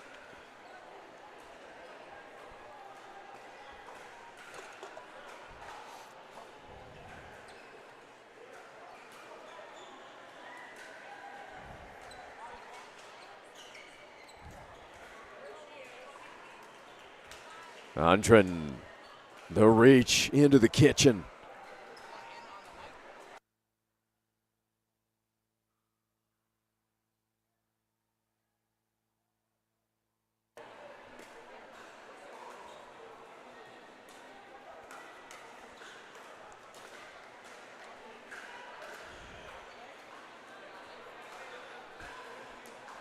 So stay with us. We've got our first Team Breaker coming your way. We'll give you the details and the time. We'll see if they'll move this match or complete this match here on championship court.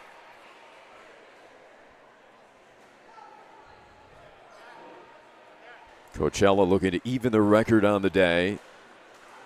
Seattle victorious over Princeton earlier. They would be undefeated if they come back here. Coachella in the lead in this team battle, 6-3 at the last update. Gingrich, watch out.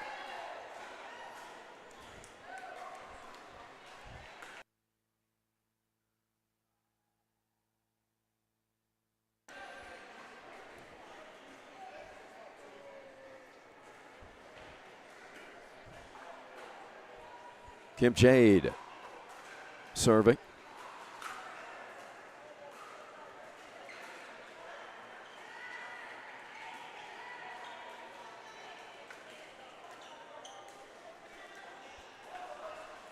Right idea by Jay, just misdirected a tad, pulled it. There's your score. Coachella up 1.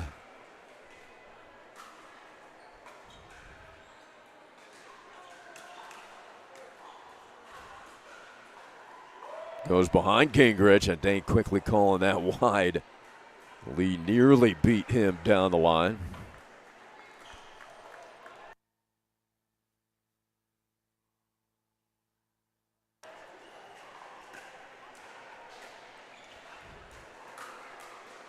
Big rip from Stefan, didn't get the clearance.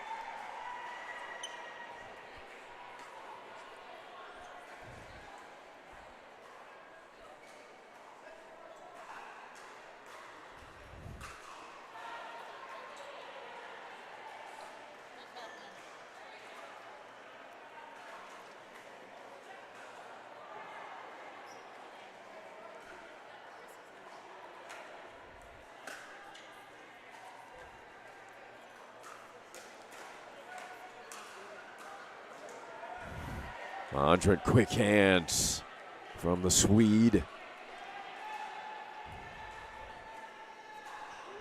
Stefan played tennis at UIC here in Chicago in the West Loop.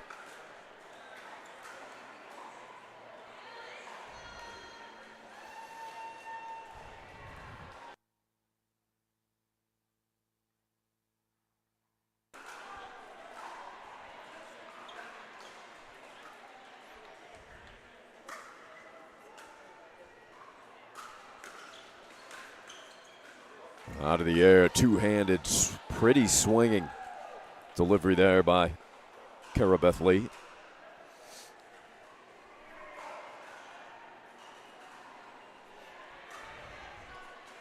CB, youngest of 5 in her family. Oh, what a flick by Antron. Fist pump from Stefan.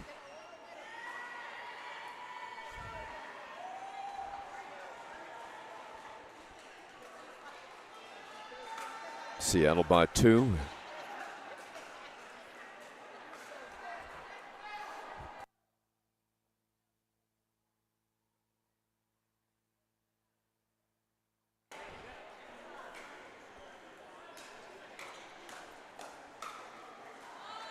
And that ball left up for Andren to capitalize on.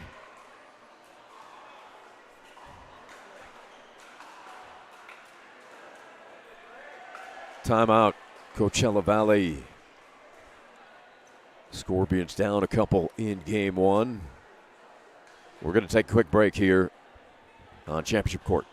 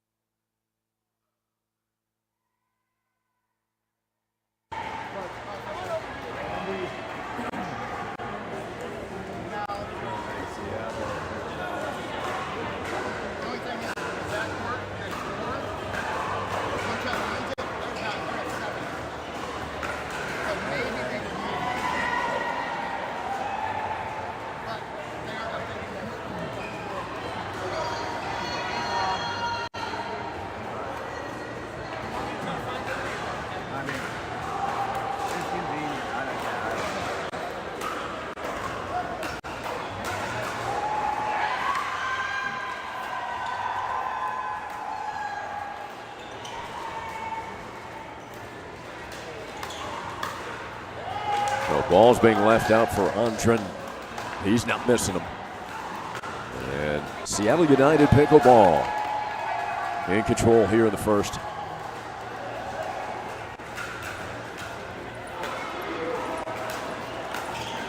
Gingrich getting aggressive, pokes that wide, and that will finish game one. 11-6. It is Seattle taking the first, trying to keep their hopes alive in this team battle. We'll be back for the second.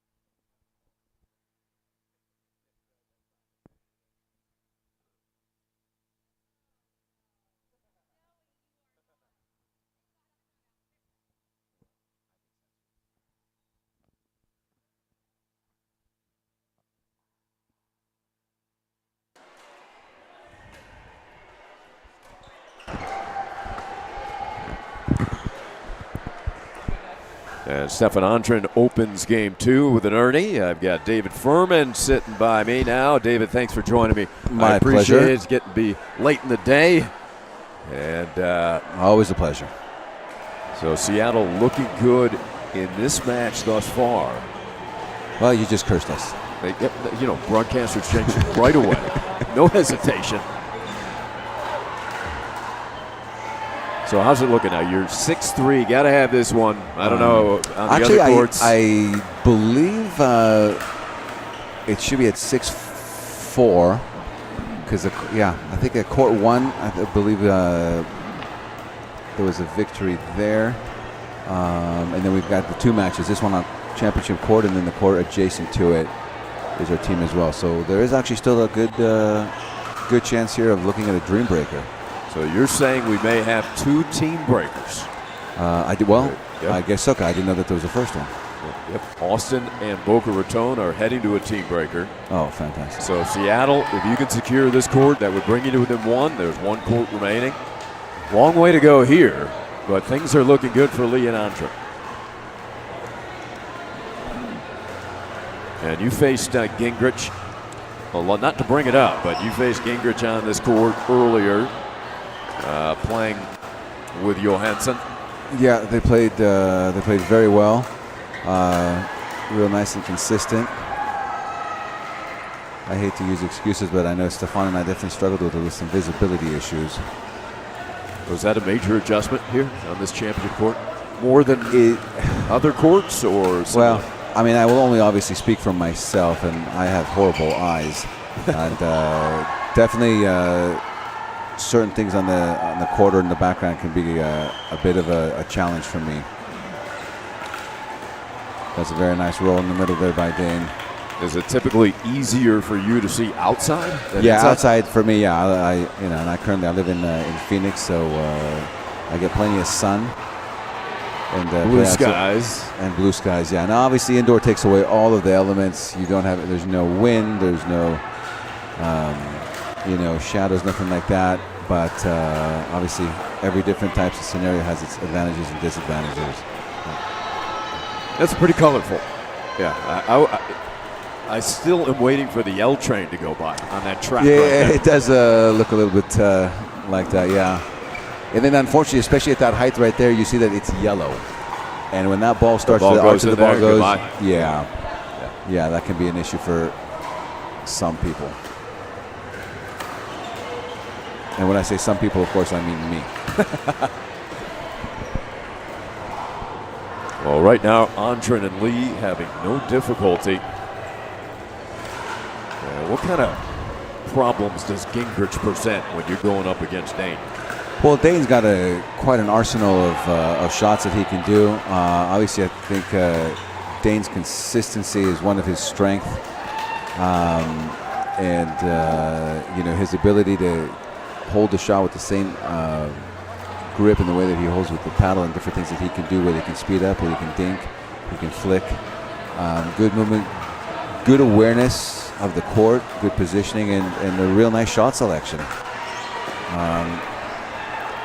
Obviously mixed throws a different bag in there, especially with regards to the females that tend to get 70-80% of the balls, and it's a matter of trying to insert yourself at the right time, and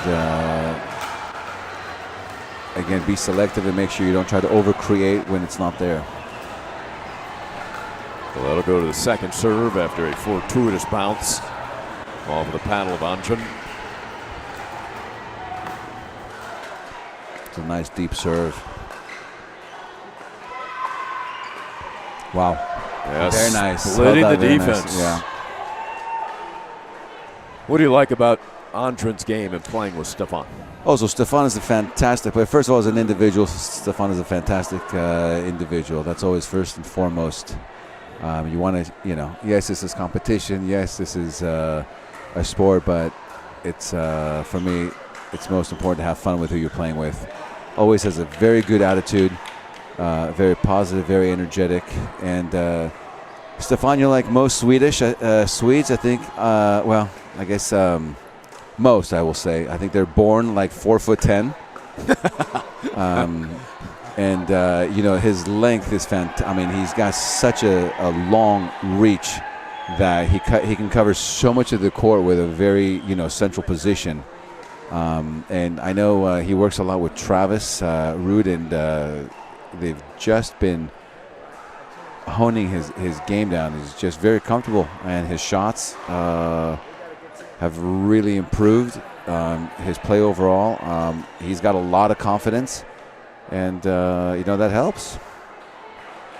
Yeah, you're looking at Andren. He takes one stride. He's already at the kitchen. Half, or the kitchen going forward, or half the court on his side. You had your length. What are you, about 6'3", 6'4"? No, I wake up on a good day 6'1".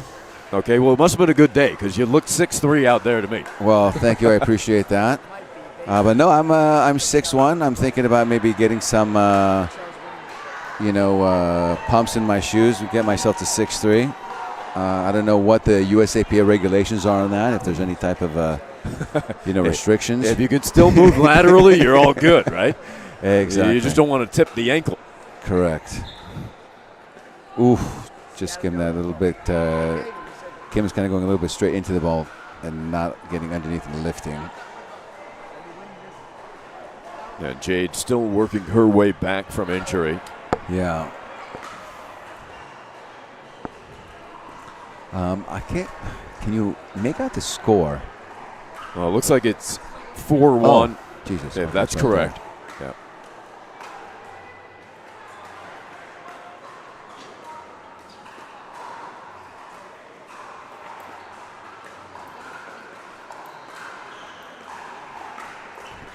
Very nice move there by Stefan, imposing his, again, just like we said, imposing his height, his reach right away, take that ball. And obviously, especially with that height, I mean, man, take that ball in the air as much as you can. Take time away from your opponent. You don't necessarily have to do anything aggressive with it. But, that part of just taking time away from your opponent becomes the offensive aspect to your shot. And to your point, that wingspan, able to reach into the kitchen, take time away. Yeah.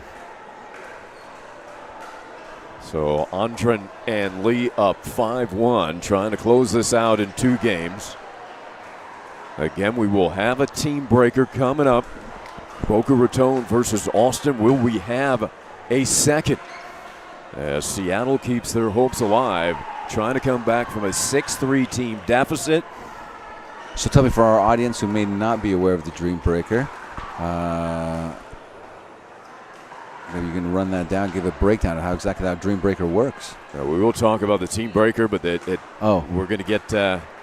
Okay. Yeah, we'll have the experts come in and give you a rundown. Okay, excellent. As some people say, you can't even describe it; you got to see it to believe it. Really nice point development there by both Carabeth and Stefan.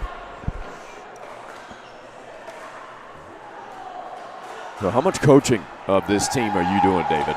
A lot of input? Doing a lot. We've got a lot of, and again, I mean, coaching obviously is for all levels. I myself, Stefan and I, when we play, we need coaching as well. There's, I think we'd be full. I thought that looked out from here, actually. Yeah. What's the call here? Because the call came in a little bit late. But that was, yeah. That's what Anjan said. I don't know about that one. That's tough to see. Yeah, from here. maybe Close got enough, line. but Maybe yeah. got line. So it's as a spectator when you're from the outside, it's always a lot easier to really study the game, the players, the shots, and analyze it. The challenge is when you're on the court, can you spot those exact same habits and patterns? All of us players, we all have patterns. It's a question of, you go into a game, you play your pattern, and if your pattern is beating your opponent's pattern, you don't change it. You keep doing it. But if your opponents, if their betters outdoes you, then you need to learn how to adjust. Oh, look at that. What a great get by Kim. What a get, and another one. And Andrin goes behind. Gingrich tried to switch it to the left hand, but to no avail. And there's your updated score. Seattle on the board with that 4th win. This could be number 5. Yeah, so we have the 2 courts going. It's court. This and the adjacent court is the last two, the last matchup from this. And who are your players on that adjacent court? Can you see from here? There's Teresa Tarn, and who is that? Greg Bennett.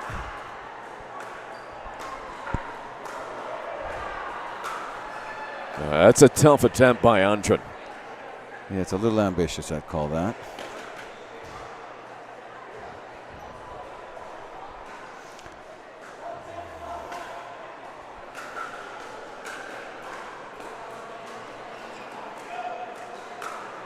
And again, Stefan just sitting.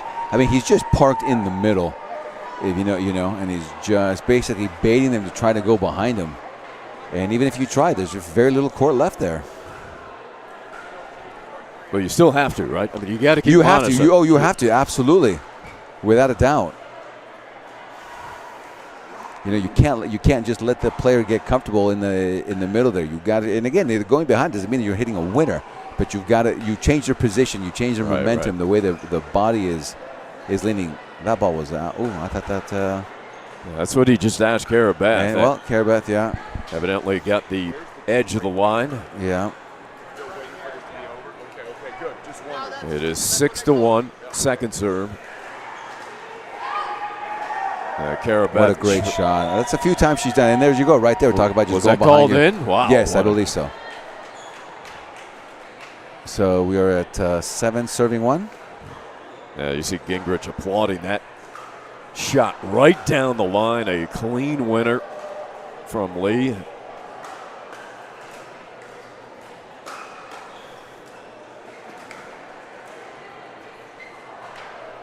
Gingrich, him sliding over, caused that miss on the dink. Yeah, but Kim did also a very nice job blocking that, really reaching that out in front, getting that ball out in front of her as much as possible and putting a little bit of a counter to it so it's not so passive. So a rare miss from Dane. And we're at 8-1. Oh, no. That was 1-7-2. Yeah. And there's, that's on that one. That's where Stefan is kind of trying to force the ball a little more back behind him, trying to get more to Kim there, where he really could have just gone just as aggressive out in front of him. I mean, even if Dane gets that ball, the chance that Dane is going to do much with that and hurt you is pretty minimal, I would think.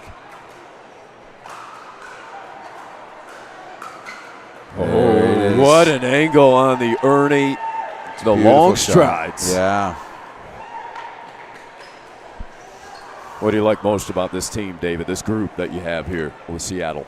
Oh, just a great, group of individuals. It's what I like. Just definitely a diverse background, different people from different skill sets, different levels, different. And again, I think that was kind of the overall purpose of this entire concept of National Pickleball. I think, Rick and Beth and Mike, kind of the concept that they brought together is just absolutely amazing. And I'm real happy, real proud to be a part of it myself. Ooh, good look for Kim there, but Seattle continues to roll, hoping to force our second team breaker. Boca and Austin will play right after this match. It is 9-2 in the second. Gingrich with authority. And that was pretty predictable there. I mean, I think everyone about 2 minutes ago knew exactly where Stefan was going to take that ball. Dane did a good job of reading it.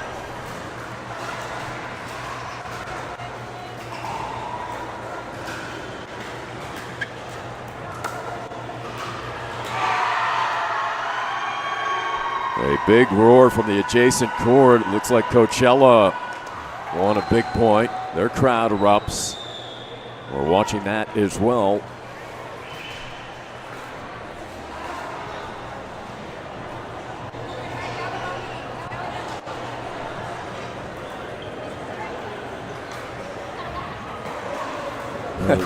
Some joking around at the net. All part of the fun of the National Pickleball League. Kim Jade serving 2-9.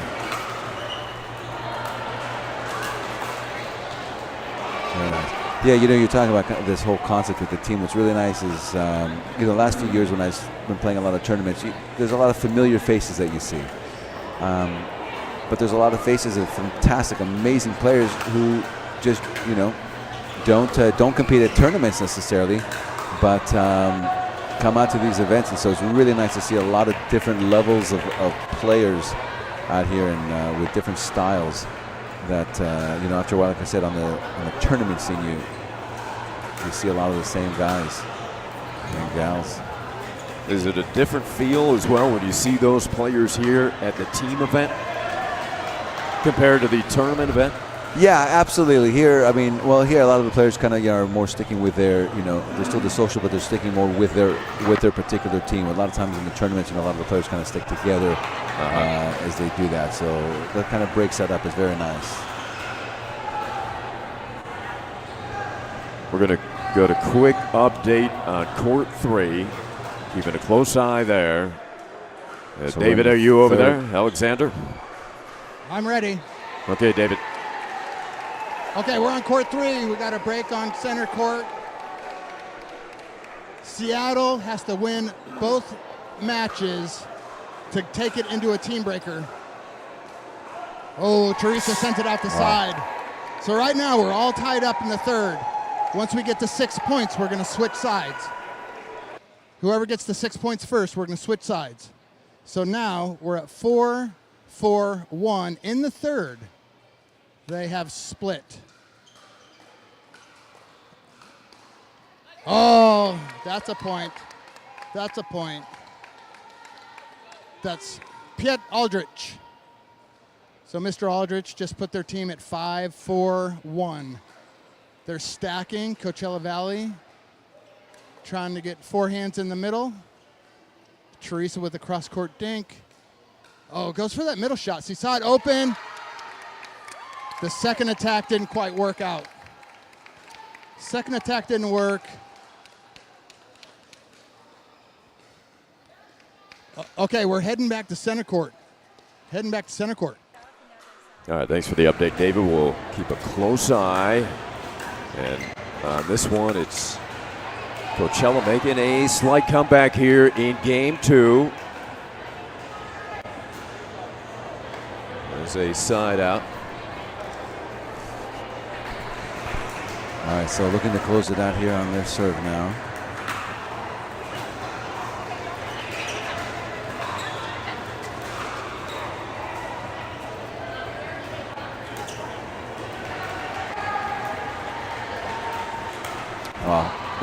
Oh, you can't lob over Andren. Well, you can if he hits it out. That's true. What are the chances he hits it out? Yeah.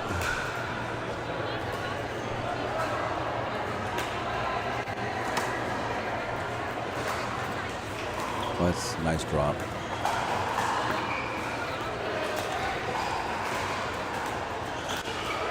And Gingrich taking over the court. Very nicely done.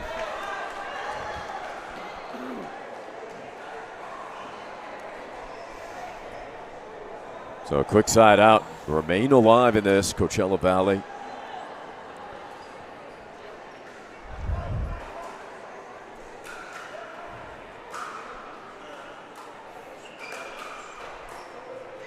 Oh, and again, Stefan without reach.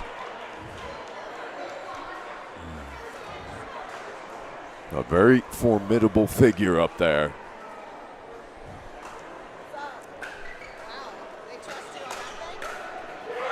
Gingrich with a big yeah.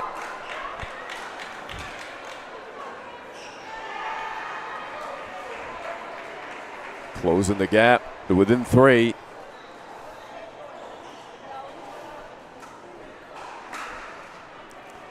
Good depth on that return. There he's going to go. There it is. That's it, yeah. Pinning Kim back deep and back of the baseline. Seattle's got it back on their paddle, needing 2 points.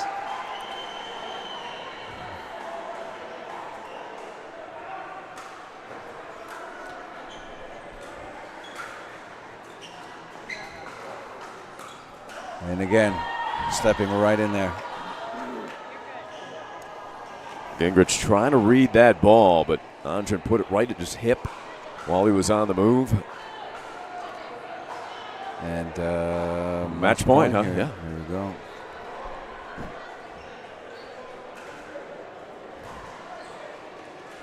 Wait. Oh, I think he may have been called on a foot fault because the score is still 9. Let's see. Oh, We it's a could hear side out. call it out. Yeah, the side out. So it must. I think there must have been a foot fault. Jade serving. Ooh, missed that one just wide. Kim said that was not out, but yeah, that's always a very tough. Really? They're listening to you? Andren adamant saying that was out. Let's take a look here, David. This is instant replay. Yeah. Well, it's I tough can't to say see. with certainty. Yeah. It's tough to see. Yeah. Yeah, those serves actually down the TRO is a bit of a tricky ones to. Gingrich reading that. Here come the Scorpions.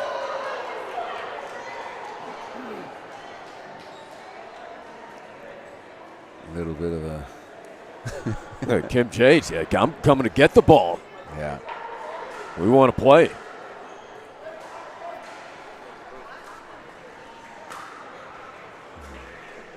And I knew it.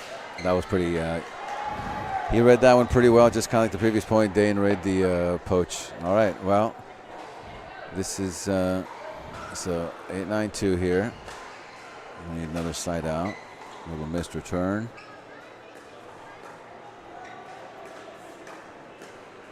Oh, what a shot. All right, Stefan's going to probably put that away. Yeah, a little Scorpion action by Andren. They get the ball back. Still needing 2. All right, so Gamma opportunity. replay here. It was a really nice get by Cara Beth there. Just got it behind her. Oh, there's that reach, but man. Oh, Gingrich shaking his head. He is all over the court. So right now, for example, they're getting very too predictable with those thirds. Every third is going cross right to Kim, and Dane is not even moving from the middle of the court. And Gingrich dominant now. Gets the ball back. I think that one Stefan, I think he got called on a foot fault.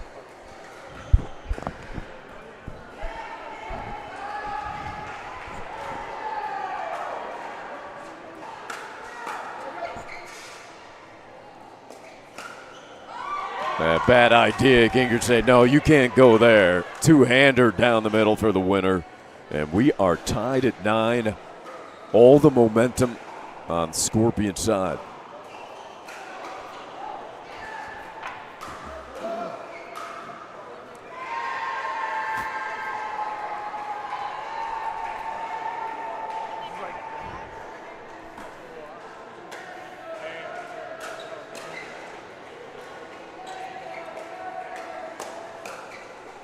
And there is another one.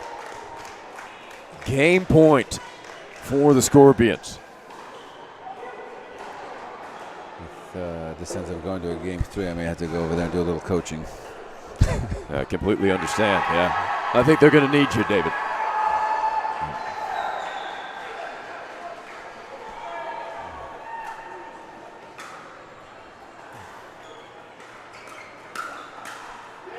And there it is. We are going 3. What a comeback.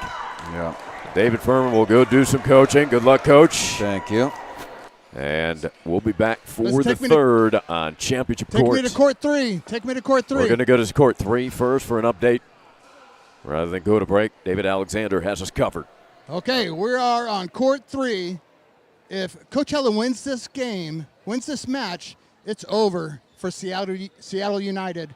It's 1-1 on center court, but this one is the one that matters. Right now, it is 7 serving 8. 7-8-1. Tarn serving to Aldrich. Good. Teresa with like a reverse slap. Bennett. Tarn using the net. Bennett just playing solid. Oh, unlucky for them. So now we're tied 8-8. This is a huge game. Lots of implications here. Tarn serving 8-8-1. They have 2 serves. Each team gets 2 serves. Oh, didn't get that one. A backhand attack. It should be Bennett's serve, yes. So now we're at Bennett 8-8-2. Bennett 8-8-2. Aldrich slice return. Tarn attacking. Zelensky saves it, but no go. So Seattle United has to win center court 4 and court 3 to go into a team breaker, the most exciting tiebreaker in sports. Bennett with a beautiful drop. Tarn coming through for the surprise Ernie. That was aggressive. I love it. That's National Pickleball League for you. But unfortunately, it went out the back. So we are looking at 8-8-1-9. Okay, we're looking at, I got the score, 8-9-1. Tarn going back door behind Aldrich. Bennett getting big in the middle. That guy's tall. So we're going to see, we are at 8-9-2. Coachella Valley has to win this match to end the comeback for Seattle United. We got center court going, but we're sticking with court 3 right now. This is a nail biter. 9-8-1. 9-8-1. Tarn with the drop. Oh, a net runner. She's dejected. Okay, we're at 9-8-2. Solid serve. Wow, did you see the dip in that? So that's a little tip for you. When somebody hits a slice return, you have to roll underneath it, and that's what Bennett did. Great shot. Tarn's going hard down the line. No! Frustration. Okay, we're at 10. James Main, GM of Seattle United, saying patience. Okay, we're at 8-10-1. Tarn gets a one off the net. That one went over, but can they capitalize? Just playing safe, playing the cat and mouse. Oh! Tarn just put it up a little too high. Aldrich with the backhand cross-court dink. We're looking at 9-10-1. Waiting on the ref, and here we go. 9-10-1. Serve Aldrich with just a low drive. Just didn't quite have enough on that one. Just talking positive. Good positive talk for the team. 9-10-2. We got that one over. Oh, the net. The net is a dangerous foe. Just good cat and mouse. Tarn giving Bennett some space. Keeping it behind the guy, keeping it safe. Wow. Oh my gosh, out. Just good backhand slap. Tarn did her best to defend. We're at 10-10, folks. But in this game, it's win by one. This game is win by one. So this could end it. This could end the comeback of Seattle United Pickleball. We'll see what happens. It's 10-10-2. Okay, a big, safe drop. But you have to hit the safe drops. You got to get them over on 10. Let the other team lose, but they didn't on that one. So now, Seattle can win this. It's 10-10-1. All they have to do is win by one. I like the safe drops. Yep, you got to hit safe. That's pretty good. Okay, we're looking at 10-10-2. Bennett serving to Aldrich. We got that slice return again. Tarn with just attacking viciously. Uh-oh. She took her shots. Yeah, she took her shots. She got that ball over the net. She did a great job. It just didn't work out for her this time. Okay, the stress level is high. The excitement is high. We got Zelensky serving. 10-10-1. You win by one in this league. This could finish it. Aldrich goes hard down the middle. Zelensky covers. Oh! Just good play. It's good play. Exciting pickleball. This is the National Pickleball League. 10-10-2. This could win it. Anything could happen. Oh. Just try to... All right, we're back to Seattle. We're at 10-10 again. Any shot could win it at any time. A nice safe drop. Oh no! The excitement, the drama. Okay, we're at 10-10-2. Let's see what happens. Oh, he hits the net, and that's it. Wow, all that excitement, and it ends in a whisper. We're going to, looks like center court. Center court is switching sides, so somebody hit 6. All right, let's get a quick, okay.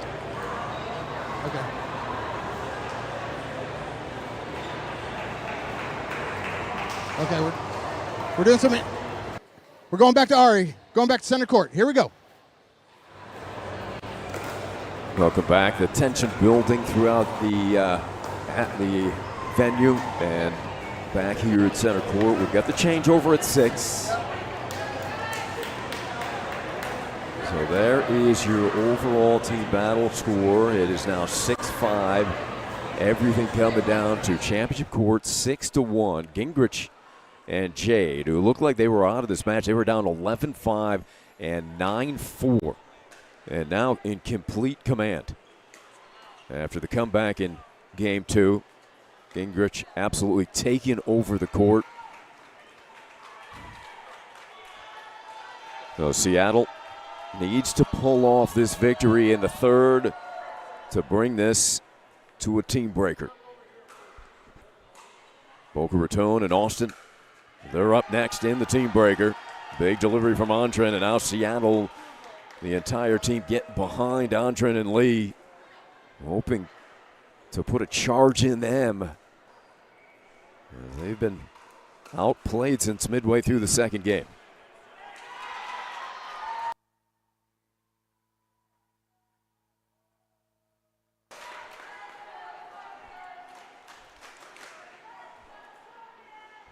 Three, 6.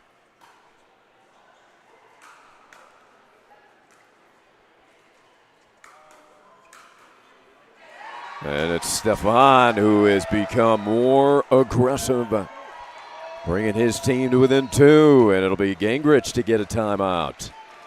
Now Coachella Valley will get the TO.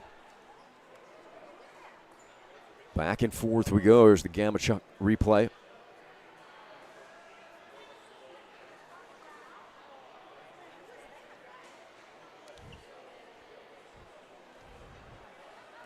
crowd building around court one. Will we have 2 team breakers here on the opening Saturday of the season? What a comeback by Seattle, down 6-3. They've won 2 consecutive matches, 2 consecutive battles. They need one more.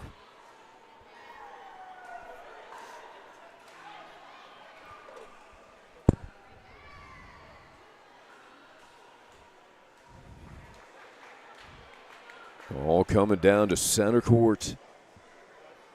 David Furman, who was with us on the broadcast, now doing mostly coaching.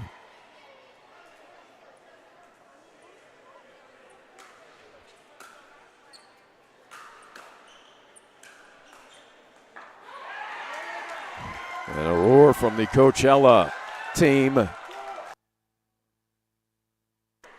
Second serve.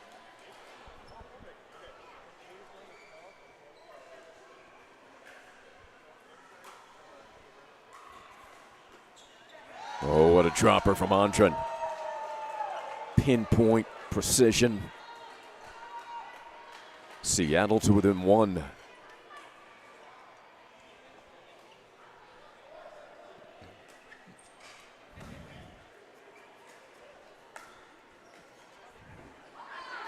Gingrich pushing Lee back. Earns the side out. Jade serving on the first.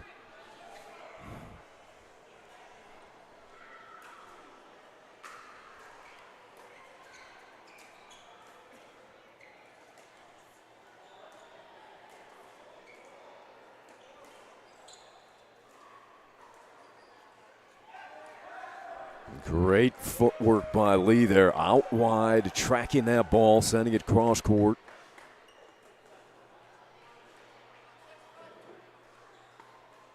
Second serve.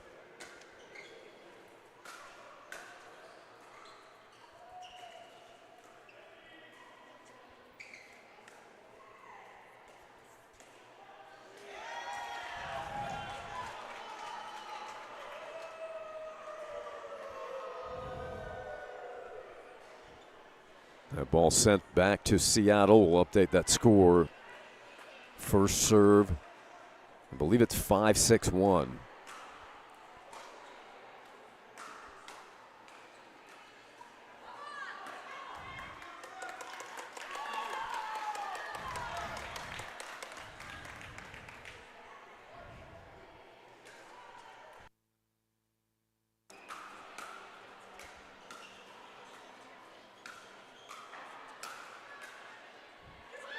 Off the tape.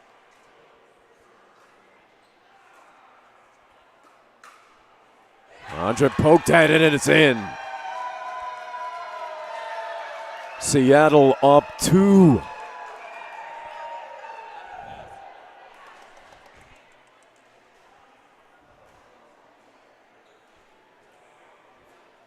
Seattle was 7 unanswered.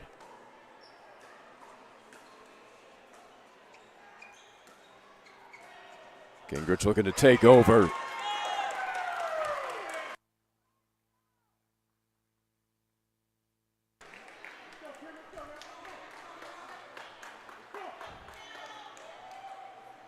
Six, 8.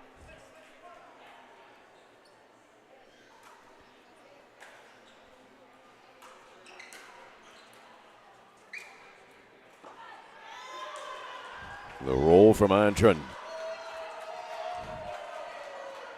Big serve coming up for the Scorpions.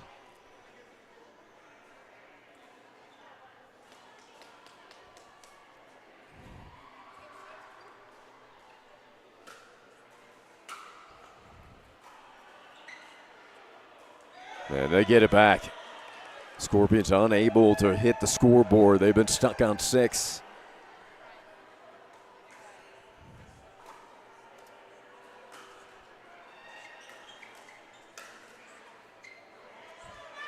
And Gingrich looking for any opportunity to take over this court, as he did on the Coachella Valley run.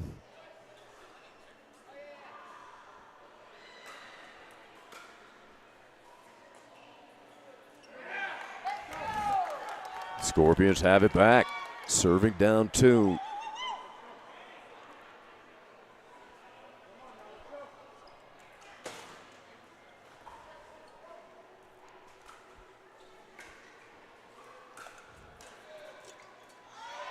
A gorgeous directed drop there off of the paddle of Lee.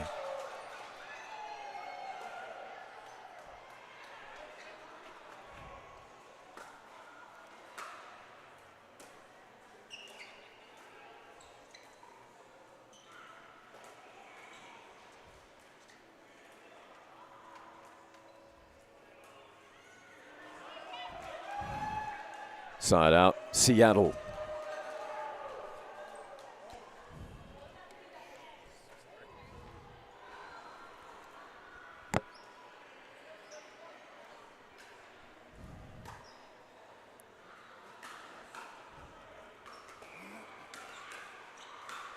Gingrich, forget about it.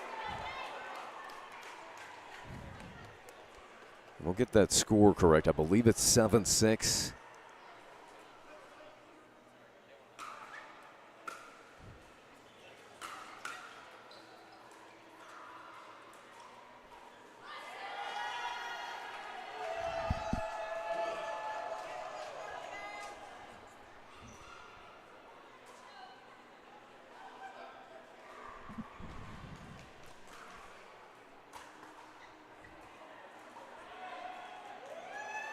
Return is deep.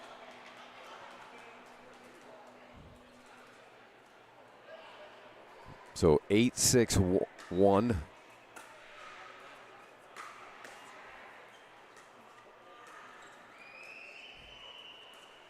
Andren has really picked up his level here in the third.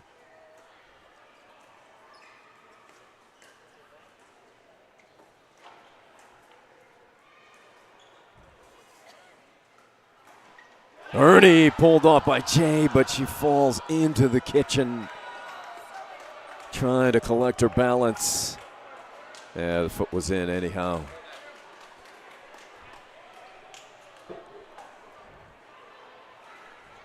Nine, 6. Looks like we're heading to 2 team breakers on the opening day of the season.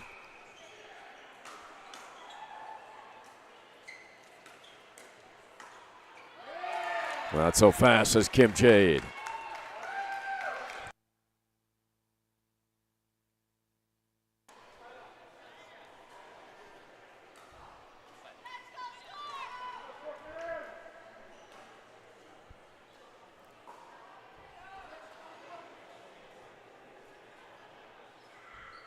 Six, 9-1.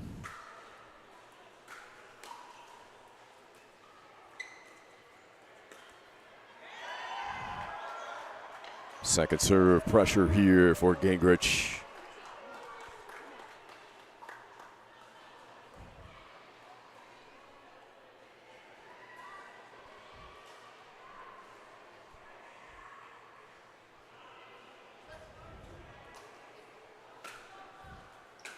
Jade and Gingrich led 6-1 in the third.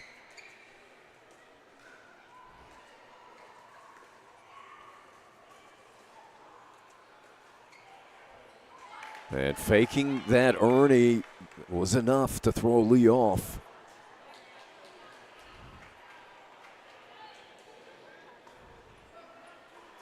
Scorpions desperate for a point. They've been stuck on 6. And there it is.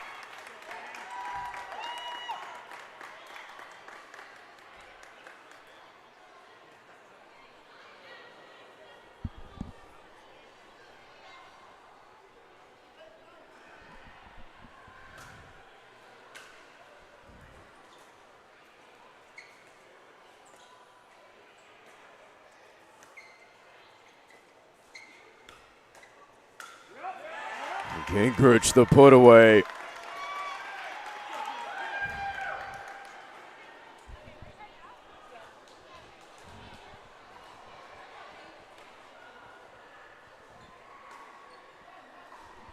I believe we're locked up at 9. There it is. Got to update the score. 9-9-2. Oh, Antrim would love to have that one back.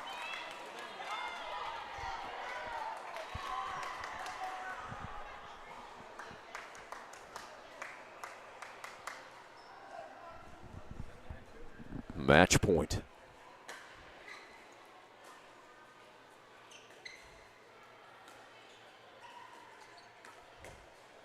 And it's Jade to finish it. What a comeback.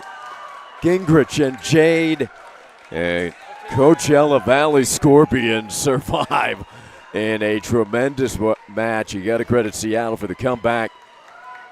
Nearly pushed the Scorpions to a team breaker. We do, however, have a team breaker coming your way.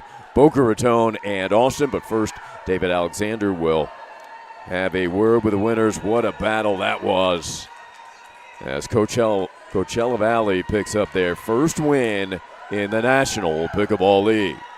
Congratulations to the Scorpions. Hard-fought victory. Gingrich and Kim Jade will join David Alexander. And after that, we'll bring you the first team breaker of 2024.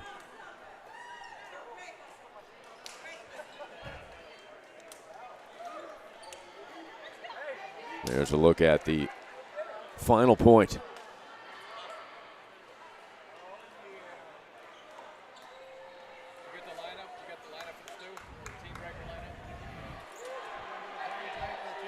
All right, I think David's ready. We'll send it to David Alexander. All right, we're here with Coachella Valley. Wow, that was intense. I just can't believe what just happened, really. Like, it was going to go into a team breaker. It was guaranteed. And then all of a sudden, Kim and Dane says, no, I want to be done. And Dane starts taking over some court. Kim starts just playing solid in the corner. What's the feeling? How do you feel when that happens, that kind of game? I mean, I don't know that I can't remember being a part of a match. We were down 6-11, 4-10, and I put the blame on me because I was getting a little negative. So I had to remember, like, Kim is a monster. We got to let Kim play, right? And so the feeling was like, Kim just got more aggressive and carried us home. I mean, like, without Kim, we don't win this match. It's unbelievable. So the feeling, this is great. This is so much different than tournament. Are you crazy? I'm never playing another tournament. I'm never playing another tournament. This is awesome. Wow, we should have had Dane in the very first season. This thing would be great. So Kim, I mean, you've played high-level sports your whole life. You really don't feel pressure anymore. Did you feel pressure there? A little bit. I was starting to feel a little pressure. It's not just a player. I'm an owner and a GM of the team, and I don't want to let Dane down, my team down. And he just freed me up and let me to play, and we just played great. The chemistry was awesome. I felt so good out there. So much fun to win that kind of a match. It's just so exciting to see you guys here. It's so much fun. We're going to get ready for this first ever team breaker in season 2. You guys almost had 2 team breakers, but you just let it. Dane said no. You said no. Yeah, they both said no. This is NPL. Back to Ari. Just say no? I haven't heard that one in a while, but we're going to a team breaker. We'll have that for you in a couple of minutes. We'll be back. Stay with us. First team breaker of 2024.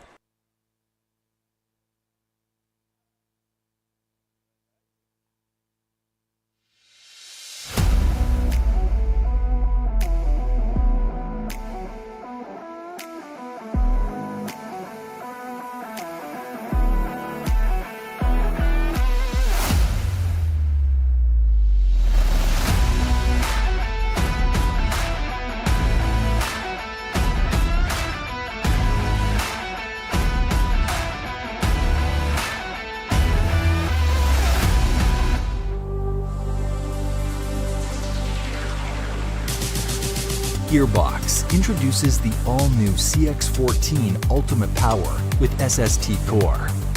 All-new power band technology, delivering controlled, effortless power. All technology, every shot.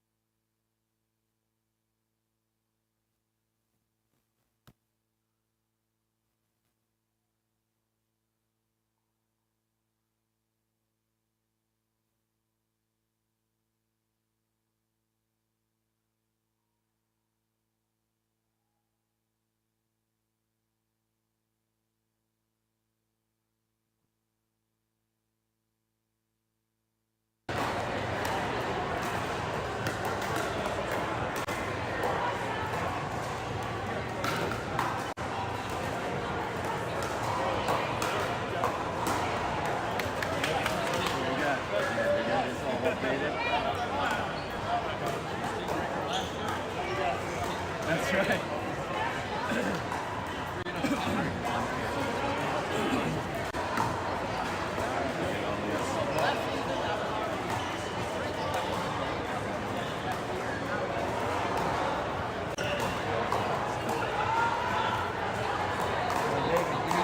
We added a C here.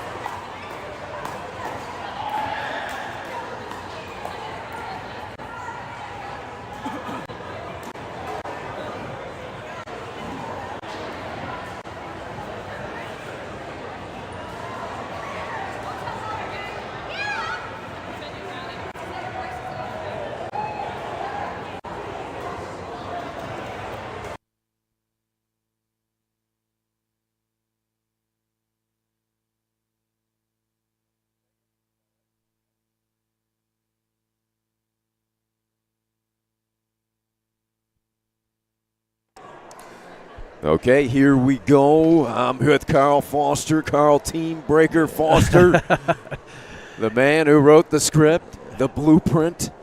Actually did write the script. We played the very first team breaker in history last year with the Picklers against the Denver Iconics. I remember it well. We came out with a good strategy. Michael Chen sat in with us, gave us some insight, and we pulled out the first victory and went on to win 3 team breakers for the season, one in the playoffs, actually, again over Denver. So it was a strategy, and I'm sure most owners know about it now. The new teams were even practicing team breakers on Thursday because they knew just in case one was coming up. But the Austin Ignite, I mean, they're familiar with it, so I don't think there's going to be any surprises in the lineup. It looks pretty head-to-head. There's only one really challenge here. You've got... you look at line 5. It's the same men's doubles teams. And then the anchors, Austin's going with 2 guys, and we're going with our number 1 female and also one of our top guys. We're mixing up more mixed doubles. We've got, if you look at the second pod, we got Brian Levine and Tracy Flynn will be going up against 2 ladies. So they're starting off with 4 ladies. Yeah, so could be an advantage there in line 2 for you, potentially. It's 2 points for each team. 2, 4, 6, 8, 10, and then 1 game to 11. That's it. Win by 1. Yeah, we've seen these go rather quickly, too. If a team gets on a roll, it is tough to stop. Yeah, it's not much margin of error.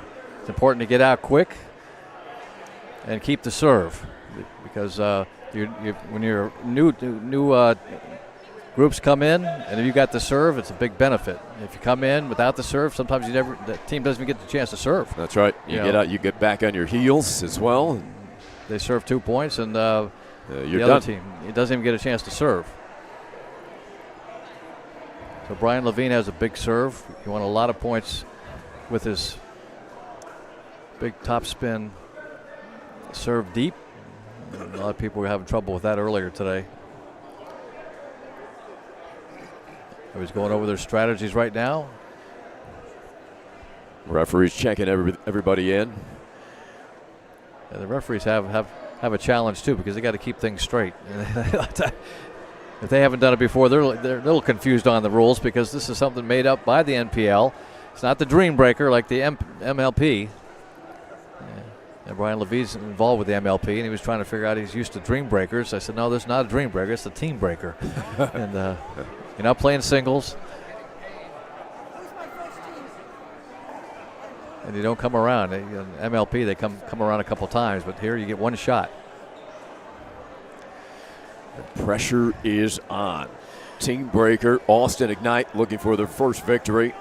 They were beaten earlier today. Boca Raton hoping to stay undefeated in this opening Saturday. Yeah, we fought back. We were down 3-5, and we came back to force the team breaker. So it wasn't looking good early. We lost a couple tough matches early. I think our team was a little confident after winning 11-1 this morning. They came out here and figured they was going to roll over everybody. That's it. They started reading the press clippings. Yeah, they were celebrating too early. It's pickleball. You know, anybody can beat anybody. So we're going to close down the Pickle Haus here tonight. We already had canceled dinner reservations. Pretty soon we'll just make it breakfast. Come right back. Yeah. I don't think the players are going to want to go to dinner. They want to go pass out. It's been a long day. We're into the 12th hour. Yeah, what a start with 7:30 to 7:30 now. A couple of the old guard teams. The new teams had a good success today. Oh, yeah. I mean, Columbus looks like they're on a hot run. Kansas City. Houston, well. All three of those, they went 2-0, didn't they? I think so, yeah. Seattle, Coachella Valley picking up victories. All right, officials getting things organized. I say I need my first four. Let's get it rolling. Anticipation building.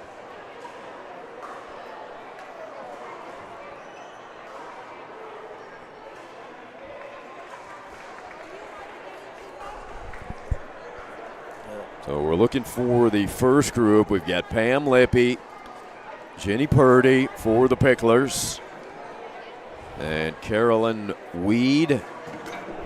Tanya Davis will take the court for the Ignite.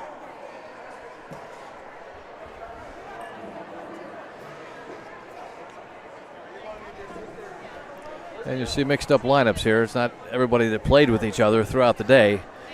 So the team breaker, you can go gender, mixed, men's, ladies. You sort of put your hot players and your best players towards the end, but you want a strong middle as well, just in case you get down, you get back into the match. So if you can win some early points from the ladies, those are the bonus points.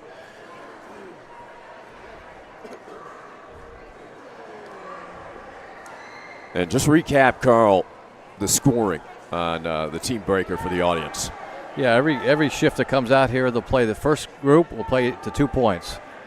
And then they all four leave. The next four come on, and they play to 4. You're the one first team that gets to 4. Then to 6, 8, 10, and then it's by 1. So your final doubles team, the leading team will only have to get 1 point. The trailing team could come back as long as they keep scoring, and they could actually come back and win. That's the excitement of it. So if you're down, possibly, say if you're down 6-0 and your team comes out there and you're going to 8, you can roll off 8 points and take the lead. So you stay out there as long as you keep scoring. Once somebody gets to 8, you would come off. So interesting, they're letting the first group here warm up a little bit extra time. Yeah, everybody was warming up and getting ready, but they'll get this started. When the other players come in, there's no warm-up. They come right in.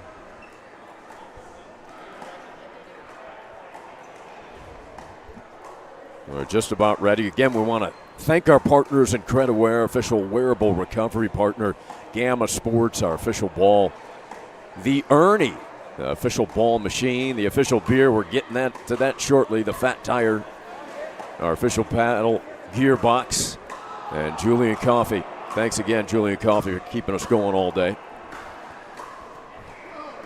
How many cups have you had today? I think I need one You're per on your hour, second so I can't even add that up at this point. You got to be wired for sound. Ready for some fat tires now. Yeah, definitely. You got to come down with that.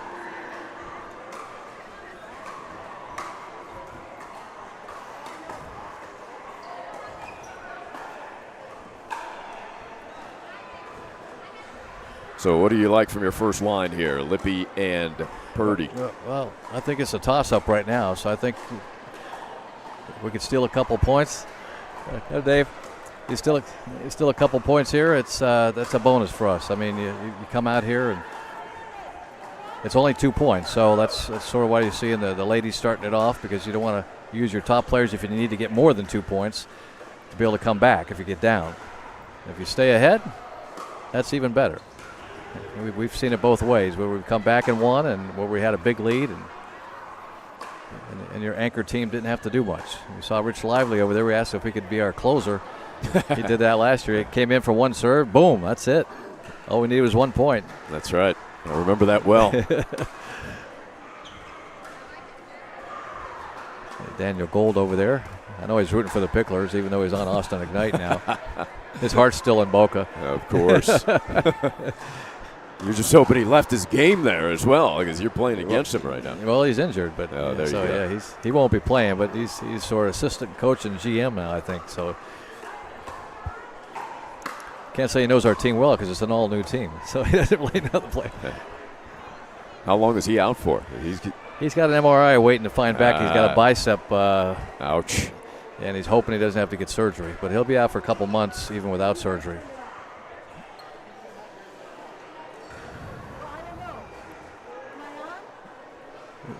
We can't hear you.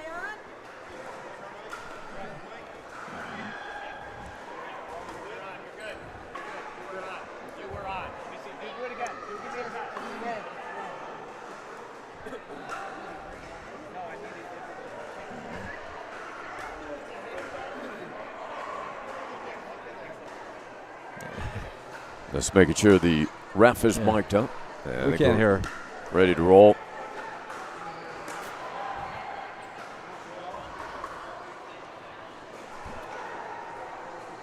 The NPL in Chicago, opening weekend, opening day, team breaker. Austin and Boca.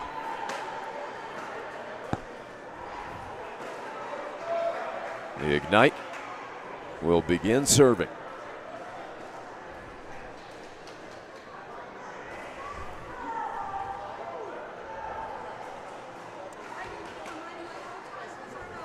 There's the guy in the gray hat coming. He's coming.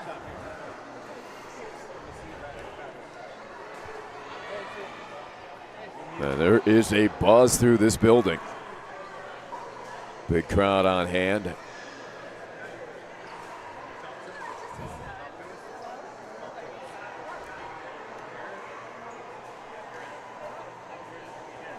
microphone's real low. Yeah.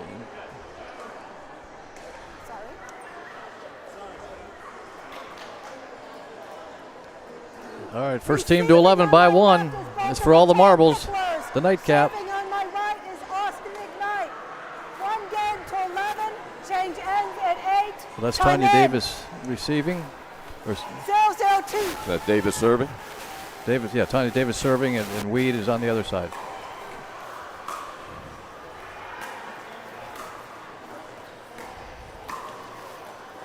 And big play there for the Picklers. Purdy. So they break the first serve. So now they could serve here and get 2 points. So it's playing to 2 points. You still have to score on the serve. It's not rally scoring.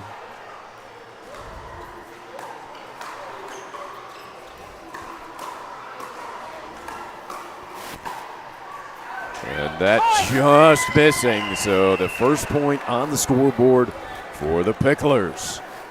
So they get this second point. You'll see the shift change. Lippy puts it in play.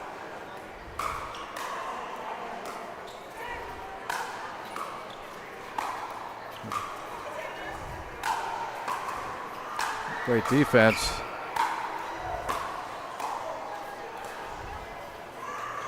Terrific reset. And that drops in. Lippy and Purdy. 2 points for Boca. Get the Picklers started with 2. That's your bonus right there. If you can pick off 2 points from your first line. Now you've got Brian Levine and Tracy Flynn with the serve. That's the other important thing. Yeah, that's what you wanted with Levine's power serve. Jennifer Calwes and Tina Lum on court for the Ignite. So we're still serving on one. 2-0-1.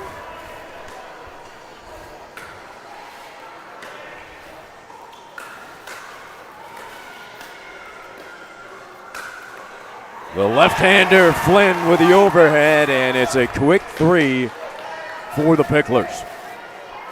A good look at Tracy.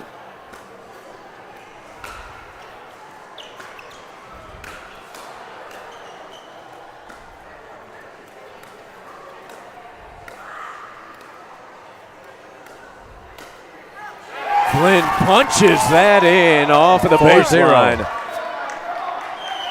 4-0 Boca Raton. And they still hold on to the serve. That's the beauty of it. And everybody's favorite Taylor Still Taylor, first serve. along with Peter Prodnov. We call her Taylor squared. T2. T&T, Leslie Bernard, and Michael Pazarak. 4-0-1. The Ignite. They're looking to break serve here. Point. Not yet. 5-0 Picklers. 5-0-1.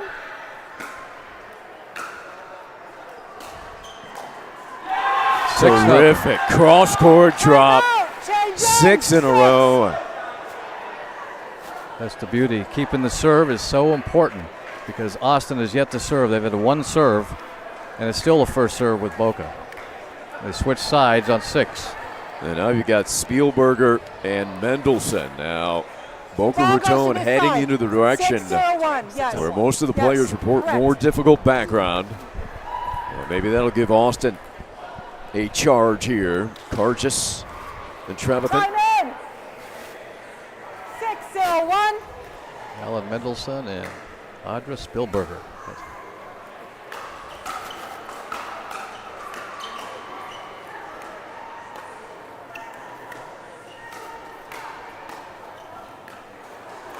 Best point of the team breaker, and it's Spielberger finishing.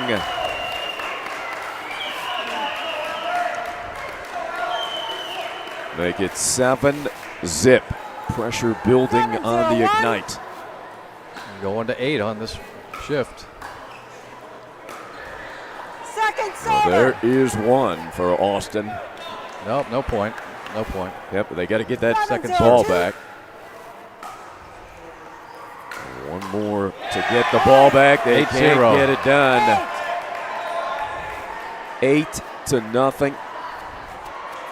Here comes Weinbach 8-0. and Hostetler. And But They're going to 10 right here. So they need 10 points. They need to run off 10 points against Mercher and Tao. Morario and Tong Van. You are serving. Quite a here. matchup here.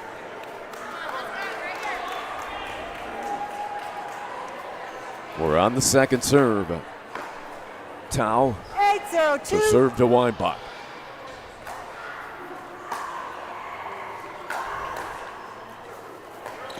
Side out. And nice volley by John Hostetler. Side So out. Austin finally getting the serve back. 0-8-1. So this shift is to 10.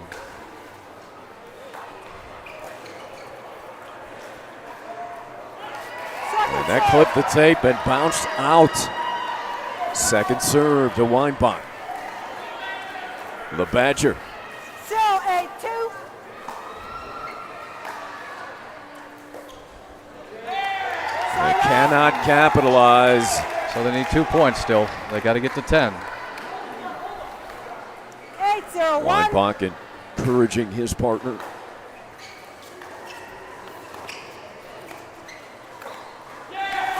There is 9. So Boca Raton could score one more before the next line shift. Austin could put up 10. 9-0-1.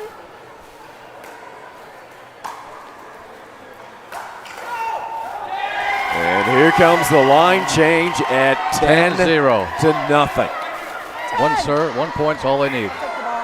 Kara Williams and Brian Shapiro taking the court. Chris Wilton, Lance Cowards for the Ignite. They need 11 points. Boca That's needs all. 1. They just need to run off 11 straight. 11-point run. Nothing to it. I've never seen a shutout in a team breaker. This is a first.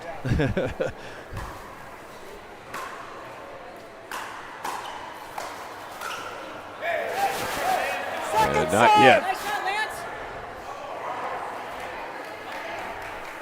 10-0-2.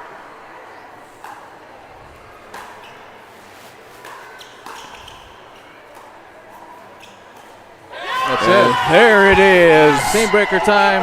A We'll pickle. celebrate. Go ahead, Carl. A pickle in the team breaker. 11-0. Carl Foster continues his success in team breakers. Undefeated 4-0 as the Pickler owner. He and Rick Radamar, a little help from Mircea this season. And the Picklers go 2-0 on the day. What a match. Great effort by the Ignite. David Alexander will be with the winning team on court. Boca Raton breaks their huddle with a chant. And now Alexander will try to get into the bedlam.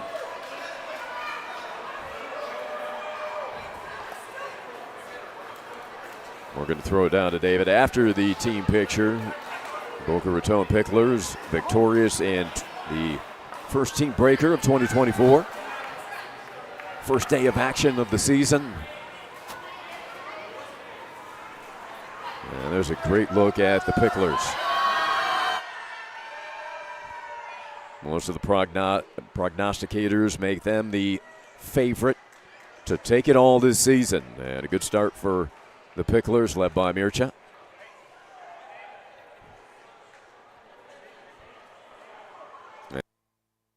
David is with Mario. Okay, we're with Mircea. So you put that team together. People who put the teams together either look like geniuses or just complete, I don't even want to say it. But right now you look like a genius because that has never happened in the history of the NPL, is a pickle on a team breaker. What's your thought process putting that team together? Man, I don't even really know what to say because we were just so excited about having just such an incredible victory. My team completely carried us today. I mean, our basically teamwork is together. And really, that's what it's all about. So in terms of the lineup, you know, we put out, our pod 3 women who just killed it in the breaker. And then we put a bunch of mixed teams. And then we had Tao and I, obviously. And then we had a great mixed team. I mean, we had our pod 3 player, Brian Shapiro, who can play pod 2 or 1 on some teams. I mean, I'm just so lucky to have such a great group. We gelled so well today. I'm so much more proud about this last effort where we had to battle through adversity. You know, we didn't play our best today, but it's like survive in advance, and we were really lucky to get a W, and the team is just awesome. I mean, we just have such a great vibe, and that's really what it's all about. We're greater than the sum of our parts, and that's what, when I drafted, like, that's what I was looking for. We're cool people that would be flexible and, you know, would grow together. We just want to grow together. It just seemed that, I mean, earlier this morning, you guys just smoked it and then just had the battle. And just like you said, that's what makes your team grow. Not the blowouts, but this kind of thing. Right. I mean, you know, normally, you know, I want to be the team leader and you know, play well. And I just physically, it was just really, I just had a tough day physically, and the team completely carried me. So, carried us. So, it was just a team effort. So, I'm just lucky to be with this group. All right, that's awesome. Congratulations, Boca. Congratulations, Mircea. Great job, everybody. First ever pickle in a team breaker, which I call the most exciting tiebreaker in sports. That's it for the NPL. Thank you, Ari. Thank you, everybody. Back to Ari. Here we go. All right, what an event it was. What an opening day. We will be back early tomorrow, 7:30 in the morning. Julian Coffee will wake you up. And we'll see you at 7:30 again here from Chicago. Thanks for tuning in today. Look forward to tomorrow's action from the NPL.